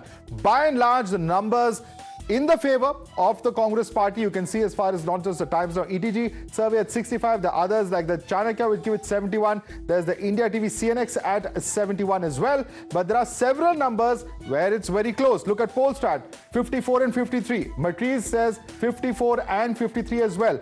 There's of course Jan Ki Baat which says 56 and 47, and they're giving larger numbers to the BJP at 10 over here. So what does this all completely mean? The total number of the poll of polls still gives advantage to the Congress at 61 and the BRS at 45. That's as far as the total numbers are concerned. We'll now quickly get in a word from the state in charge of the AICC of Telangana. Joining us at the moment is Manikrao Thakre. Thank you so much, sir, Mr. Thakre, for joining us. And let me begin by asking you, the exit poll results are mixed. While some say that the Congress is clearly ahead, some have said that the BRS could be ahead or there could be the possibility of even a hung assembly. What is your assessment based on these numbers? देखिए, मैंने पहले ही कहा था, क्योंकि हमने इतने सारे दिनों से लगातार हर कॉन्स्टिट्यूंसी से, हर कार्यकर्ताओं से हमारी बातचीत होती रही है और बाद में भी चुनाव के वक्त भी हमने देखा है बड़ा अच्छा यहाँ पे परिस्थिति थी, जैसे कि हमारे सोनिया जी गांधी, खड़गे साहब, राहुल जी, प्रियंका जी, हमारे वेणुगोपाल जी, सभी यहाँ आकर उनकी जो सभाएं हुई, उनको जो रिस्पांस मिला वो बहुत ही अच्छी तरीके से जनता का रिस्पांस मिला। और उसमें पहले से जो हमारे कार्यकर्ता है, जो भी नेता है यहाँ के, उन्होंने मिलजुल कर काम किया। तो मैं समझता हूँ कि हम 70+ रहेंगे, इतना मैं आपको बताना चाहता हूँ। क्योंकि कोई कुछ भी सर्वे जो रहता है, जिस तरीके से एग्जिट पोल आते हैं, तो कम ज़्यादा उसमें ये इस तरीके से रहता है। लेकिन जो आगे जा रहा है, मतलब हम 5 MLA थे कांग्रेस पार्टी के, हम चुनाव लड़ने जा रहे थे, तो आज हम 70 तक जा रहे हैं। तो इसका मतलब एक है कि हम आगे बढ़ रहे हैं, जो भी काउंटिंग होगा उसमें भी हम आगे ही दिखाई देंगे। तो मेरा पहले से कहना है कि 70+ कांग्रेस पार्टी यहाँ पे सीट जीतेगी। लेकिन सबके पास एक प्लान भी जरूर होता है, खास तौर से अगर हंग असेंबली की संभावना हो। और अगर हम AIMM को देखें तो पूरी संभावना है कि वो BRS के साथ ही चलेंगे जैसे पहले से चलते आ रहे हैं। इस तरह की इनफॉर्मल अंडरस्टैंडिंग है उनकी। तो ऐसे में कांग्रेस के पास क्या प्लान भी है? देखिए, हंग होगी ही नहीं यहाँ पे। पूरी तरह 70+ होने के बाद हंग होने का सवाल ही कहा था। हमें पूरे विश्वास है जनता के ऊपर। हमने जो काम वर्क किया है यहाँ पर, हमारे नेताओं ने काम किया है, सब नेताओं ने मिलजुल कर, कार्यकर्ताओं ने जिस तरीके से वर्क किया है, जो हमने 6 गारंटी दी है, जैसे कि वहाँ पे 6 गारंटी हम 100% वहाँ पे 100 दिन के अंदर पूरी करेंगे, स्टार्ट करेंगे, ये हमारे नेताओं ने बताया है। और इसका अनुभव भी लोगों को है कि जो कर्नाटक में जो चुनाव हुए उसके बाद कुछ ही दिनों के बाद 1 महीने के अंदर वहाँ पे गारंटी जो दी थी वो पूरी तरह लागू कर दी। उसके बाद हिमाचल में देखिए, उसके पहले छत्तीसगढ़ रहो या अपना राजस्थान रहो, वहाँ पर जो हमने कहा है, हमारे नेताओं ने कहा है, वो करके दिखा है।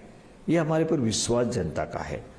तो इसलिए हम 70+ में इसीलिए कह रहा हूँ कि आज के तारीख में 5 MLA से हम 70 तक पहुँचे हैं या मेजॉरिटी में पहुँचे हैं। तो इसका मतलब साफ है कि कांग्रेस पार्टी पर जनता का विश्वास है। और लास्ट सवाल, कांग्रेस के नेतृत्व पर विश्वास है। ठाकरे जी, एक सवाल मैं आपसे जरूर पूछना चाहूंगा, जैसे अगर 70 सीट आपके आ रहे हैं तो चीफ मिनिस्टर फेस कौन होगा? क्या रेवंत रेड्डी होंगे जो आपके कैंपेन को लीड करते आ रहे हैं, या कोई और होगा? देखिए, ये सिस्टम जो हमारा कांग्रेस पार्टी का आप जानते हैं कि वहाँ से हमारे हाईकमांड से किसी को नियुक्ति होंगी तेलंगाना के चयन करने के लिए, वो यहाँ आकर सभी MLA से बात करेंगे, सभी नेताओं के साथ बात करेंगे और जो भी स्थिति बनती है उसके बारे में हाईकमांड को बताएंगे। तो फिर हाईकमांड डिसीजन लेगा आखिर में कि किसको यहाँ पे नेतृत्व देना है, किसके हाथ में। हमारे पास तो पीछे से प्रश्न है, बाकी सीनियर नेता है। So no clear answers there. No clear answers there coming in from Mr. Thackeray, although Revant Reddy is the man who has pretty much led from the front for the Congress in Telangana as far as its campaign is concerned, directly taking on Chief Minister KCR as well as his family members. But when it comes to Telangana, all eyes were on the question of the minority vote. Both the Congress and the BRS went all out to woo minority voters. But who was the favorite of the minorities? Let's take a look at the numbers from the Times Now ETG survey to get a better sense of what's actually happened on ground. Now, this is as far as how the votes have come out as far as the Muslims are concerned. In BRS, 51%, Congress at 45%, MIM at 4%. Now, this number is very interesting because it's been neck to neck in the past elections. If you look at the historical data in both the last Lok Sabha election as well as the previous assembly election, the context has been that they've just been about a percentage apart. This time round, Congress's minority guarantees or declaration does not seem to have enthused or galvanized the Muslim voters in the state of Telangana. Pretty much the promises that have been made by BRS have in fact been what has worked, or at least have helped them to retain their minority vote bank. So what are the big takeaways from this? Let's take a very quick look at that as well. Takeaway 1 is that the Congress's Muslim declaration has failed to galvanize voters. The next takeaway very quickly that we'll be bringing to you on the screen is that the regional player BRS still is the favorite of minorities in Telangana. Takeaway number 3, KCR has retained the support with his pro-minority promises that he has made. We've seen talks of IT parks for minorities, so on and so forth being made. Takeaway 4 is that Congress's Karnataka model doesn't seem to have enthused minorities, at least going by the numbers that we have at the moment. OAC throughout the campaign kept making Congress RSS barbs, and those barbs that he hurled have hurt the Congress. In fact, referring to Revant Reddy directly as RSS Anna time and again throughout the campaign. So these are some of the takeaways here. Let me quickly open this up and take this across. Okay, let's now listen in. I actually interviewed Revant Reddy a few days ago. I posed this very question of the barbs coming in to his way about his previous association with the RSS. Here's how he answered that question. क्योंकि ओएसी बार बार आपको RSS आना ऐसे करके पुकारते हैं, तो इसको आप कैसे, इसको परसेप्शन को कैसे आप इसको ठीक करेंगे या उसको कैसे? नहीं, मैं ठीक करने का कोई जरूरी नहीं है। झूठ बोले तो सच्चा हो थोड़ी हो जाएंगे। मैं 2 सवाल पूछा था असदुद्दीन ओवैसी जी को। आप इतना देश में चुनाव लड़ रहे, उत्तर प्रदेश में 100 सीटों में लड़ा, वेस्ट बंगाल में लड़ा, बिहार में लड़ा, महाराष्ट्र में लड़े और कर्नाटक में भी। तेलंगाना में गोशा महल एक असेंबली है, वो असेंबली के अंदर ही आपका दारसलाम आती है, आपके हेडक्वार्टर्स। गोशा महल से राजा सिंह मिले, वो BJP.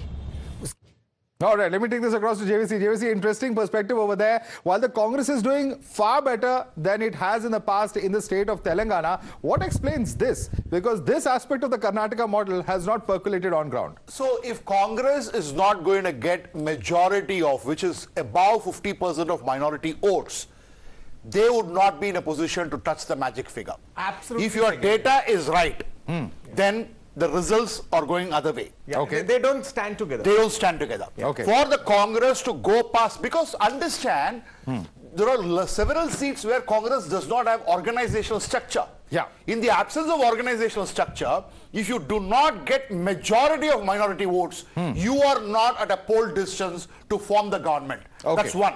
Number two, I would also make one statement here. Revanth Reddy's victory in 2019, many people attributed that RSS Sangh people who are probably not very active in Sangh now, but they have their association, ex-ABP people. Okay. They all worked for Revanth Reddy because he's our bidda.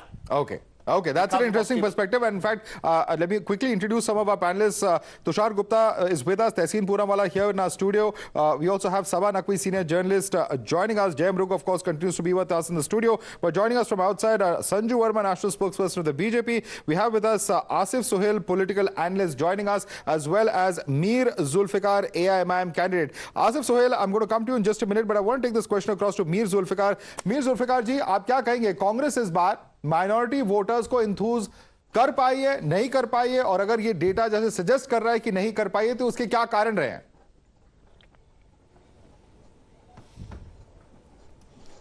देखिए, Congress minority votes को नहीं ले सकती, क्योंकि कांग्रेस शुरू से ही हर वक्त सिर्फ वादे करती है और काम पूरा नहीं करती।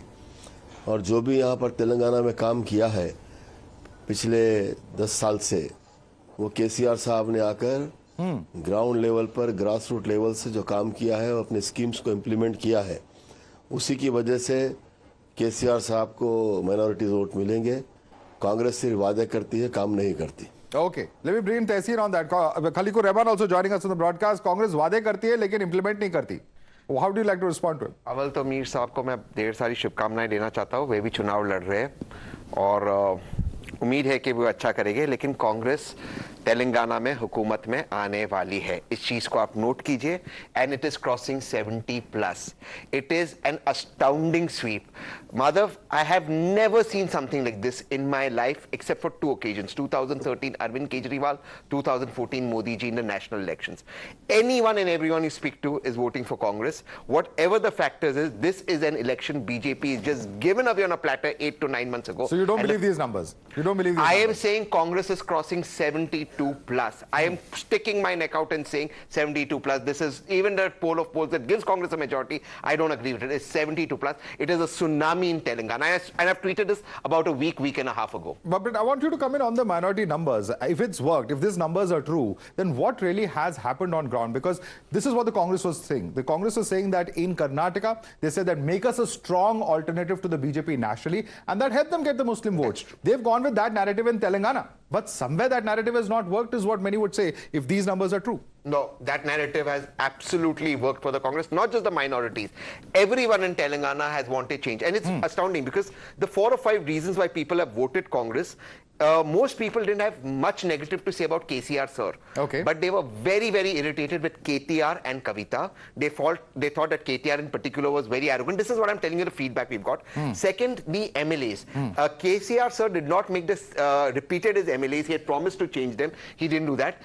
With the change in leadership in BJP, they went soft. Okay. And one factor, Sonia Gandhi.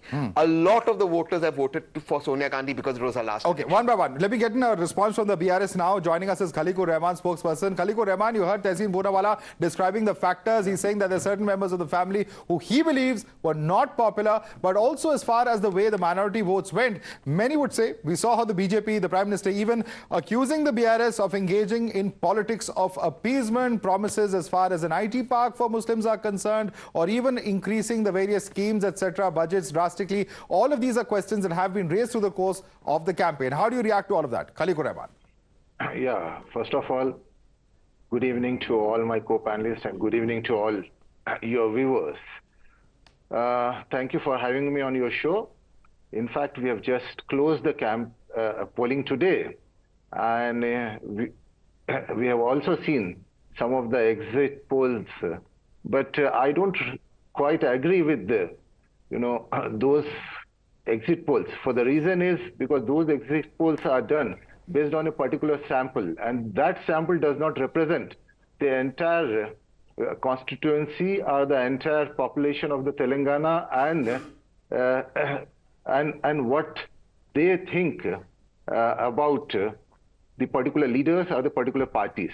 So it represents only a particular section of the society. So based on which we cannot, because we have seen in 2018 that they had said that the Congress was actually sweeping, and they had shown the similar numbers way back in 2018. But you have seen, because sir, our exit poll is showing that you've bettered your performance amongst the minorities. Are you not going to believe that also? No. That's what I'm coming to. Because in this last 9.5 years of our governance, we have in fact worked for the inclusive growth of every section of the society. It's not just only the Hindus or the Muslims, and we have never done the appeasement politics. We have always done. Let me talk. Why? Just tell me, if there's no appeasement, how can you have an IT park only for Muslims? Please explain this, because no one can understand this. How can you have an IT park which only Muslims will work? How are you going to implement it? And how do you implement it? So you say from the security to the data manager to the GM will be a Muslim, you're going to see his religion. I mean, how is it possible? Even the Muslims know you're conning them. Why would you con people this way? How is it possible? Explain. Today explain on the show. Yeah, let me explain. See, because, as for the IT park for the Muslims is concerned, what is wrong in announcing that? Do you think that it is how will you implement it, sir? How will you implement it is the question we are not able to understand. How is it in the There are many leaders of the Congress party who are also saying that how are you going to implement it? Leave alone private companies. Even if you have a PSU dedicated to it, you cannot reserve jobs only for people of one religion. So it's just something that people are not able to wrap their head around. Madhav, what you have to understand one thing, that there are, for example, the institution. For example, we have a medical college which is a Muslim minority medical college. So do you think that is again an appeasement? So on the similar lines, we'll have a Muslim IT park for the Muslims. So there is nothing wrong in that. No, a Muslim medical college also admits. Okay, why is that? Okay, in any part of the world, in any part of this big beautiful world, have you heard of a company that chooses to employ just the whites, just the Jews, just the blacks, just the Africans, just the Russians, just the Indians, just the Hindus, just the Christians, just the Buddhists, just the Jains, just the Sikhs? It doesn't happen that way. I agree with Tehseen. Ask him, suppose if a Hindu is more talented in, say, coding, and a Muslim is less, you will not employ the talented Hindu or a less talented Muslim. How is this possible? It is not like that. Try to understand. This is just to provide the level playing field for the Muslims, actually. No, there's a difference. There's a difference, Mr. Khaliqur Rahman. How do you operationalize it? Okay. Mr. Khaliqur Rahman, you gave the example of a medical college, which is maybe a minority-run institution, but that does not mean that, Hindus can't go there. Yeah, Hindus can't go there either as people who work there or as patients to get treated. So there's a huge difference when you say there's an IT park only meant for minorities. That's where it becomes complicated. It's not even constitutionally permissible. This is an IT park for Muslims, but we have never said that the Hindus cannot be employed. Because you cannot jump into the conclusion. Like the example you gave in a Muslim minority medical college, the Hindus can also be admitted. Likewise, here maybe the majority of the employees will maybe Muslim. Playing a test match. Okay, we are going around in circles. We're going around in circles. But I want to bring in others. Madhav, the beneficiaries intended for this idea must have also been against it. Okay, they would have themselves been so confused as to how it's going to be implemented. Nobody is quite clear as to how it will be implemented. Okay, many hands going up. Sanju Verma of the BJP. Sanju Verma, this is an issue that the BJP has raked up during the campaign. Your response to Khaliqur Rahman, who says that we've worked for holistic development of society, taking everybody along. Your response to him? Madhav, I think the biggest example of the fact that the TRS/BRS is facing a rout is the fact that North Telangana, which has been the bastion of KCR and KTR, I mean, from what I see, what your polls predict, the BRS has been reduced to single digits, and North Telangana is particularly relevant because this is the area from where the demand for a separate Telangana actually originated. So it has more than just a legacy value. Point number one. Point number two, I think while on the one hand there undoubtedly has been a consolidation of the Muslim vote bank, Muslims account for about 13 to 14% of the population in Telangana.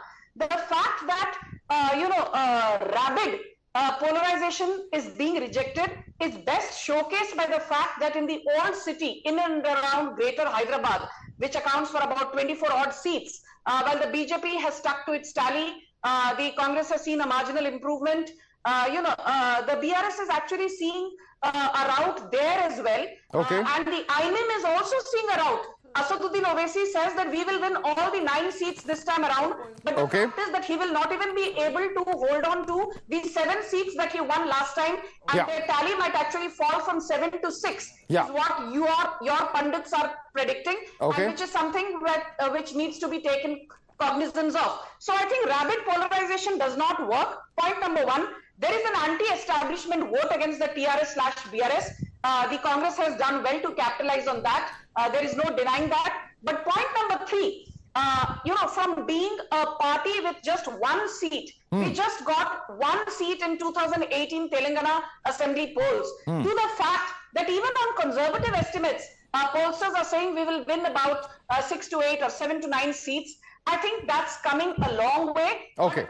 The most important point is I don't think the Congress is going to win on its own 60 plus seats. I think that is we'll get into that point, but let me quickly bring in Asif Sohail as well. Asif Sohail, it is the politics of polarization that has been played out by the BRS and the MIM too, which should have ordinarily benefited from that at this point of time in terms of its total seats, is seeing a possible dip, even though it's a marginal one.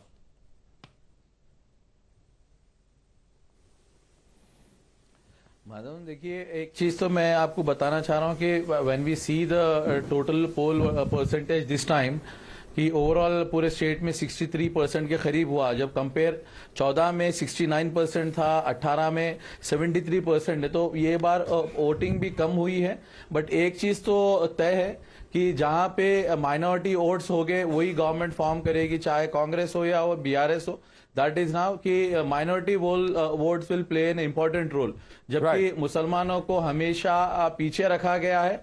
But अब ये चीज अब मुसलमान एक वादे के ऊपर आए हैं कि अब चाहे वो BRS को वोट दे या कांग्रेस को वोट दे, वो उनके साथ फिर वही खाली वोट बैंक की पॉलिटिक्स ना करें, उनके साथ एक उम्मीद के साथ रहे कि उनका भी एक डेवलपमेंट हो जो पिछले 75 साल से उन्हें वैसे ही रखा गया है, तालीमी एतबार से, नौकरियों के एतबार से या कोई भी चीज में। जब एक IT पार्क के ऊपर इतना बवाल मचा रहे हैं, एक देखिए क्या बुरी बात है, ठीक है, डिस्क्रिमिनेशन नहीं होना चाहिए जॉब्स के अंदर, मैं मानता हूं, बट अब अगर आप जस्टिस आचार की रिपोर्ट देखोगे मुसलमानों की अगर स्टेटस क्या है तो बहुत ही नीचे तक है। नहीं, ये थियोरेटिकल डिबेट हो गई है, but we are actually looking at the numbers and the impact of all of these promises.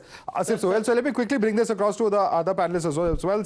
Sabha, how do you look at this entire debate? Because it's been a very bitterly fought election. On every demographic, for every vote bank, there has been, of course, a closely contested fight. But when it comes to the Muslim vote, we saw KCR pulling out all the stops. He's saying that, look at the Congress's track record. In its spending for minorities, it was 2,000 crores for 10 years. I've spent 12,000 crores. I've done much more than what the Congress has done. They've treated you as a vote bank, not me. So there's clearly been a very pitched battle as far as the Muslim vote is concerned. Look, there's a pitched battle for every vote. But we in the media, and there's the nature of politics, you focus on the Muslim vote. A 12 to 13% electorate is not going to determine if there is going to be a change of government in Telangana or not. It will be a factor. If there is an anti-BRS wave, even Muslims are human beings like other voters, then they will vote for it.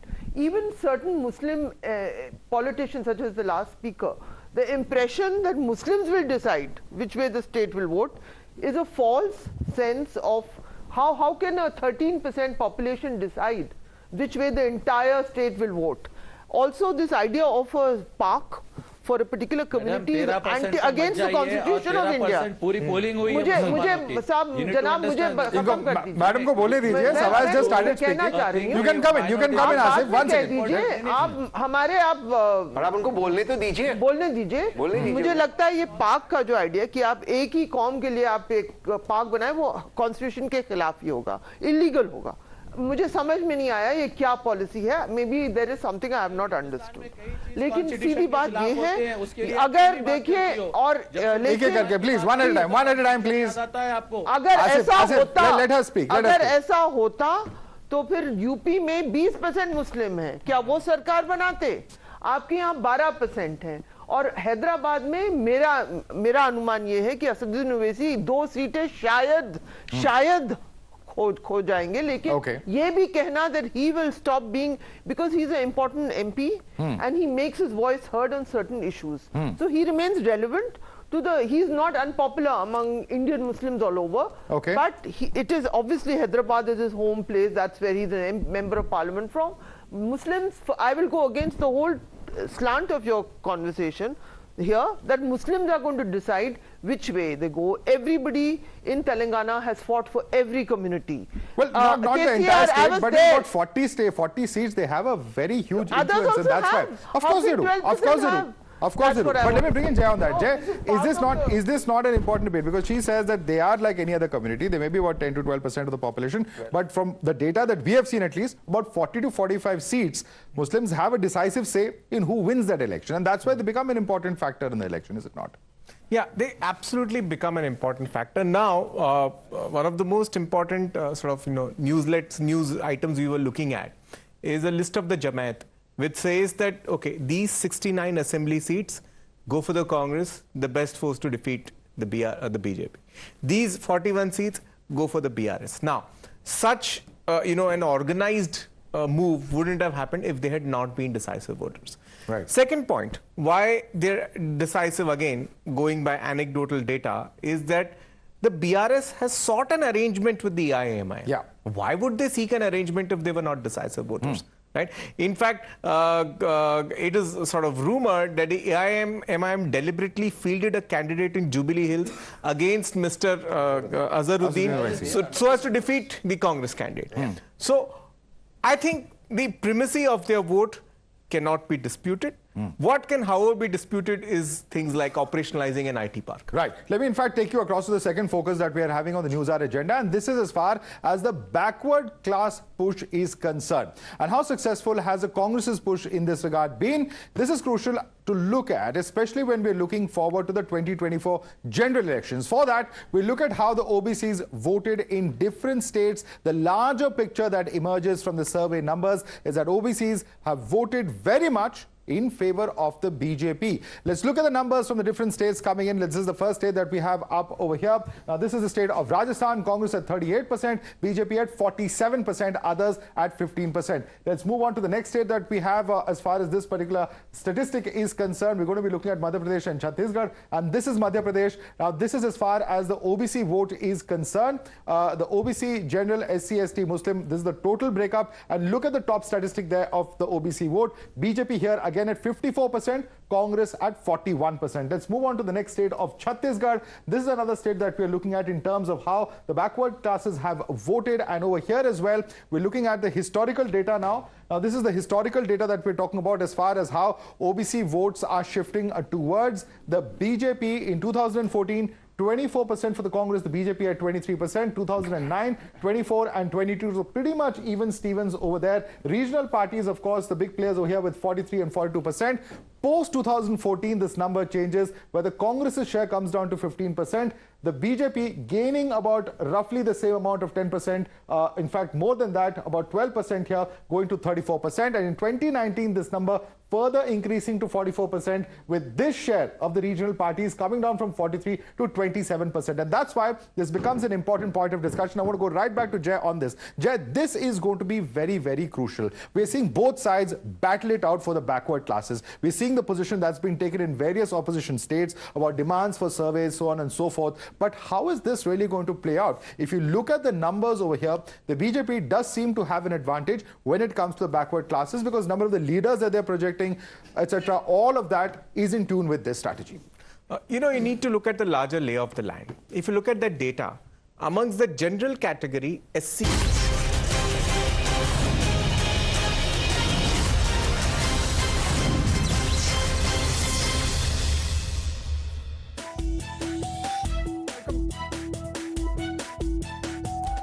Good evening and welcome to our special coverage of the ETG Times Now exit poll. In the next 1.5 hours, you'll get to know the numbers as polling draws to an end in Telangana today. The exit poll numbers will soon start pouring in. The nation is waiting for the big numbers ahead of December 3rd verdict, and we'll be bringing to you the picture in every state just hours from now. for now, we'll be breaking down what's happening in each and every one of those states. We'll focus one by one on the poll-bound states, the voter turnout, the comparison with last elections, and what were the big controversies at play in each state during polling. The main polling issues in each state, of course, we're going to take up. And right now, we're going to start with Rajasthan, where there's a straight fight between the Congress and the BJP. Let's look at the voter turnout numbers there and try and understand if it tells a story in favor of any particular political party. In the 2023 state polls, it was 75.45%. In the 2018 state polls, it was 74.72%, and therefore a 1% increase as far as the voter turnout is concerned. There's the number on your screens over there, 75.45% in terms of the voter turnout. Let's also quickly look at the numbers in terms of the issues that we are looking at. Some of the big issues, of course, this is the turnout as far as 2023, 75.45%. In 2018, it was 74.72. So that's the comparison as far as the voter turnout is concerned. We'll quickly take you through the three big issues at play, the three big controversies in Rajasthan as well. If you can quickly pull up that graphic on the LED screen over here, and then we take it across to our guests. The three big poll controversies in Rajasthan. One, the Red Diary and the raids. We'll be delving into the Red Diary and the raids in some time, but at the core of that is corruption. Rahul's Panauti jibe at the Prime Minister, another issue at play. How much will that really matter in this election? And the Prime Minister accusing the Congress of insulting Gujars and Dalits. Let me quickly welcome our guests and take this across to them as well. As far as this entire panel is concerned, we have with us Jayam Rugh, psephologist, joining us here in our studio. With us also is Smita Prakash, editor of ANI. Dr. Anand Raghunathan, author, is with us. Also with us inside the studio is Ashutosh, senior journalist, Lokesh Jindal, political analyst, also joining us. Let me start first and foremost with you, Smita.